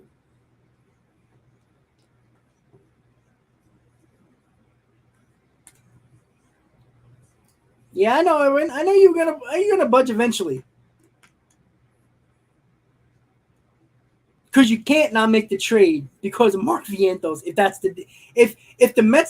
the Cubs say Tomas Nido, Mark Vientos, and I don't know a lower level minor league prospect, and the Mets say no, we're not giving Mark Vientos, Epler needs to get punched in his mouth. Like, what? Why? Makes no sense. And you know what? The problem with waiting longer and longer is that the Mets are probably going to get fleeced here. I'm telling you that right now. If the problem with waiting so long is that the pressure is going to get built, the Mets are going to get fleeced. The same way they did last year with Javier Baez for Pete Crow Armstrong. The same way Fulmer for Cespedes. The Mets did not want to give up Fulmer, but guess what? It was a minute away from the deadline. We all watched 5 days in Flushing, right? 30 seconds. Trade was done. The Mets had to give up Fulmer or nothing at all. This is what's I'm telling you, we're going to end up giving something we don't want to give up because the Mets waited too long to make a move.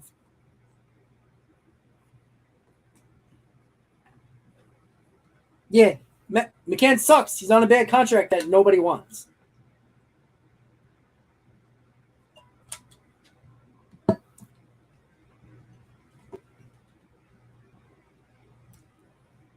Met fans can only dream, right? We dreamed for years. Oh, A-Rod, free agent. I mean, I think we were still all shocked that we signed Beltran. Like, that was like, oh my God, really?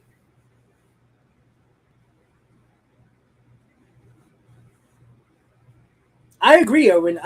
I think Mauricio and they should use Mauricio and Vientos in a big ass deal. Somebody that we're not expect. Listen, if you want to give me Ian Happ, Contreras, and Robertson, I put Mauricio, Vientos, Nido, and a lower level prospect. Heartbeat, boom, done. Give me those three guys. Imagine Ian Happ and Contreras in this lineup, along with Robertson in this bullpen. You put Contreras as your catcher. Maybe McCann will probably catch because he's a better defensive catcher. Contreras could be a DH. Ian Happ, you can DH him, playing left field, right field. Ian Happ, Contreras, Robertson, Mauricio, Vientos, Nido, and a lower level prospect. Good to go. Do the trade right now. I'll be happy.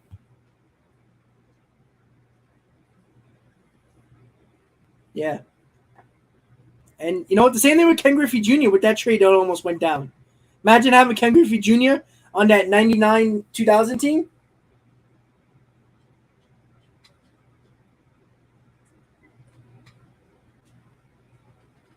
Yeah, Vientos could be the logical move if you can't get a right-handed bat, but the bat is right there for you.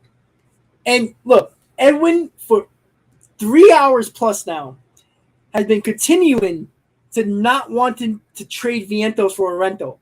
But look, he came around. You know why? It's 2:16. Little less than 4 hours before the deadline. Getting a little nervous. Nothing's happening. I'm not going to give up all those prospects for three of those guys. I mean, that would be... I want all those guys in a bullpen, but that's not going to happen. Listen.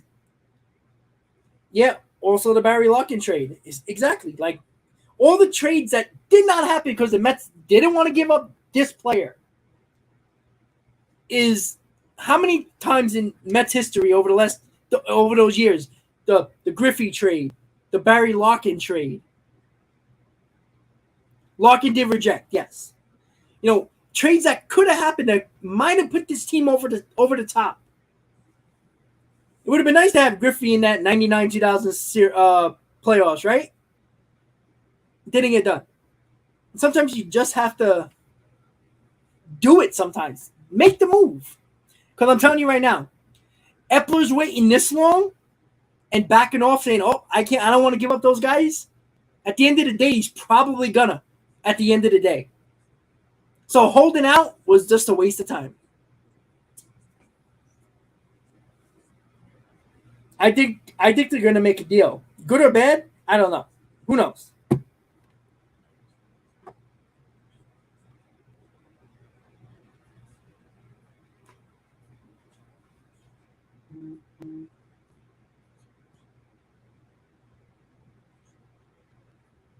Wow.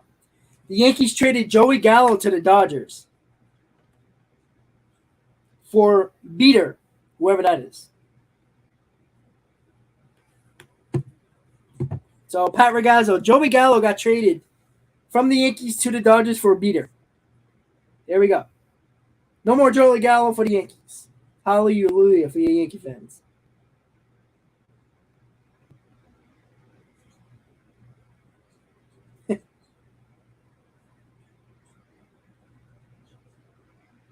Yep.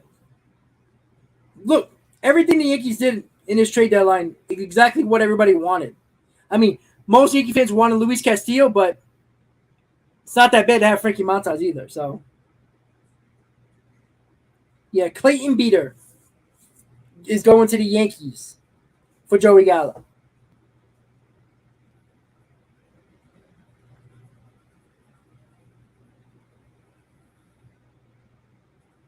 There's another trade.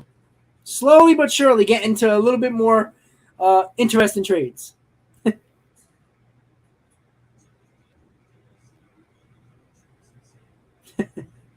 Yeah, it's very interesting though. Like, I get Epler doesn't just want to give up the farm to get rentals and players and stuff like that, but like, I don't know. Like, he's waiting, thinking the price is going to go down, but there's going to be more and more pressure to get deals done from not just the Mets, other teams as well. The price is just not going to go down.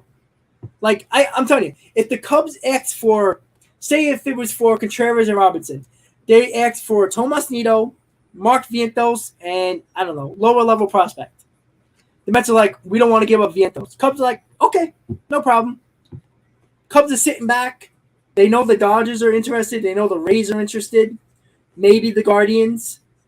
Somebody's gonna flip. Epler's like, oh man, it's 5:00. Jeez, we don't got nobody. Damn, we need a bullpen arm. We don't really need Contreras, but we probably have to get him.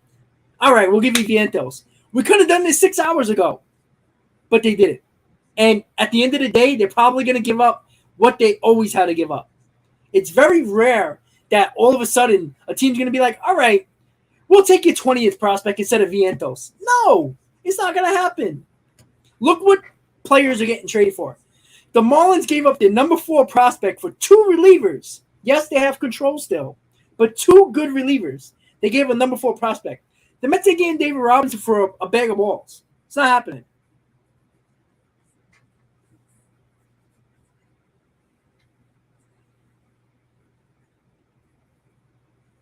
Yeah, not saying that it was going to be completely worked out, but still, the Mets didn't go for it.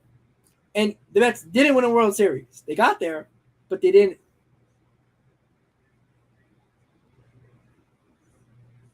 Yeah, Gallo to the Dodgers are done.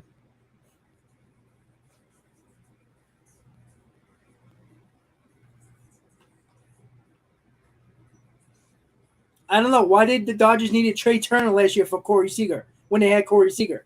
Because you get good players. Figure it out. That's why, Boogie. the Dodgers didn't need Trey Turner last year. They had Corey Seager at shortstop. They put Trey Turner at second, who couldn't play second base. But they had the opportunity, and they got it done.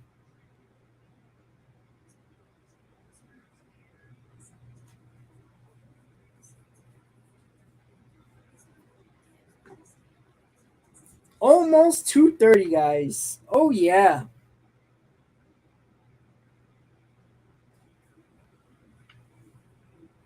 Wow. What else is going on in the world of Mets world. Besides nothing. Let's see.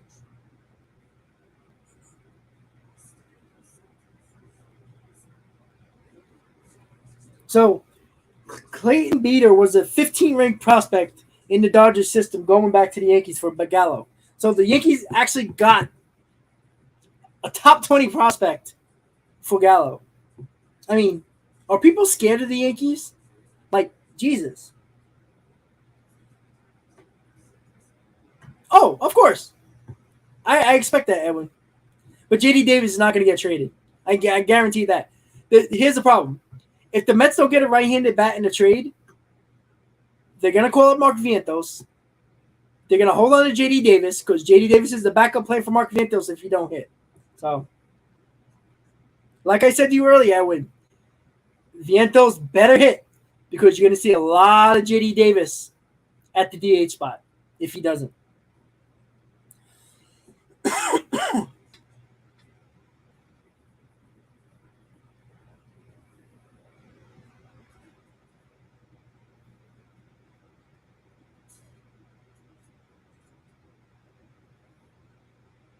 Wow. Nothing. Yay. Mets are killing me. It's ridiculous.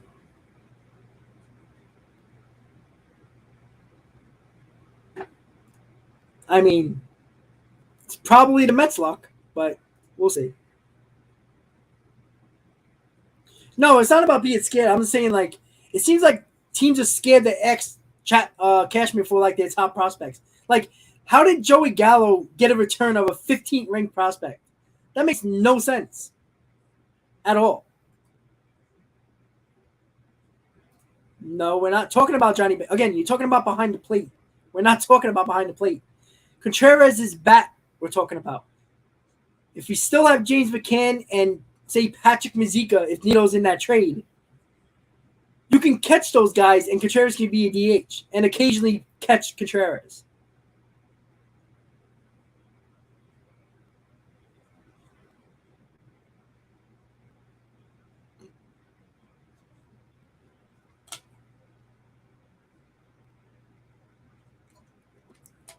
Boogie, the Dodgers aren't a big market.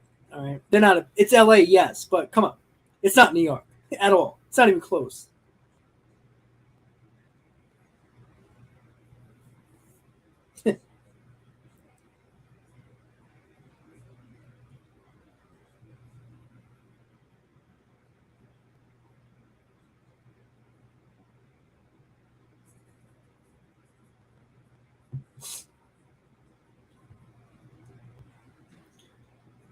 Yeah, I'm glad Lindor is definitely having a really good year. Let's see, Joxy. You never know. We got 3.5 hours until the deadline is up. Mets need bullpen arms. Mets need a bat. Depression is not even a word.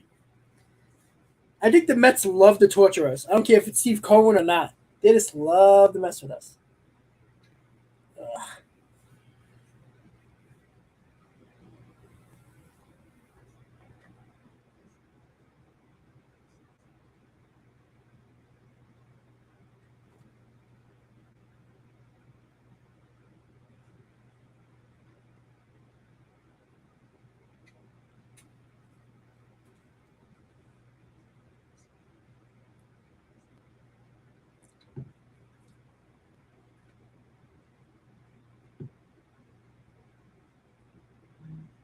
He's going to a winning team. Why wouldn't he not want to be the DH? He's going to catch. I'm not saying every day, but catchers need breaks, right? But you can DH him. Like,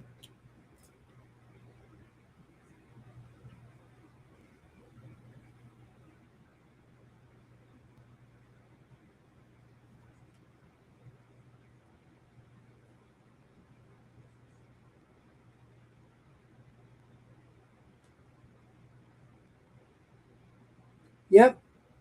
Eric Hosmer is heading to Boston. Now, again, this is another reason why Epler shouldn't be waiting around because now the Red Sox don't need a first baseman. So Dominic Smith or JD Martinez is out. So now the Cubs know the Mets have one choice now, and that's Contreras. Now, the price is going to remain the same, if not higher. There you go. There's why you don't wait.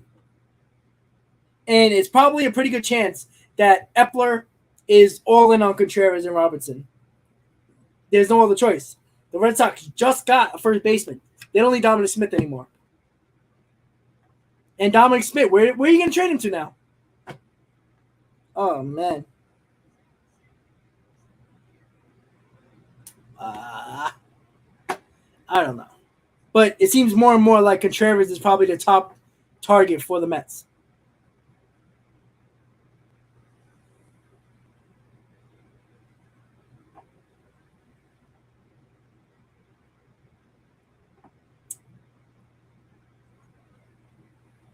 Yeah, I guess I could see the Cubs still wanting Dom, but we haven't really heard any type of package going to the Cubs. But it seems more and more likely that Contreras is probably the top guy for the Mets now. So, again, this is why you don't wait around. Now, the window is closing on what players you can get now. Now, again, you can still get JD Martinez if the Red Sox are looking for something else. But, again, you wait too long. Now the window is closing on what you can possibly get now. Now you're losing out on options. So that's the other issue why you wait too long, and things happen like this. Like Hosmer said, "The hell with you! I'm not going to Washington." Now he gets traded to the Red Sox, and now Dom for JD Martinez is basically out. So yeah, that deal is done, Jake. Gallo to the Dodgers.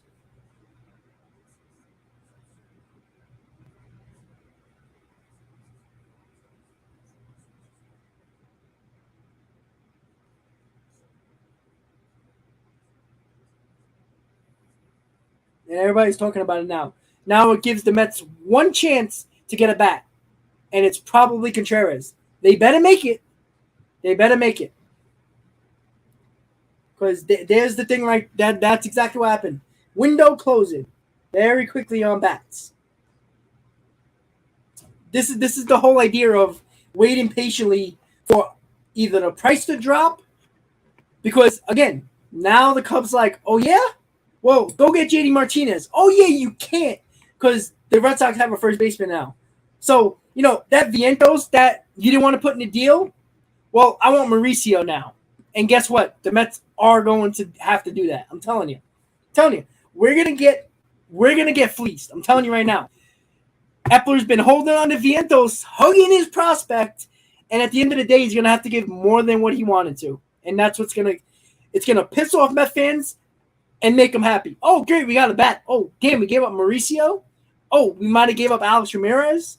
Be careful what you wish for, guys.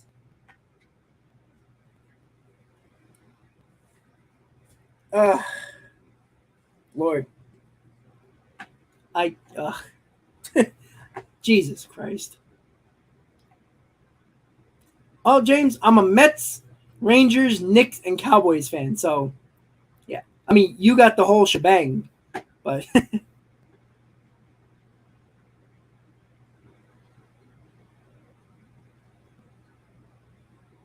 yeah, but Max, it doesn't matter what teams would do. The Cubs know they got the Mets over a barrel. That's what you don't understand. It's not that other teams will give them up. The Cubs can say, all right, we'll just keep Contreras. Whatever. Your loss, not ours. We're losing with Contreras or without him.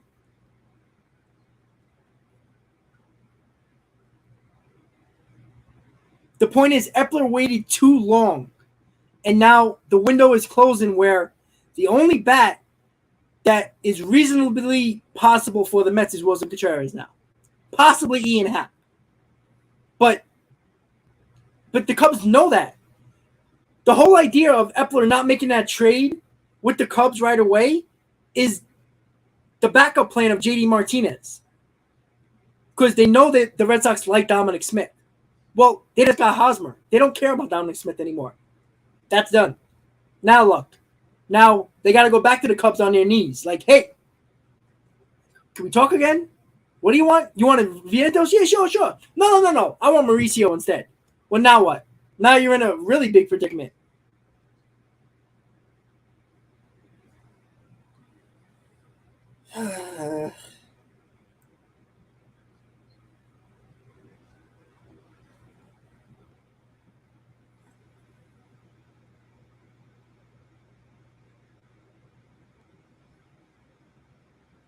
All right, 2 minutes ago from Michael Mayer.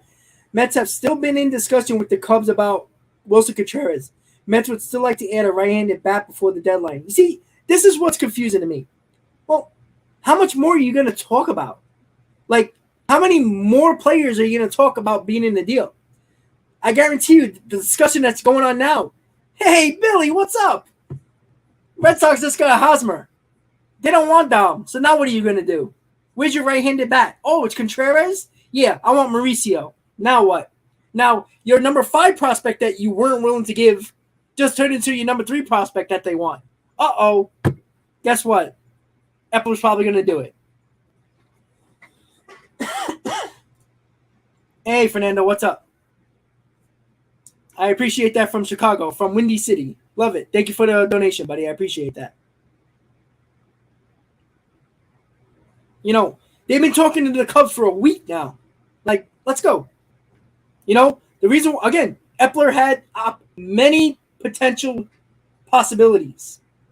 It's closing away. And the Cubs know that. Why do you think the Cubs haven't budged? Because they're not that stupid. Theo Epstein ain't stupid.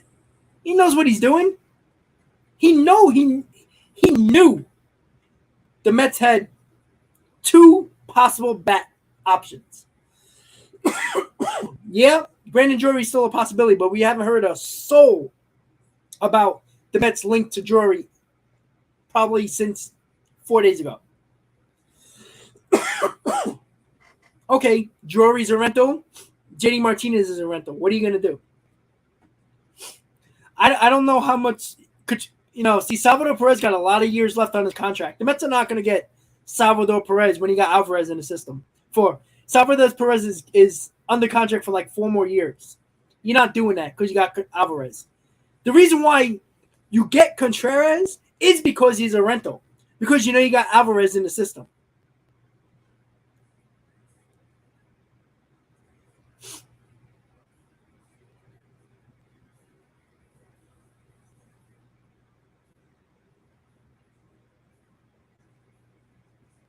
Okay, Ian Happ is an all-star.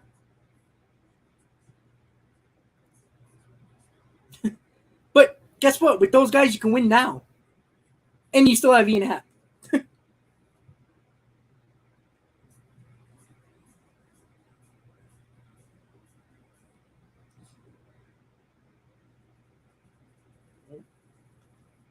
Twitter. Let's check Twitter. Guys, Alvarez is not coming up.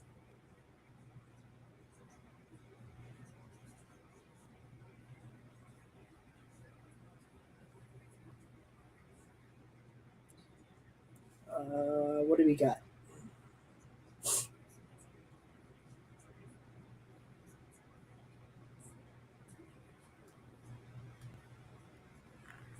Well, 3:30, 4:30, 5:30. Oh, 3.5 hours. Oh, goody.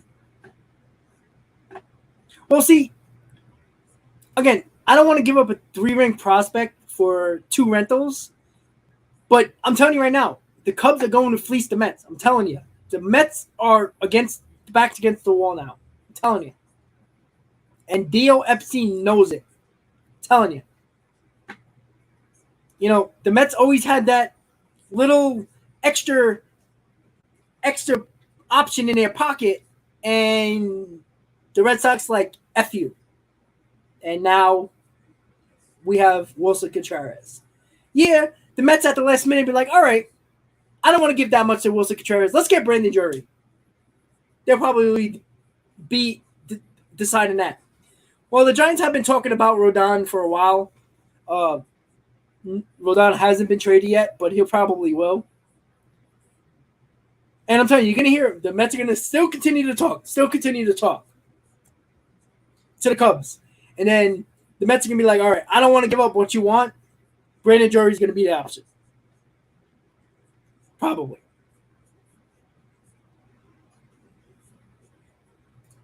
Well, if I had a choice of like everybody, like realistic choice, I like Wilson Contreras. I don't like him as a catcher. I do like JD Martinez. I think a change of scenery. I think he'll be okay. I know we got the back issue. I like that. But look, if you really want to bat, get Ian Happ, right? Figure that out. The Cubs still haven't traded anybody yet. Like, get it done. Give me Ian Happ if that's the case.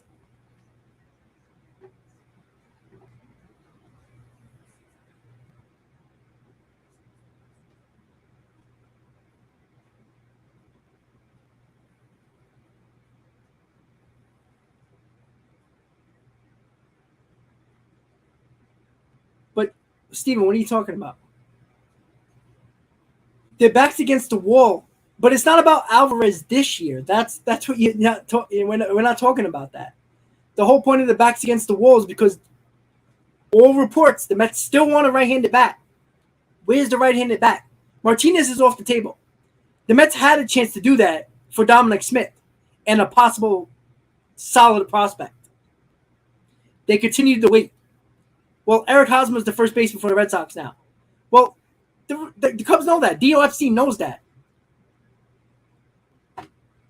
So, like, and DOFC's like, all right, you don't want to give us what we asked? All right. Enjoy Brandon Drury. Again, that might be a blessing in disguise, but I'd rather have Contreras with Robinson and, or even Ian Happ and Robinson. And even Andrew Chafin.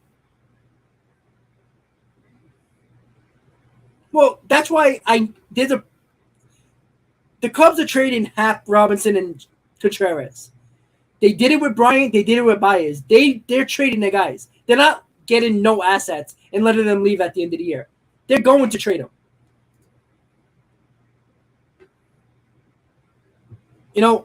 Let's hope that Epler works his magic and fleeces the Cubs.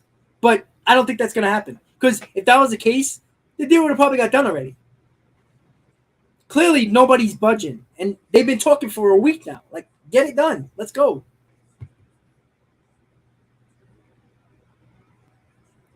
Refresh Twitter.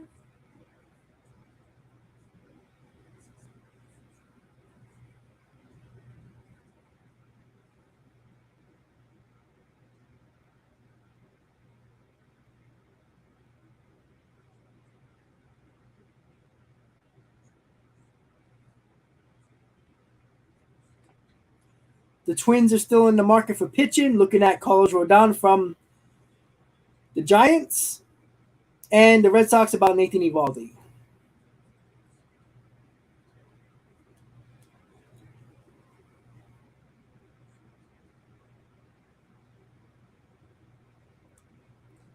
Did the Red Sox trade Nathan Eovaldi for Hosmer? Was that what I saw? No. Possibly?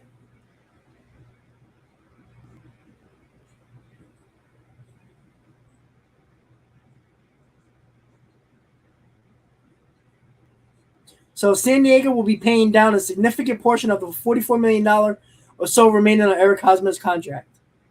So the Red Sox are basically paying nothing.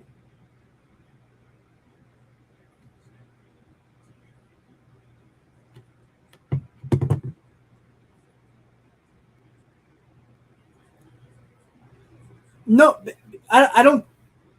For all we know, the Rays have a better deal on the table than the Mets. But it's possible that the Cubs might like somebody in the Mets system that the Rays don't have, and the Cubs are holding out on that. And again, the Cubs could have said, all right, Tampa, listen, we agreed to a deal. I want to see what the Mets do. If they're going to budge on that one prospect that we want, we're going with them. But they don't have to pull the trigger right away. They don't.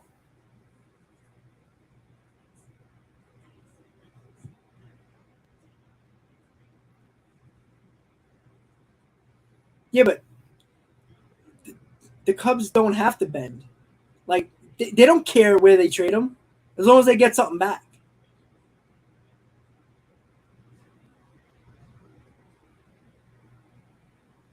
I do that. Take out a money deal and we get 2 lesser prospects and Dominic Smith. Yeah, absolutely. We save all our top 10 prospects. We got to deal with a Hayward's contract. Fine. Put him on the bench. You never know. He might lay into one. I do that.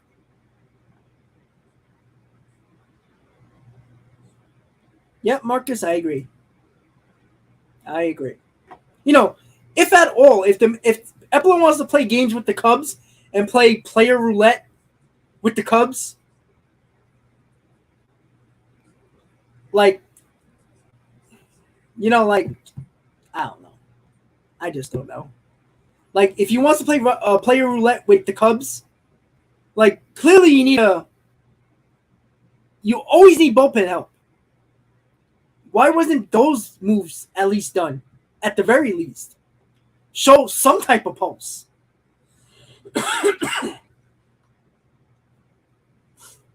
No, Terry, I agree. Not for anything. But, you know, it's not like they're waiting for the Mets to make a big, you know, they probably have deals on the table. They're probably going over, all right, who do we want? And I guarantee you, if the club's organization wants, like, wow, we like the Rays package. All right, let's see what the Mets can do. You think they can go a little higher? We'll see. You know, if they got offers on the table, all they have to do is accept one of them. So,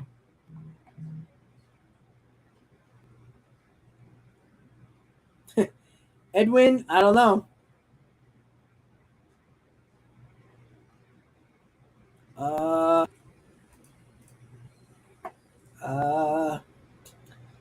Yeah, I guess. But I like that word, if, right? Yeah. Great. Another 230 hitter.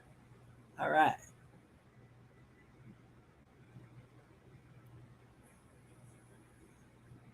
That's right, Hauser. That was my fault.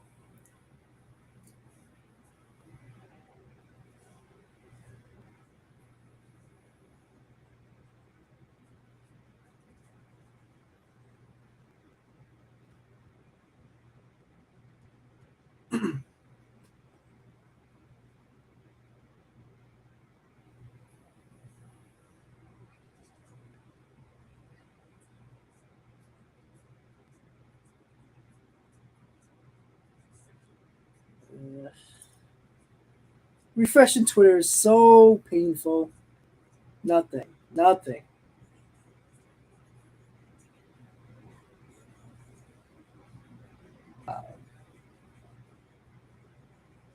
Crazy.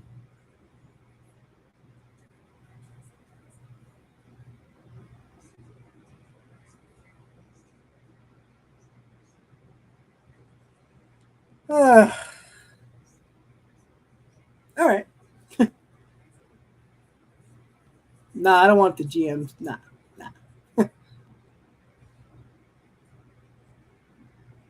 Like, and Daniel, I'm not talking about going all in. Like, oh, let's give up Alvarez and Beatty. No, I'm not saying that. But the Mets don't have to go all in.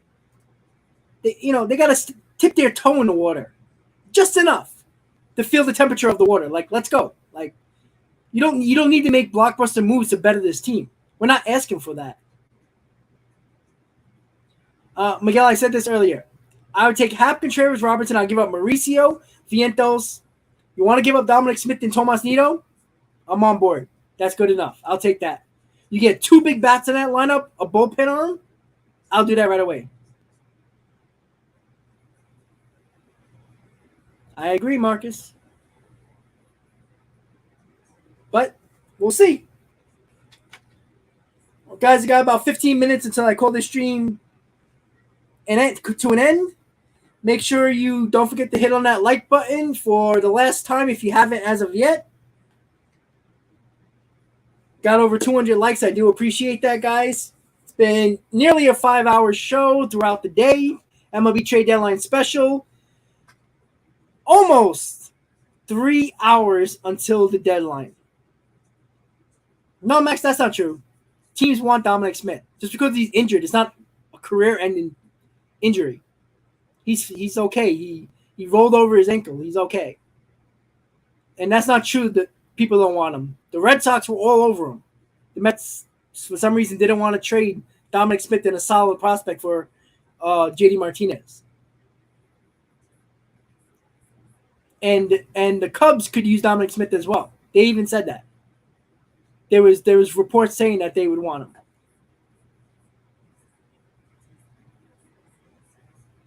I mean, the Yankees gave up a prospect who is going to have Tommy John surgery, and they traded him. People want players just because they're injured. It's not career threatening.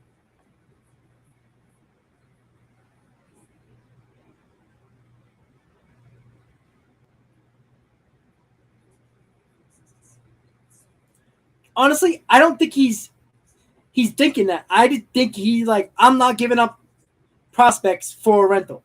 That's what I don't think he knows Contreras is better than all those guys, but he's not willing to give up the prospect. And if he's not, well, you're not getting him. It's just, I think that's what he's thinking.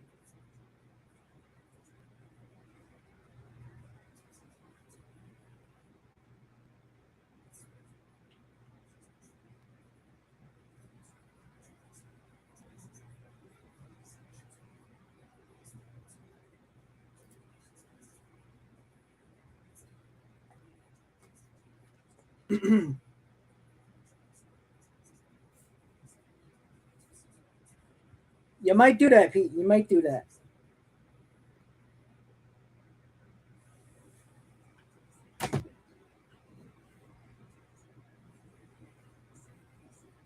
I know that. I agree. They're not. Mauricio is. There's no point. I mean, again, I'd rather use Mauricio for a guy that I know I'm going to have around. Like, if Ian happens in that deal, I like that. I would like that trade.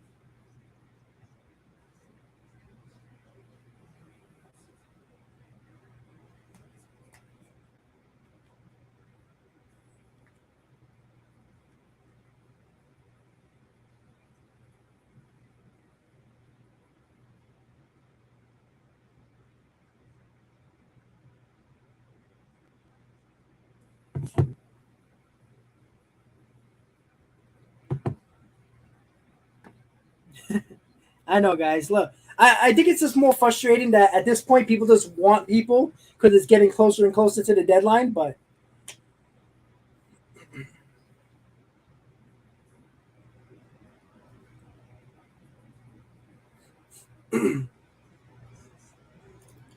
if we get Contreras and don't give up any of our top five, what are you going to say then?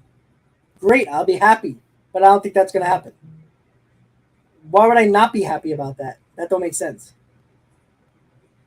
Yeah, that's what I was thinking too, Boogeyman. Because like, if we know Contreras is not great defensively, so that means you probably want McCann or Nito behind the plate a little bit more, or Mizika, whoever's the two catchers still here. They'll probably catch more than Contreras. Contreras would be more of a DH. So yeah, I would think you would have to because you need a backup catcher while Contreras is your DH. So yeah, they might carry three catchers.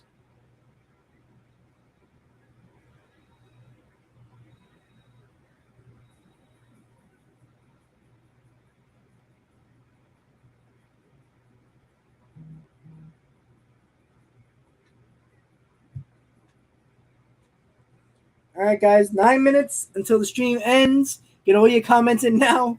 It's been a long 5 hours of nothing for the Mets, which is we probably knew that. Probably hoping not, but what can you do, right?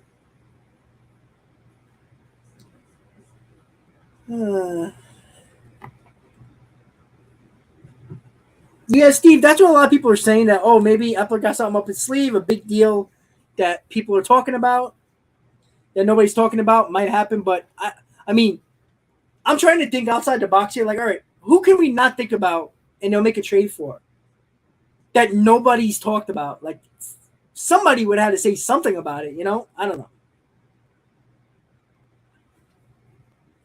Yeah, we tried. Yeah, not Manta play. That's not happening.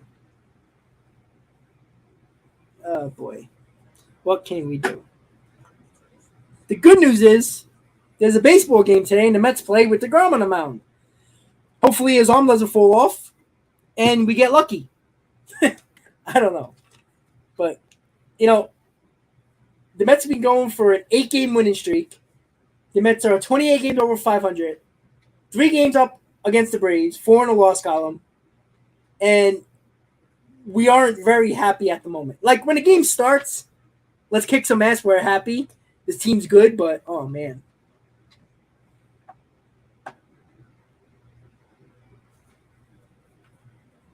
it's possible. Yeah, Daniel. Yes, it was funny. There was like one of the Yankees made that reliever trade, and there was like one other trade. I got off the stream, and like 3 other trades happened. Like, oh, listen, I will get off the stream if it makes the Mets make a nice trade. How about that? I know, guys. So you all know it. Thank you, JP. That's true.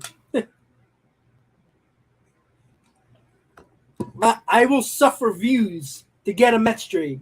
How about that? I take it. I will take the sword for the Mets to make a trade. I'll end now to get a trade.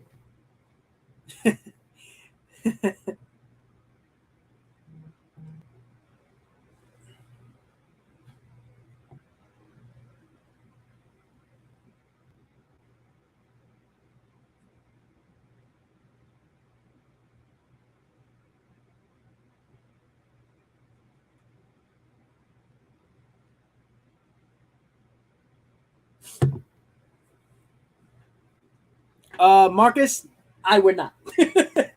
I would not put that damn tomahawk on my shoulders. I would not do that. I'll tell you. Listen, I will take all the credit if I end the stream and the Mets make a deal. I'll take all the credit, even if you don't give it to me. I don't know, Bill. I honestly don't know. Interesting, but I don't know. It's not like the Red Sox are paying any of the money the Padres are, so.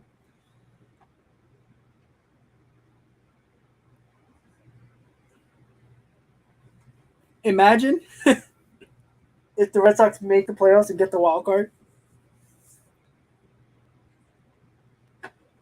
Oh, man. This team, I swear. It's the reason why I'm going ball, guys. It's the Mets. It's not girlfriends, it's not work. It's the Mets. I know. Like, I'm literally refreshing Twitter. Like, come on, Billy. I got 5 minutes left. Can I break some news here? Please?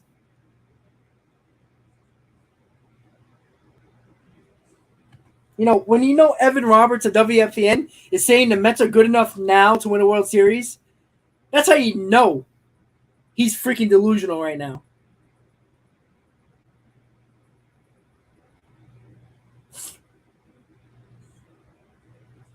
Cardinals and Giants are talking Rodon.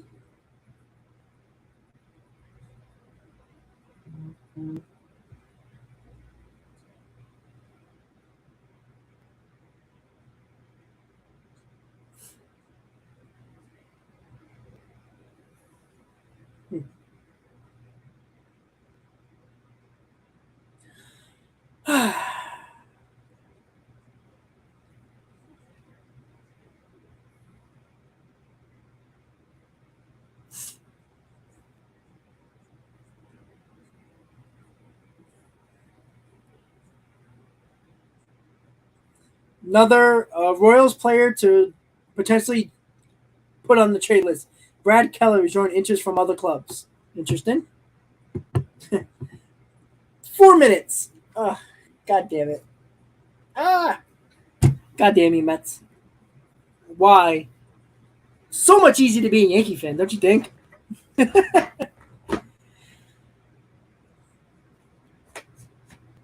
No, we're good. We're the one of the four best teams in baseball without a move. But it never hurts to get better, right? The Yankees are the best team in baseball record-wise, right? They made moves to make themselves better. The Astros, second best team, made moves to make them better. Dodgers made moves to make them better.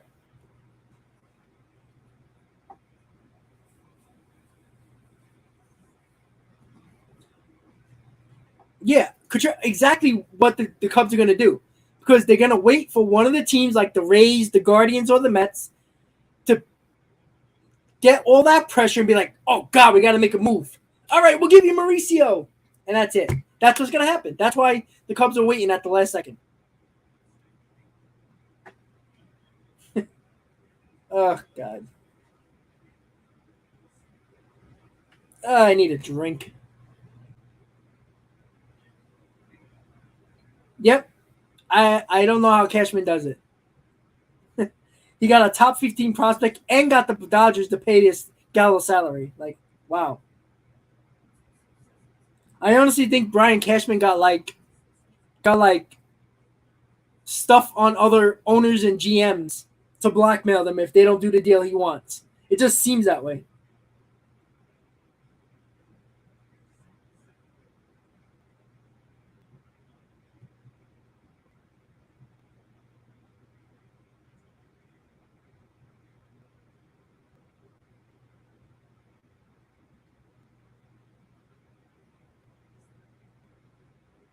All right, guys. So, with that said, I'm going to leave the stream so the Mets can finally make a deal, which they probably will at 3:05.